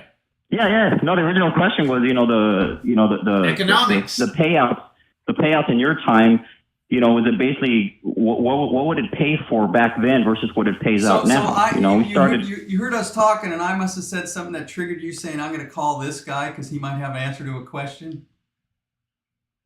Because you said you raced back in the 80s. That's right. So I thought, well, this is yeah. Don't make him feel bad about. No. I'm just. Jordan's been complaining. He's been on the phone for an hour and a half. I don't know how long. Yeah, this guy's been on the phone for a long time. Hour and 49 minutes, according to the ticker. We've been live for 4 hours and 46 minutes. That's like halftime for us, isn't it? Yeah. I didn't realize I was just going along with the conversation, and no, I'm not complaining. Joe is complaining. No, I'm not complaining. He does this a lot. Ask the elites of California. No, but Chaz, he always twists things like a complaint. If I ask a question, I'm complaining. If I say something about Tanner Holmes, I'm a hater. I don't know why people twist what I'm saying to such a negative thing. Well, I'm just making sure you don't get offended by you saying, why did you call? Well, I'm just curious. Okay. This guy's sitting home. Did you watch? Well, I know why you're asking. Well, he kind of diverted from answering, and so I was worried that he got offended by you saying that. So well, if someone gets offended. No. I'm not offended at all. No. Don't take it like that. No. I appreciate, and it's cool. Like I don't know who you are. I've never seen you before. So I don't know. Wait, are you living by yourself? Are you sitting in a house by yourself? At the moment, yeah. And you said, I'm going to call these two knuckleheads, and we're going to talk. Well, you guys are racing people, man, and it's like, you have a history of, back. I came along too late to understand or to really appreciate the 80s. I'm fascinated with the 80s sprint car scene. Yeah. You got to live it. I'm like, oh, this is cool. Like, this is, the Goodyears, back when Goodyears are made of real rubber versus synthetic stuff we have now. That kind of stuff is fascinating. My first race was actually May 24th, 1964 in a quarter midget. So I actually go back to the 60s if you want to. But yeah, I am old, and I have been, I've seen it from all angles. I was a fan. I drove. I was a car owner. I've been a sponsor. I've been a fan again. I've been in it. I've been out of it. It is quite a story that, my car's finished. I have 15 top 10s against the Outlaws. That in itself just seems, how did I do it and why did I do it? And what I find interesting is, I said before, when the Kinsers used to race out here, and they would stay at this Fremont Inn just a block away from me, when they'd roll the car out, I would hang out with them just because I wanted to. I go, they're the greatest sprint car team ever assembled to me. Steve and Carl and Paul Elrod and later Scott Gherkin. It's the greatest. Right. It's the greatest sprint car team of the last, I don't know, since sprint car started. I don't know if anyone would argue with this. 20-time Outlaw champion. That I just wanted to hear how they talked and what they said to each other and how they, how did they do it? These are the guys that did it. And I have access to just stand here. And I did it so often, they just kind of, they probably wondered when I wasn't there where I was at. But Carl would answer questions, and I just go, these are the guys that did it. And I think I learned a lot from standing there. And also when I got into sprint car racing, I got to hang around Billy Albini, who was Brent Kading's crew chief in Los Gatos Body Shop. And I got to hang out there. And I just absorbed how they were doing it and what they were doing and why they were doing it. And these people were kind enough to explain things to me. So during my racing career, I didn't have the resources to work and finances to put it together to win. So I bought a house and I was out of racing for 12 years. And then when I came back, I said, okay, I know how to do it. And I got to where, it was a step ladder to winning local races, 360 races, then winning 410 races, then making outlaw mains and top 10 in outlaw mains and top 5, and then eventually winning an outlaw main. And with Justin, I easily could have won a couple more. I mean, just twist of fate that we lost a couple we could have won. I mean, we could have multiple outlaw wins. And what's interesting is I'll go to the track. Not one person will ever ask me about how I did it or what. I'll see guys that can't win a main event, and they'll explain to me how smart they are to me. That's the most interesting thing about going to the track. I would listen to Carl, Steve, I would listen to Billy Albini and Brent. I just stand there and just listen and ask questions. But no one has ever asked me a question on how it was done. I mean, I went from the bottom to the top and had drivers like Lasowski, Jack Hodenshield, Ronnie Day, Brian Clausen, Buddy Kofoid, Shane. All these guys drive my car. I've been in the pits with them. I know how they think. I know how they did it. I know what parts you need. I know what parts you don't need. I have all this information on how it's actually done. And none of these families are interested in my advice. That to me is wisdom. Yeah, I have the wisdom to do it. I could do it. I've done it. I can do it again. I can do it tomorrow. Right. If someone hired me tomorrow and said, Joe, come straighten out my team. You tell me what's wrong. 2 weeks, I'd tell you what the problem is. I can tell you why you're not winning. Trouble is, 90% of the time it would be the driver. Nobody wants to hear that. You can blame the color green or peanuts. Yeah, you can try different frames. You can try different engine builders. You can fire crew chiefs all you want. But to me, the winners win. The drivers that win. The driver is the most important commodity. David Gravel's going to win. Buddy's going to win. Sweet's going to win. It doesn't matter. They're just winners. And let's get back to who do I put in my car and why. You just meet people and you figure out who are they in life. What is this guy going to be? How was he raised? How does he think? How does adversity affect him? This is what we're seeing with Tanner Holmes. How is adversity going to affect him? Has he ever had adversity in his life? Is this the first time things aren't quite going right?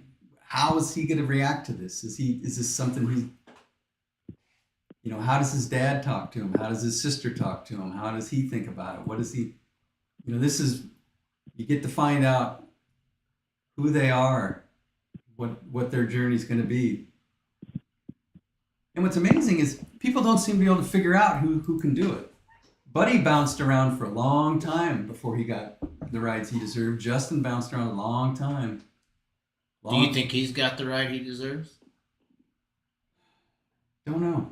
Which ride are we talking about? Okay. The 39M for sure, right? Well, he'll be in it tomorrow at the Outlaw race. Right. We'll see. He's going to run it, I think, 4 more races. I'm too close to that. I can't say what I think. Oh God. I can't see. I have with Justin. I can't say what I think because he said this to me. He goes, Joe, you're just staying in your shop. You can't say things that I have to answer for. You know, he's right. I can't sit here and say this because I know things. Then he goes to the track and he has to answer for what I said. It's not fair to him, so I can't comment on things like that. Well, caller, do you have anything else you want to say? There is this Jordan Yeah, guy that's been begging. I don't want to hold you. There's 2 questions I have. When it comes to drivers, and what is it that they possess that elevates them above the other guys? Is it feel? Is it instinct? Is it intuition? You know, what is it that basically makes a Kofoid stand above the guys that are around him? Well, to me, I could just generally say it's what you call the it factor. These people, you have to look at who they are and the decisions they make at certain points on the track and why are they making them. I could see when Buddy was 14, he drove my car when he was 14. He just had a maturity in the car that, and Gio too, and Corey Day.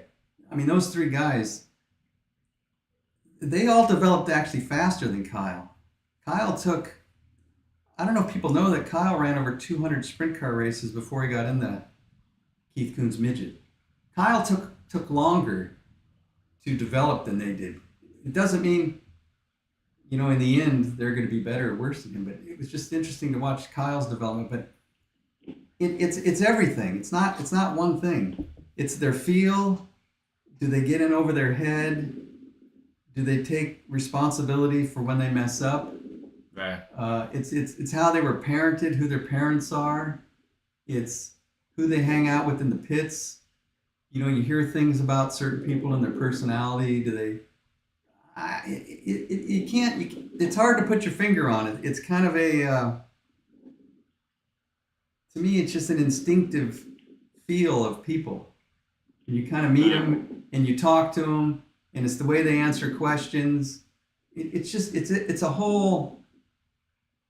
It's a whole thing, and it's like from the ground up, from the womb to who they are, the age that you run into them, and you're trying to figure out what is their destiny, what are they born to be, who do they think they are? Like, people have dreams in their own mind and picture who they think they are, and is it real? Where are they going to go? And see, I'm in a unique situation. See, like I said, I started racing quarter midgets at 6. By the time I was 8, I was driving for other families. So I was already dealing with adults when I was 8, of getting hired and fired. And they wanted my dad, to his credit, even when I was 6, treated me as an equal of the car and the setup and what do you think and what do you think about the car. My opinion was equal with my dad's. That's how I was raised. And when I dealt with other families in the dynamic, all through quarter midgets, and then I got into football, and I was, of course, the quarterback, and I wanted to call the plays, and me and the coaches would get into the coaching and why are we calling this play, and I'd question things, and I was always in a position of learning and I don't analyzing people. It seemed like I was in the adult world more than anything as a youngster. So I'm just used to being around people. And I started my own business. I could never work for somebody, so I had to start a business. And I got into the business world at 21. So I don't know. I'm just kind of groomed for. You're groomed for success, and you can spot it. You can see it because you are it. Well, I've been around it. I played baseball with guys who made the majors, so I knew how good you had to be at 15 or 17 to be a professional baseball player because I was around those guys. I never played on a losing team. I don't know. It's just I was around the right coaches, I guess, and the right parenting to where I can analyze the group dynamic of the pit area and who's what and what are they going to be and why are they here? Why are they there? You know, why are you here? What do you think you're doing? Kind of. But the trouble for me is it's not only that. I had in my 20s, me and Chaz talked about this when he interviewed me, but he kind of cut it out. I had a deep clinical depression in my 20s, so I had to go to therapy for like 10 years. And so I had to analyze my own life and why I thought like I did. And that combined with being a businessman and an athlete and self-analyzation to be as honest as you can. You have to be as honest and as painful as it is to take apart your own life and other lives, that now with the racing, I don't fit in because I would be so honest that it's so like startling to people the way I would talk to them, that it's just, Justin was the only one. Early on he said, just tell me what you think. He was never offended or I said, I'm just trying to make the car faster. This is what I think. And we'd have a banter that was, I don't think I'll ever find that again. I don't think it's possible with the way. What driver was that with you? Sanders, Justin. Oh, Sanders, okay. And we still, we talk all the time, but it's just, he at 24 drove my car, but he handled, it was just me and him. He set up the car. We talk about the parts. We talk about, he'd sometimes call me from an outlaw race when I was at the shop. What did it look like to you? He had Tim Green doing the same thing. Justin was open to people's critique of him to get better.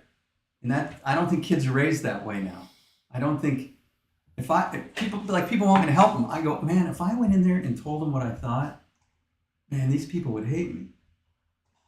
I can't do it. It's just too honest. If I went into some sprint car team and I gave my opinion on what the problems were, man, come on. Can't talk to little Timmy like that. Oh, it wouldn't go. It wouldn't go. I mean, what parent would subject their child to that? But that's how I was. I mean, that's we now live in a world where it's like everyone gets a participation trophy. It's like you win too. You lost, but you win. But this goes back to when I grew up in sports. The guys that I played sports with, that's, I've talked to Chaz about guys I knew like Joe Charbonneau that made the majors and stuff. They were like that. They held you. They were right up on you. They held me accountable. Like when I played on the baseball team, if I didn't do or perform to a level they thought, they were right there telling me. They had no filter. So I grew up around that sporting life of, I'd be on teams with multiple alpha males on the team, and I kind of was one too, that everybody was honest. Everybody told you what you thought. If you dropped a pass and you cost us the game, they weren't going to console you. Now I see professional sports, if the kicker misses a kick, they all console him. They all pat him on the back and they support him. That's not my generation. And I don't know what's right or wrong, because I was talking to a 12-year-old kid that plays baseball and his dad this week. And we were talking about that. And he said, yeah, when one of my teammates make an error, I go and console him. And I said, in my day, we didn't do that. And I'm not sure what's better. I couldn't tell that 12-year-old that he was wrong.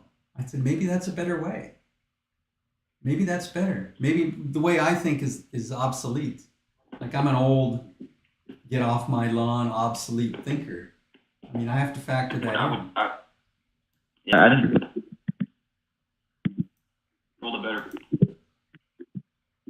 Think by being honest with someone, and basically, when your teammates get on your ass because you screwed up, they're elevating you. You're taking a hit because they're getting on your ass, but you made the mistake. You got to be accountable for it. But You know, and when you get consoled for a mistake you made, it's kind of like saying, well, it's okay. you made a mistake, but you know, it's not really your fault, or it's like who's accountable for that in that moment. I watched interviews with Deion Sanders because he's like it's a big thing now, him coaching, and his kids play on his team. One of them's the quarterback, Deion's kid's quarterback, and one of his kids fence. And the kid said, "Dad's honest," and Deion says, "I'm honest. I tell him what I." So Deion thinks the way I think, and he's succeeding, very well as a coach. But I don't know if it's for everybody.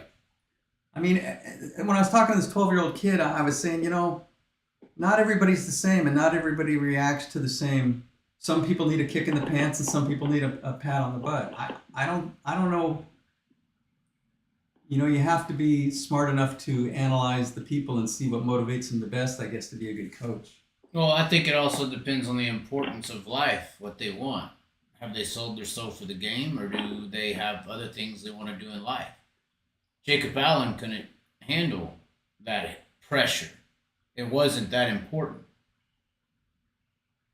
But I think you're weeding out the weaklings. No, if the goal is to win the game, it's about winning. If it's the Charlie Sheen way of life, winning is everything, then that type of dealing with the failure is how you weed out those who really want it versus those who really don't. But like in Jacob's Allen case, he's been out there for 10 years. Well, I'm just saying. But I'm just saying maybe he grew out of it. Maybe he did it and he's moving on. I don't think it's weakness. He just said, I did it. I'm doing something else. Well, that's why I say it's what you want. You're weeding out what somebody really wants. Those who really don't want it will fold under that criticism. Those who want it will push through. Yeah, I was talking to a former teammate of mine in high school, and we were talking about certain players. And he would point out that, he'd go, oh, that guy didn't have the heart. That guy wasn't all in. Right. And when I talk to Greg Hodnett, we talk about winning, and Greg goes, the guys who win, it's life or death to them. It means everything to them. Right. So,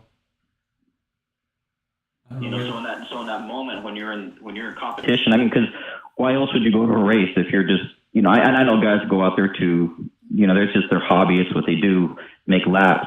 But the guys who win, it's because they want to, and it's like you got to have that drive, that passion, the desire, and be willing to put everything on the line for it, I guess. But then we look at like Noah Gass. Okay, he's 20 years old. He's been on the road for 2 years. And he has what do you have? 2 or 3 top 10s? 3 in his career. So what is that? What is trying to be done there? I mean, what is he doing? What is the goal? Like even get to Tanner Holmes, because that always brings our ratings up. Is he trying to be he's trying to be a professional racer? Okay, well how is this going to work? Is this helping him, these results he's getting? Or is this hurting him? Depends on if he's a pat on the back guy who doesn't really care if he has it, or if he's a really want it guy. But he's in a no-win situation. You're not going to get in a car and go to Eldora and do anything. But you have to take your licks. Yeah, that's true too. You have to get in there and get licked. That's right. That's the one thing. That's the one thing that. Hold on. That's the one thing I'm not liking about Justin right now. What? They could have did it. They could have figured a way to make Eldora work, but he didn't want to go there because he don't think he has a chance. You got to go there and get licked, or he's never going to be good at Eldora. You got to get licked. You got to go in these situations where you don't have a probability chance to win. It's the only way he's going to grow. That's true. I know nothing about what happened tonight. Well, I'm just saying, I've heard, maybe I'm wrong, that he's shying away from these bigger tracks and trying to go to tracks that they think they'll perform on well. I don't know if that's good for development, if you're shying away because your probability to win is low. You got to go into these situations like a Tanner Holmes did, who he knows he's going to get his ass handed to him, but he's got to learn. It's the only way you're going to learn these places. It's by getting licked. Well, why can't you just go to all-star races at Eldora? Because there's only one, and it's the first one in how many years? They don't go there. The only way you're going to learn at Eldora is going against the baddest motherfuckers on the planet. That's the only way you learn. You got to go get licked. I don't know anything about why they went or didn't go. I don't know. I'm just saying, you got to go to these areas that aren't high probability success rates to develop. You have to do it. So I don't know, like you said, there's no hope for Tanner Holmes in tonight's race. Like you said, Eldora in a new car, there's no, you're not going to win, but if you're in it for the long game, you are. Because now you at least got a race under the belt. Yeah. I mean, it's got to learn somewhere. Right. And you're going to learn racing, iRacing, or watching. You got to do. We don't know what they're doing next year. I mean, you can't sell to America until you get in the boat and start going. I'm just saying. Well, if he can bounce back from the adversity, and it's like, when you go run races, and he teach you to race a few weeks ago. He was top qualifier at one of the races, and then, tonight he's running into the sea. That's a pretty big curve. It's a pretty big wave to be riding. If you can bounce back, come back up from it, it's like, can you stay strong and not let it bring you down or let it demoralize your confidence? It's like, this is just a part of the learning curve. Then he's going to have success, I think, but, can you overcome it when it happens? Well, this is where, I haven't been around, like, just for me personally, I don't know his history. Right. I don't know what grades he got in school. I don't know if he played any sports in school. I don't know, is his dad at these races? There's all these things that I would be, will pick apart to determine what I think. It's the whole thing. Maybe he'll be, well, I don't know. I don't know where he's going. I can no way predict him. Actually, he's done pretty good, really. For his lack of experience in getting in that car. He hasn't torn it up. Well, and the amount of pressure is underestimated. Yeah. There's a lot of magnification on that situation, and he's videoing every second of it. Yeah. It ain't like some of these other guys who they suck a night and nobody hears about it because the result goes away. Like you said, somebody runs 6 the other night, no one knows. Well, with Tanner Holmes, everybody knows what he does every night because it's videoed. Yeah. So he wanted the microscope on him. He's got it. Yeah. He's got it. That's a lot of. It's added pressure. Right. That's a lot of linemen coming at you as you're throwing the ball. And he's heading to Sharon, and he's heading to where? Williams Grove? Port Royal. Oh, man. They're doing Tuscarora. We're not doing Lernerville. We're doing Tuscarora. Yeah. Because now the outlaw teams have to make that choice too. Yeah. So Did we answer all the questions? I don't know. Did we? Yeah. Well, I have one more question, if you don't mind. Oh, What was the most profound thing? Jordan's gone. Everyone's got. How many viewers we got? 69. Okay. Another question. One more question. What was the most profound thing Carl Kinzer told you? Oh God. What I picked up from him is he was such a intelligent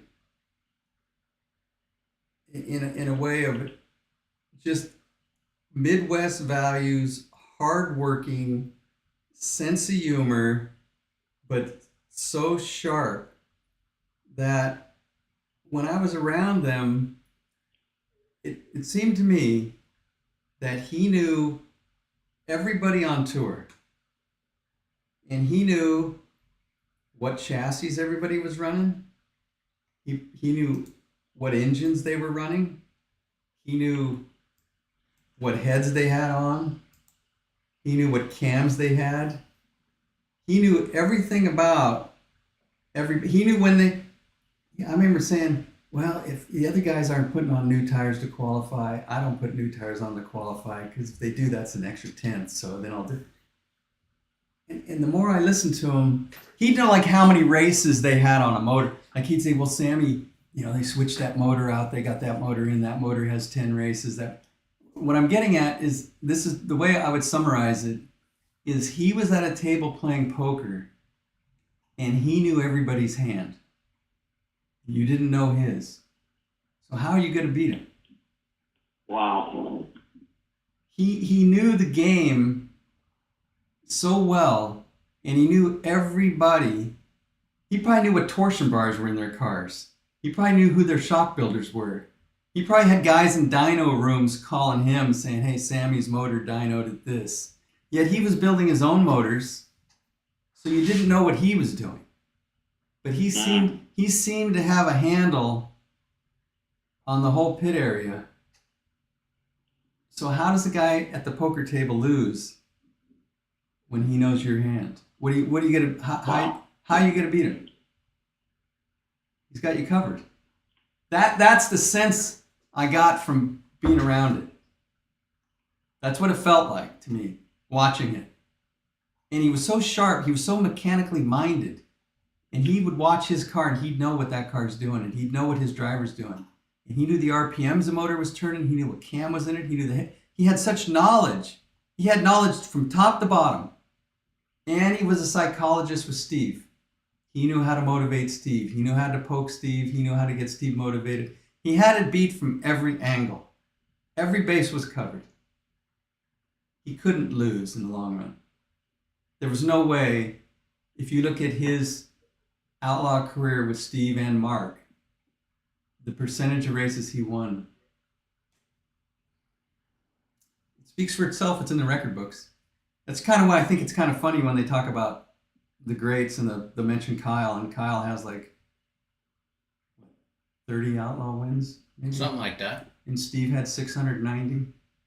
I don't know how many Carl was, and Mark had what, 200? Right. I mean, Carl was probably involved in, I don't know, 700 wins. Who knows how many people he actually helped a little bit. But I mean, it was dirt track genius at the highest level. And it's too bad I didn't have a camera to film that back at the time. But it was something that I'll never forget. And I would be excited. I go, man, they rolled the car out. Couldn't wait to just stand there for hours just to hear what they were talking about. But Carl, just such a great person, just a sense of humor too. It's storytelling. Do you think they had a leg up on Sammy? Yeah. Because Sammy seemed to be all about just him being car chief. I think so. He didn't really did Sammy ever really have a crew chief? Not- It was not- always him and only him. He was kind of like you. Yeah, you wonder. You were the Sammy. If you want, You are the Sammy. You want it all. But you do wonder if Sammy would have drove instead of Steve, or if Wolfgang would have drove instead of Steve. I think the result would have been the same. I think Steve and Sammy and Doug were pretty equal behind the wheel. But Doug and Sammy were kind of the crew chiefs of their stuff, right? Sammy was, Doug wasn't. Doug was with Weichert. Well, true. He had Deuce Terrell, Right. but Doug was knowledgeable. Right. Well, Steve had to be somewhat knowledgeable. Well, he was knowledgeable, yeah, but it wasn't wasn't Sammy. wizardry. I mean, Sammy was doing it all. Yeah. Tires, everything. Well, he called all the He shots. started Goodyear making tires. You heard that story, right? Sammy would try stuff. He'd have coil-over cars. He was inventing stuff. He was on and off the tour. I mean, Is there admiration in the Sammy route of doing it? How he did it? Is there anything that you're like, well, what Sammy did on his own was kind of a little bit more admirable than the Carl Kinzer, Steve Kinzer way of doing it's it? two different things. I mean, history will show. Obviously, in the stat column, it's not comparable in the stat column. But Sammy had his moments. But And he did it his way, his own. yeah, but I think sometimes to his own detriment. Right, that's what. Yeah. That's Because what he I'm would saying. try things, and Steve and Carl were just on the rails, man. It was for those of us, or those who never saw it in its full force, they missed something. If you didn't see Steve Kinzer in his prime, you missed the show. I mean, it was something. No comparison to what Kyle's doing.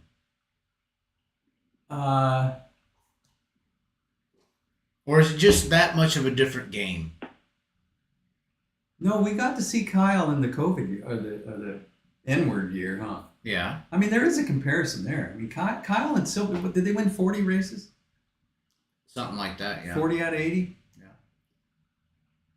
Yeah, I'd say there's comparisons there. I mean that, But Kyle's greatness too. the only thing I would say on that is like, and Kyle agreed when I said this, is the difference between what Kyle did one year and what Steve did for prolonged periods of time is it's sometimes easy to be the hot rabbit one year. Yeah. It's hard to be the hot rabbit and everyone else sees what you're doing and keeps keeping up. And you staying ahead is hard for that long that Steve did it. But still, I have trouble believing that if Kyle and Silva were together, they would get worse. I'm not saying they'd get worse. That's not what I'm saying. Well, you're saying other that people catch up. I don't think they would. I think you're wrong. Seeing it every year. No, I think Kyle's better. Well, you are from California, you're right. I think Kyle's the best. Okay. You think someone would start to beat you? You think Gravel? You think Schuhart? You think Sweet? Who would beat him? Name who you have beaten him? You think Silva and Larson, if they said we're going to run the Outlaws for the next 10 years, you don't think they would dominate like Steve did? They would be close. But for every Steve, there's still a Sammy and a Wolfgang. Yeah. But I don't think I don't know. I think those three drivers, I don't know. Brad Sweet's pretty good. Sweet's pretty good. Are you saying Sweet's better than Wolfgang? I mean, Schuhart's pretty good. yeah. We'll never know. Phil Dietz, in my opinion, Phil Dietz is above Silva. But you're crossing. You're trying to. Phil Dietz is above Silva, in my opinion. In my opinion. Yeah, but you're trying to compare things that happened 40 years apart. Well, that's what I said. Is it just that different? I was trying to let that be the out. Is it incomparable? We don't have a King style driver like, well, not a King style, but a King challenging style driver like a Sammy. There's no one out here that is a car chief driver that is performing at that level.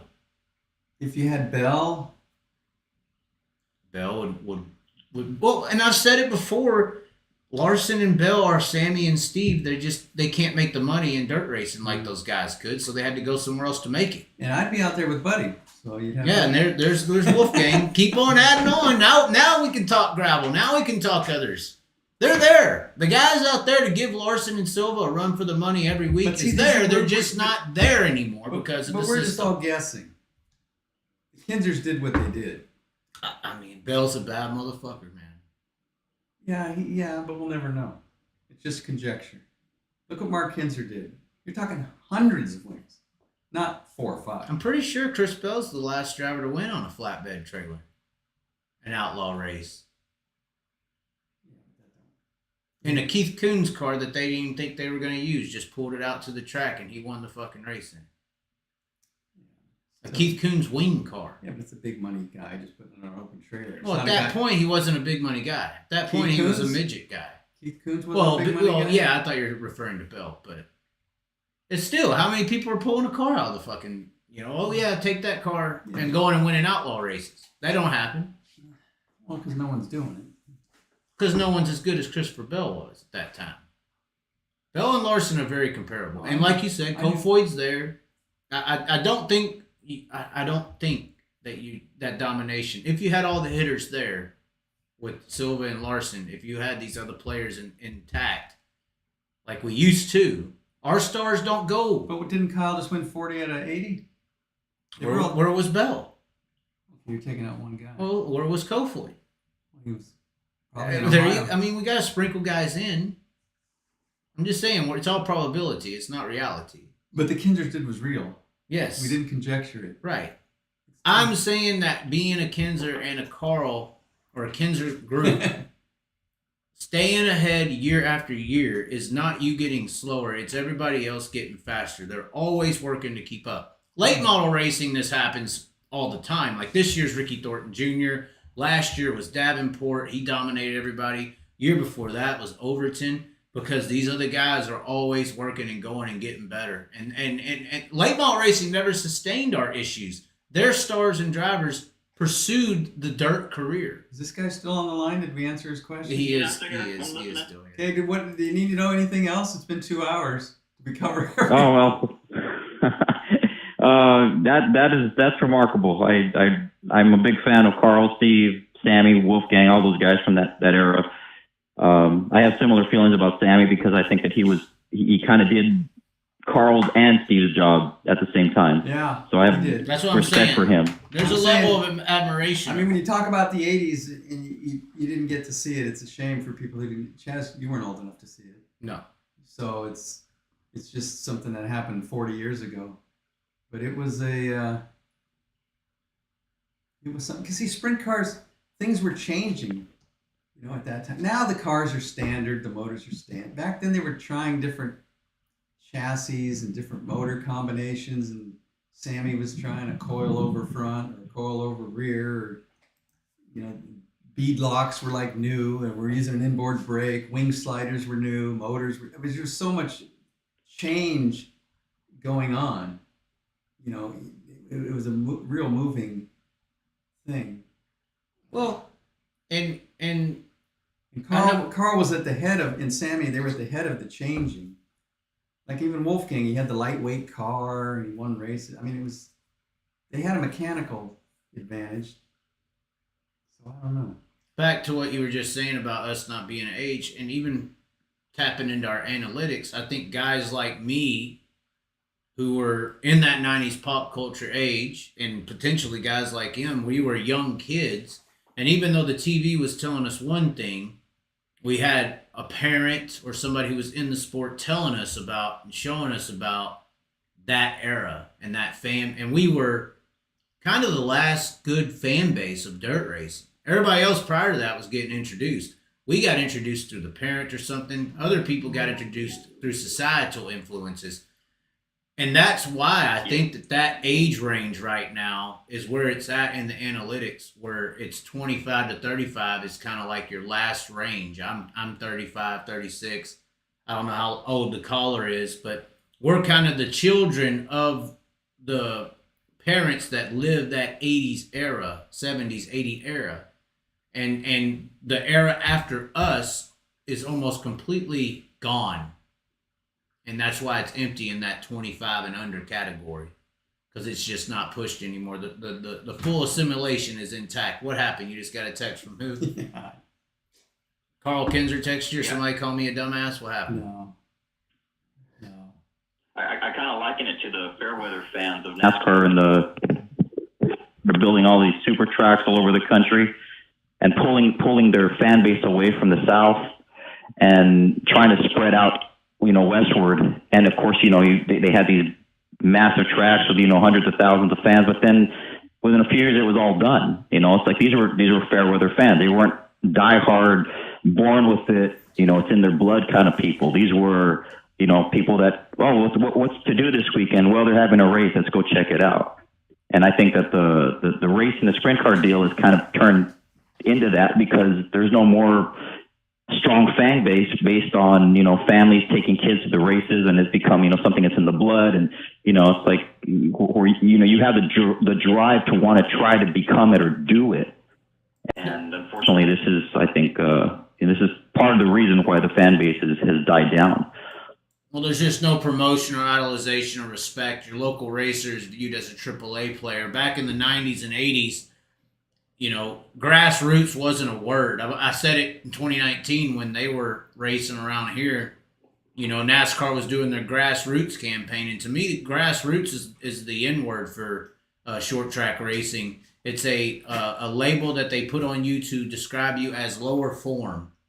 And 90s and 80s racers, local newspapers were, in Texas at least, labeled it as professional auto racing. So it was just what people looked at on the track in the 80s and 90s versus what they look at it as today. They used to look at it as professional badasses, top line. Now they look at it as a bunch of fallout, people who couldn't make it, dropouts from the high schools or colleges of racing that never existed and don't exist. It's a form of manipulation, but what's going on? We got other questions coming in? Have we ignored? Well, we're making sure Jordan is still waiting. Yeah. Who texted you? You got a text and your whole demeanor changed. What happened? No, I'll let you The guys. guy told me Anyway, shit I about me appreciate the still. conversation. Thanks for sharing the experience from what I call the good old days, I guess. And Well, yeah, well, they were the old days. I don't know how good they were. Yeah, there you go. Well, I think they're better than they are now. Not for me. I was But- losing. I didn't like it. All right. Well, thanks for calling. Thanks for Joe calling. Joe can keep telling us how bad life is today here in a minute. All right, guys. Have a good one. Thank you. Thanks. All right. I think this is. We're done? No, we have to call this guy back. Which guy? Jordan. I think this is Jordan. He called? He's called 9 times. Is he still awake? I think so. To talk to us? I think so. If it doesn't go through, we're going to end it. This was Jordan's one opportunity. Hello? Is this Jordan? No, this is Tyler George. Oh, Tyler George. Who is Tyler George? What's up? How you doing, Chaz? How's it going? Waiting for that guy to get off the phone. Yeah. Welcome to the party. It's only 2 hours. Yeah. We are 5.5 hours into this live. This guy sounds like he's from the South. I've watched about 90% of it. Was it entertaining? Yeah, I enjoy watching you guys. Okay. So what do you want to talk about tonight? It was today, but it's tonight now. Oh, I don't know. I relate a lot to what Joey was talking about, how I race crate sprints over here in Marysville, and there's a lot of nepotism and people cheating and all kinds of stuff like that going on. You're right here in California. Do I know who you are? I race the crate sprints in Marysville. Yeah. Number 15. Okay. Do you know who I am? Yeah, I've seen the 121 car out there a few times. How did it do? I don't think I've watched it out in Marysville, but I've watched you guys on like Cali dirt videos and stuff with. Yeah, I think my car. I think it's ran Marysville. Just one or two times. 2014. Yeah, Marysville. I went there this year once. The only time I ever been there. That's where I hot lapped the sprint car. Marysville. Oh, really? Was the crates out there that day? Yeah. Yeah, I actually hot lapped the car and did pretty damn good, and then the other guy who races it went out there and backed it in the fence. So you were listening. Okay, yeah, I think I remember that day. Do we know what we're talking about? What's that? Does it sound like we know what we're talking about? Yeah, the Marysville, yeah. Yeah, we do know or we don't know. I guess we need to ask this guy, does he buy his sprint car parts from Wrayvon.com? I've never heard of it. Yeah, that's what I watched the video the other day, and he said, and Joey said, I watched the whole. If anybody watches the whole video, he'll give us $100 off a $500 order. You actually watched that whole video? Oh yeah, I watch the Chaz all the time because I didn't know how they were hiding their traction control and their chassis tubes and all kinds of stuff. So you say listening to us is educational? Oh God! Oh yeah, I try to learn anything I can about the stuff going on out there at the tracks. Yeah, I don't know what you learned from this, but I'll try to answer any question. Well, so for instance, like when the Chaz was talking about Kyle Larson and his wristwatch the other day, Yeah. they had the High Limits show on Flow the other day with Kyle Larson and Brad Sweet. Yeah. And he was and Kyle was talking about how he leaves his phone in the trailer and everything, and how it can't be connected. But then he, in the same sentence, was like, "Oh, but you can go on this app and watch my heartbeat throughout the race. That means it's connected to something." Right? Thank you. So you're saying he convicted himself? Yeah. How can I go and look and see what his watch is doing if he can't be communicating? That's proof that the watch is communicating with something. Well, the rules don't even say that. The rules say you can't have a smartwatch whether it's turned on or not. So I don't know. That's a smartwatch. Yeah, it's sold as a smartwatch Yeah, from Garmin. It doesn't matter if it's broken. I was hoping to see you guys out in Placerville the other day. 'Cause I usually go over to Chico and watch the Gold Cup race, and I've been over there a few years in a row, and they didn't have the races over here because of the fires and everything. So I said, I'm going to go over there to Placerville, and I was hoping to run into you guys. Well, Joe don't ever leave the shop. I do once in a while. I sneak out. But he's got a gas guzzler out here, 8 miles to the gallon. Yeah. Right. So he's scared of Placerville. I didn't go to Placerville. We did a live here. I think that's what we did, right? Yeah, last Saturday. Right. It's a I little told bit my of a old lady, I ways. said, oh, that's why they weren't at Placerville. They were sitting there watching it. Right. Supporting streaming, right? Yeah, you guys were streaming that day. Yeah. Okay. But yeah, like, these guys, they do all kinds of stuff like that. The owner of the track races in our division, and it's a woman, and she almost won the championship this year because a guy that I race with got magically disqualified after they had teched his car for the valve springs and for the carburetor. They check our boosters and our carburetor, and then check our valve spring seat pressure. And because they're crate engines, they have to be 80 pounds and all this. Well, So you're implying that even at Marysville in the crate division, there's things that go on that don't seem quite right? I think in the lower divisions it's even worse because there's no the lesser the eyes are on it, the more that is being done. Yeah. Yeah, and then they know they all know each other. It's like you were saying earlier, they're in and we're out. They're in and we're out. It's a big club and you're not in it. It's true. Right. It's true. But they know who I am when I show up because I always have to run up from the back because I either get a horrible pill draw somehow, and that woman's always getting a great pill draw, and it's like, man, what the hell's going on? So Do you think that on some of these pills or whatever they use to draw, some drivers know that there's some markings or some Weighted? my theory is they once everybody goes through and pulls a pill, they just know who they want in front, so they just say, oh well, this person got the lower number. Yeah. I think that's what they were doing with her because she's always starting out in front magically. Of course. Oh yeah. Local regional politics are real bad. Yeah, and it's crazy because they know who I am though because I'm always coming from the back. Like the last couple races, I started in the back and was up in fourth and third.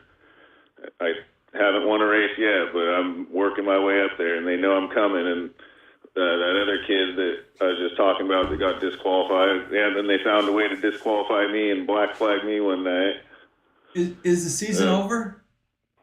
The points championship is over, and there's a race on the 30th coming up, and then next month there's the Halloween race. But What's your name? my name's Tyler George. Okay, we'll keep tabs on you. Yeah. Right on. Okay. We got some rims you need to buy. I know. You guys, What kind of chassis do you have?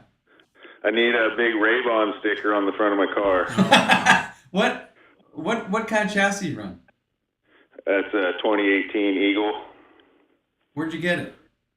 I bought it from what was that kid's name? His last name was Powell over in Chico. Oh, Steel Pal. Not. Yeah, Steel Pal. I don't think his name was Steel. It was. That's the driver, the kid. Maybe he bought it off the father. Maybe. Okay. It was a Chico car. It was raced as a 360 car over in Chico. Yeah. He won a race at Marysville, didn't he, in that car? Yeah, that car raced at Marysville once. Brandon Powell. Must be the father. Okay. Brandon Powell was the guy's name I bought it from. Oh, okay. West Coast politics, man. It's a big island. Yeah. I had a pretty decent year until they said I jumped the start when I didn't, and I have video evidence because they record it on NorCal Speed, and you can go and watch the video right now. I didn't jump the start. I just got an awesome start, and I passed two cars going into turn one, and got up into third from sixth. You know, then the caution happened, and so I went back to where I was on the restart, and we're idling around, and my battery died in my earphones on my receiver. So all of a sudden they're pointing the flag at me, the black flag, and I'm going, well, what's going on? And they said I jumped the start, and then they said that I wasn't getting back where I was supposed to be, but they didn't have anybody signaling me, and they didn't have anybody anybody come out to say, hey, scoot back a couple spots. So it was just a bunch of bull. Yeah, that's how it works on the local region. Is there any other questions, things you want to say? This Jordan guy's begging to get in. He won't stop. Right on. Well, I just wanted to say what's up, and yeah, I was looking for you guys out there at Placerville. I wanted to hang out and bullshit with you, but Hey, thanks for watching. I got two tonight, so. All right. No problem, man. Thanks. Good luck over there, and We're gonna keep track of you. Yeah, 500. What is it? $100 off on a $500 order? Yeah. Is that it? Yeah. Yeah. Right He actually on, listened to guys. the whole Have a good video. night. Yeah. My God. Alrighty. He's calling me out. Thanks. Well, thanks for calling in. Right on, you guys. Have a good night. You too. I actually listened to the whole video, Chaz. Which one was that? That was the drive all the way down there. Remember at the end? Oh of the video? God, that's right. That guy That wasted. guy's dedicated. That guy wasted 3 hours. He didn't waste 3 hours. Very educational video. Oh, this guy's telling me he's tuning out. Man, thanks for calling me. Unfortunately, I can't come to the phone. Look, we Please got leave Jordan's a message and I'll machine. get back to you as soon as possible. For business inquiries, please leave a detailed message with your detailed contact message, info my for me to ass. reach you. Thank you. After leaving a message, you can hang up or press pound for more options. Jeez, Jordan. Jeez. Are we done? Chaz, how many people we got? This is gonna be real quick. Jordan's cried and cried. Yeah. You finally made it. Yeah, I mean, it's fine. I mean, about damn time, right? I mean, look at Joe. He looks great there in that red chair, by the way. He looks very comfortable. He does. He's been leaned back, relaxed. 5 hours and 40 minutes in. It's like he never been here for 10. To be honest, I really think you need to bring Joe back home with you. I mean, he's the star of your show now. I tried to tell him. He don't want to believe it. I mean, he's replaced Spike Fast Racing as the #1 guest. He has. Spike Fast. Yes. So That's that guy you said to pick up. Well, never mind. Go ahead. Oh, no, I was going to say, I've been wanting to chat with you for a bit because I've been doing quite a bit of media work the past 5-6 months. And I told Joe about you. He got your emails. Yeah, but what I was going to say is, the funny thing about your video with the Kyle Larson watch thing, I talked with 2 outlaw drivers about this afterwards, and I'm not going to say any details, but there was an owner of an outlaw team that saw that video and talked to an official with the Outlaws. And I think what's interesting about this is that everybody watches what you do. Even if they want to hate on you, they want to say whatever they want, people pay attention. And I find it interesting that Kyle Larson brought it up in that podcast because obviously somebody reached out to him. I mean, let's be real. I mean, the one outlaw driver that I know mentioned to me that you can't have anything, wristwatches, jewelry. You're not allowed to wear anything. Right. It's a safety concern. It has nothing to do with texting or anything. You're not allowed to wear anything around them. So I find it kind of interesting how you make a video on it. I reach out to a couple of drivers, say, hey, what's going on here? And then you have an owner who wasn't at the track, who watched it on Dirt Vision, who I guess on Monday reached out to an official with World Racing Group about it. Interesting how that works. What region is the owner from? He's not gonna. Don't have to. I'm not going to tell you what region. I'm not going to give that away. It But ain't West, he's an is it outlaw. West Coast or no? No, not a West Coast. No. Okay. Yeah, but He wasn't I'm at the just track. saying, that weekend we had illegal chassis, we had illegal wings, we had the format doctored, and we had a guy wearing a watch. That's just 1 week in California. Right. I'm here all year. But- What do you think I see? You see everything That's right. all day long. I've seen it, and nobody. It's never going to change. So did a few of these outlaw drivers and teams that you did reach out to almost halfway defend it? Who cares kind of reaction? So all I'm going to say is there was 2 drivers that I know that I texted. One of them, I would say, was very on the fence. And then the other one just stated that for safety concerns, you're not allowed to wear watches, jewelry, anything. That was basically it. Well, and somebody said Corey Day had something on too. Did he? For what race? The same the thing. 91 Gold Cup? The same race that same night or something, but regardless. But what I'm saying is in the Outlaw rulebook, it says you can't wear a smartwatch, but it doesn't say what the penalty is for wearing. True. Which is odd. I think the bigger concern is if you're not like smartwatches, anything like that at all, if it's in the rule book and you're not following it, then it kind of makes it mute. But they didn't say what the penalty is. Maybe they say you can't wear a smartwatch, and if you do, there's no penalty. Well, wouldn't they say to Kyle, like, hey, we don't want to see it next race, or whoever's doing it? The penalty would just be you're not allowed to wear it for the next race. Well, and how Brad and them like talked in that talk show, it sounds like they're gonna let it happen still. It sounds like they're just gonna go along with him being able to wear it. Well, my personal theory about all of this, and particularly with the Outlaws, is that with how high limit is going, and you mentioned this before, Chaz, in the summer, and from what I heard, prior to the Knoxville Nationals, or the week of the Knoxville Nationals, Brad Sweet and Tony Stewart met. And that's when everybody was talking about how All-Stars, high limit, are they going to merge? What's going to come from it? And I think you have to look at it from the Outlaw side of you. I mean, what happens with the high limit series? Are they going to go roll out more West Coast, or roll out West Coast races next year? I heard Gold Cup's 100% high limit next year. Very reliable source. Right.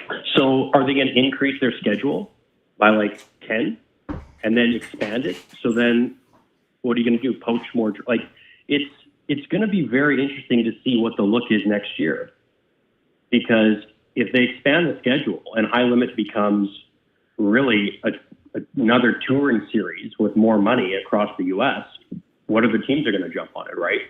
Specifically, if there's more races on the West Coast. You don't have to lose too many to destroy the Outlaws. Who do you really have to lose to destroy the Outlaws? I've heard 49 and KKR is out for sure. They're not back. Well, that's your 5-time champion, right? It's 5. I mean, if you lose Sheldon and you lose if you lose Gravel, I think the 41's in for sure. Todd Quiring's known to make any decision he wants. But I hear he has a vested interest in Dirt Vision, so I don't know. This is really a streaming war at the end of the day. I mean, you lose a few of these, and we don't even know if TSR 15's around anymore. That's in the air. I couldn't really get a straight answer at Eldora when I interviewed Shots about it. So it's like you lose Shots off of everything. You lose Sweet. You potentially lose Sheldon. Gio's team, 18. It's their first year, right? This is Rookie of the Year. You think Roth wants to come back after how the Outlaws slapped their team around this year? I mean, who you going to have an Outlaw tour with? Macedo? Let's just say you have Macedo, Gravel, and Schuhart. That's your Outlaws now? CJB. And your competitor is Larson, Abreu. I mean, go to Sweet, go down the list. I mean, Gio, Corey Day. You think Corey Day is going to hop onto the Outlaw trail or hop onto the California West Coast boys train? Didn't you find it interesting how I actually thought that Sheldon was going to ditch the Outlaw Tour this year? I was surprised he didn't. Yeah. Because the rumors last year were that he was completely unhappy with how everything went, especially in New York. Well, you remember that. Well, you know Stenhouse Marshall, once again, the NASCAR clique, they're going to support high limit, you would think.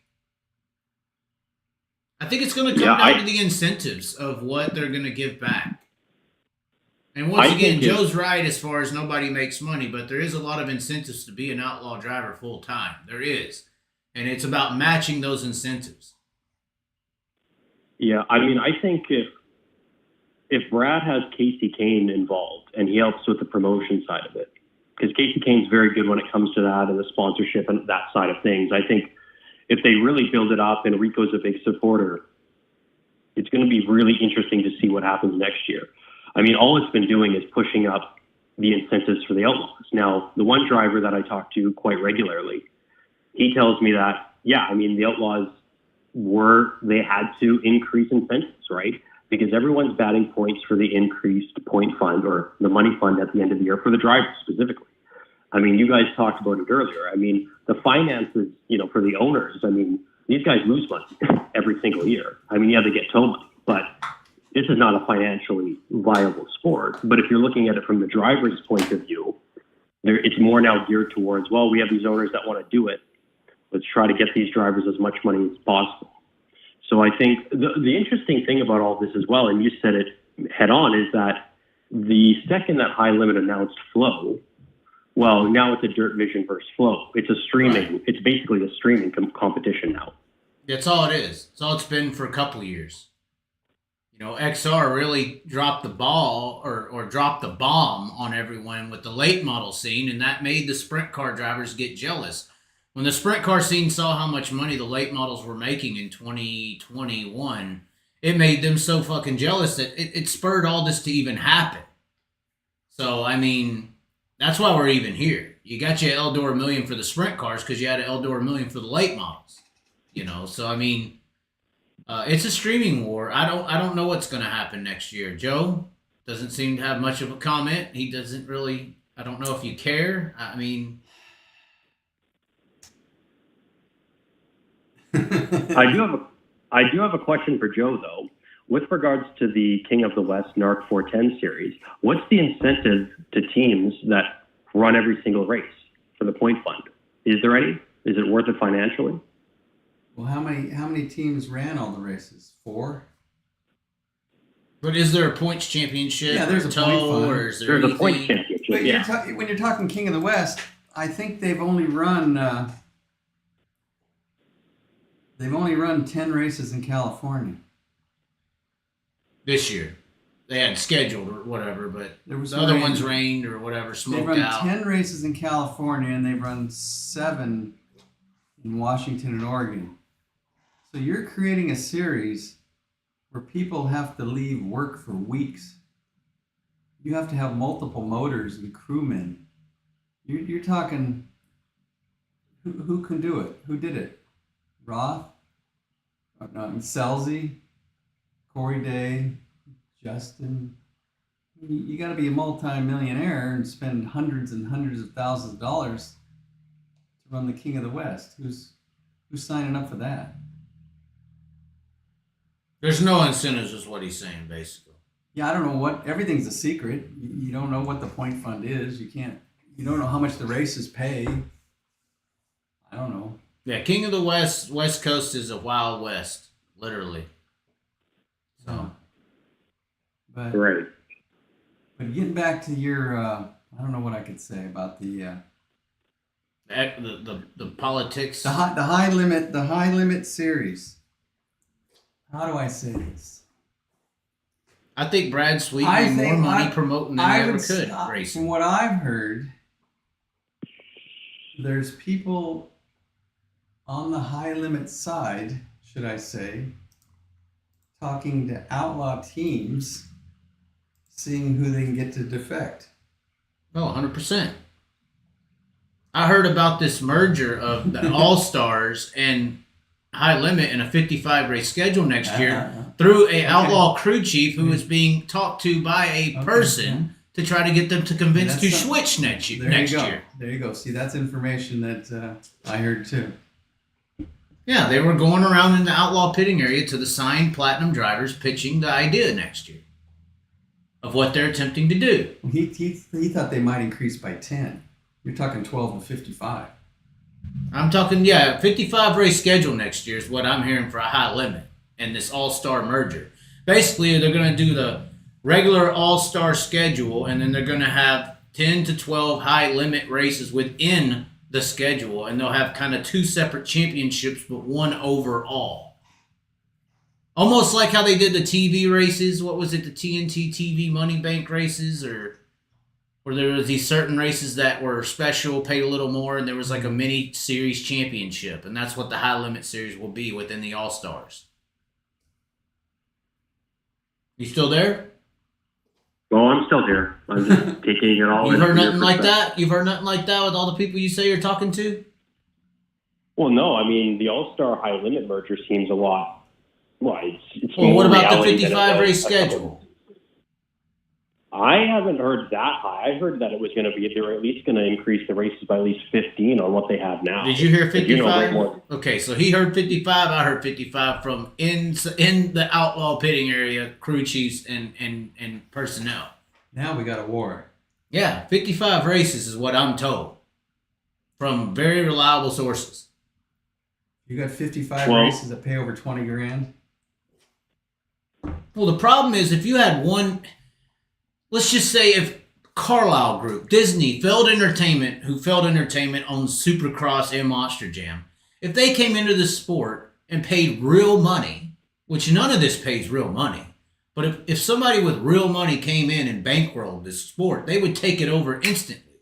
So maybe they are trying to do that with 50. I don't think 55 20K races is what they're going to get. But the sport deserves more than that. I don't even know if either one of these guys are coming at it the right way. But they definitely have their alliances. I mean, and that's what I was saying at Knoxville last year. I was trying to tell the Outlaws to play fucking nice, man. Because if you piss off Kyle Larson and he goes and tells that to Penske's and Hendricks and people with real money, you're fucked, buddy.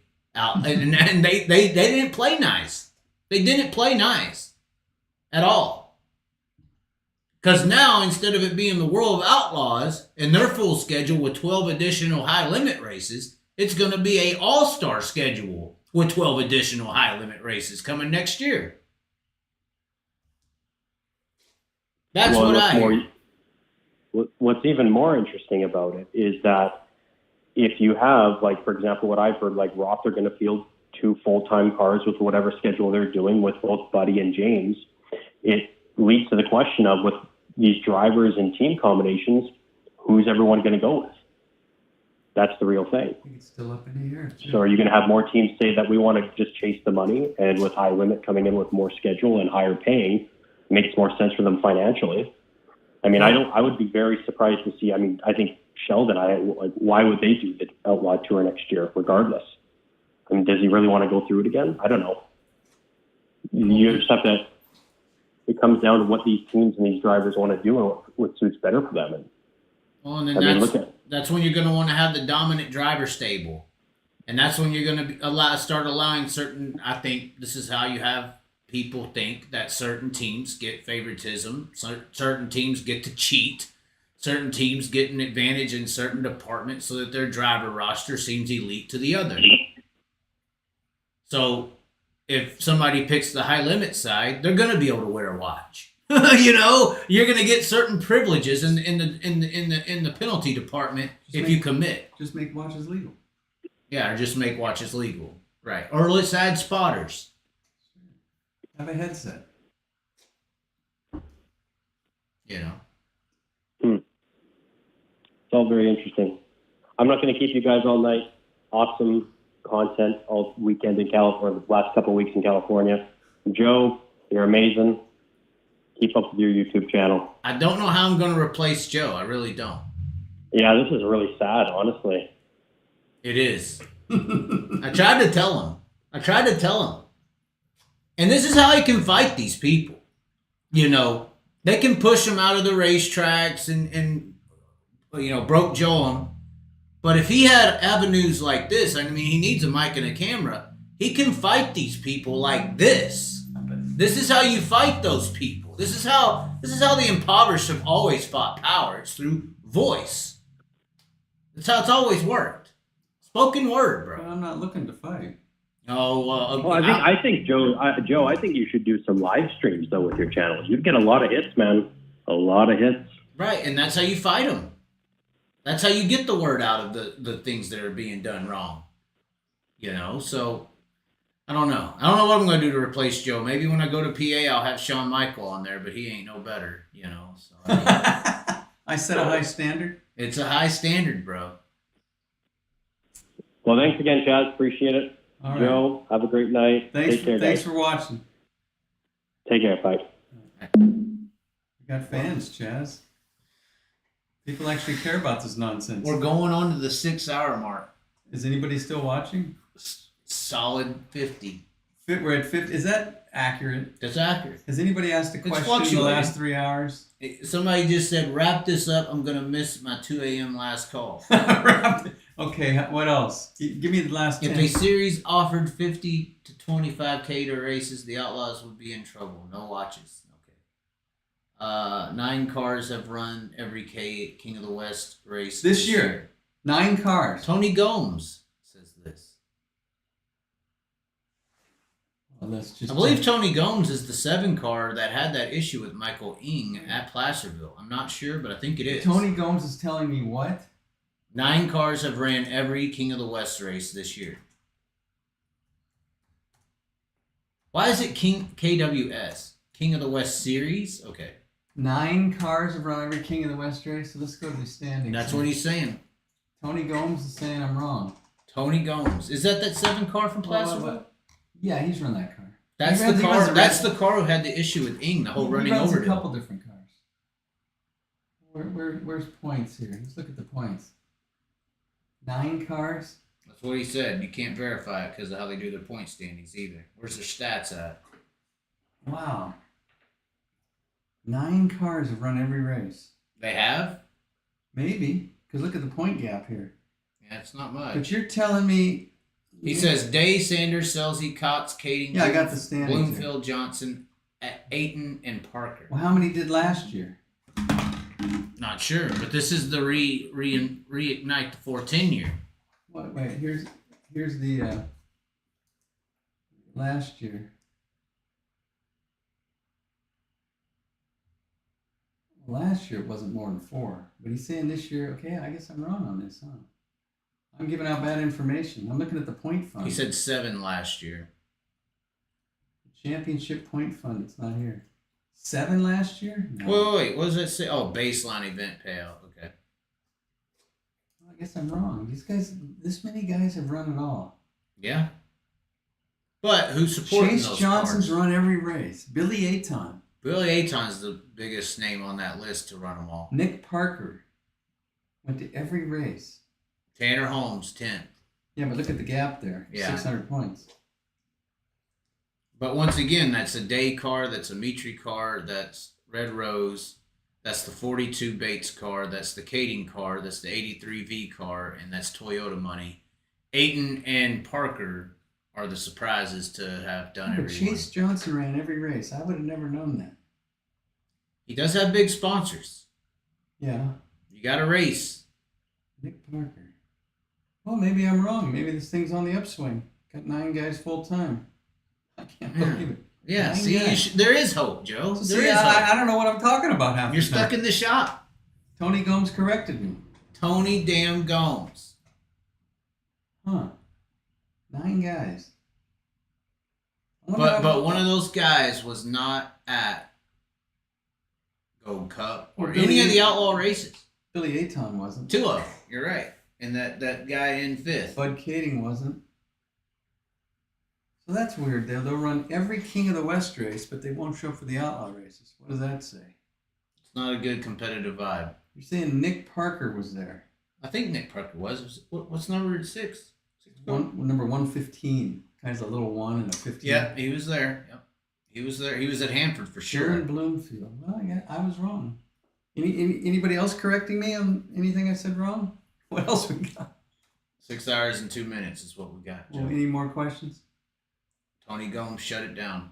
That's what he said? No. That's just he said with his stats here to. Yeah, I was wrong. All the things he said for the last 6 hours, he's been wrong about. Well, I got called out. I didn't know what Leave I it was up to Tony Gomes. Yeah, I should have said I don't know. Is Tony Gomes going into 121 car? How come Would you put him in it? No, I'm not looking for anybody. Oh, come on. How come? I don't know what to say. Any more questions? What do we got? Someone said thank you, Tony Gomes, For straightening me out? for straightening you out. So everything is suspect. Everything you said now is up for question. That's right, because I was wrong on one thing. Is that how the internet works? That is how it works. Yes, that is Since right. I said one thing I was pretty far off. Yeah, It wasn't like I was 1 car off. right. 7. Because you said, what did you say? I think 3 I or said 4? 4. I think you I said said 4. 4, I think. So you're 5 off. 45%. That was way off. 45% right. Any more questions, Chaz? Are we done? I think we should be done. Tony Gomes says, I was just curious while listening, so I figured I'd look it up. So he went and looked it up. He's like, whoa, really? Only 4? So he didn't know. I think last year it was 4. That's amazing to me that many guys traveled the whole. But I think these guys, like, well, I don't know. Nick Parker. I don't know who Nick Parker really is. Dylan Bloomfield ran them all. Isn't that something?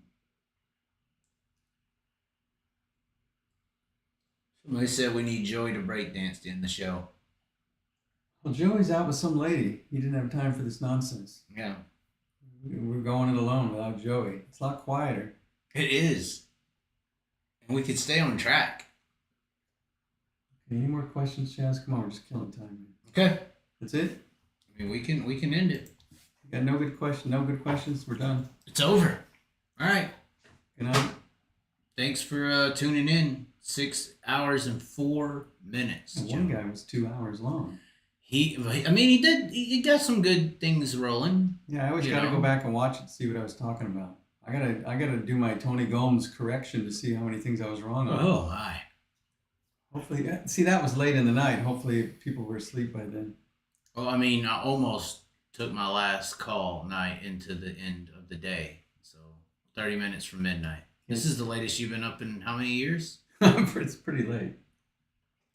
But anyways, I guess thanks for tuning in. I'm sure people will hate me now because I associate with you, just like everyone hates you. If you associate with Joe, they'll hate you. We just need more cars to shop at Wrayvon. You got the cheapest wheels in town. Brand new Kaisers. Brand new in-stock item. What's some other in-stock items you got? We got racers watching. Great guys, Tony Gomes. I got radius rods, Hans, and they're all cheaper than Katie's? Arms. Are they cheaper than Well, you have to go else? online and look. Wrayvon.com? I don't know what the other guys charge. You just know what you charge. Yeah, the other prices are secret. No one tells me, so I'm just guessing. Undercover. Got triple X cars out there. Hey, you got like 8 of them? 8 triple X's? Brand new? I got 6, I think. 23s? 5 of them are 23s. Okay. The other one's that secret. One's my secret my car in a corner just in case I get an itch. If you need to go. I just have a car just in case. Just in case. Case of what? I don't know. All right, guys. Signing off. We are signing off 6 hours and 6 minutes and 14 seconds into this one. Is this the record? Longest you've been on? I think so for lives. 6 hours is long. Well, you got to go back east and top this, Chaz. You're leaving California. I don't know who can help me match that. Okay. That's going to be hard. All right. All right. Good night. See y'all later. Thanks for tuning in.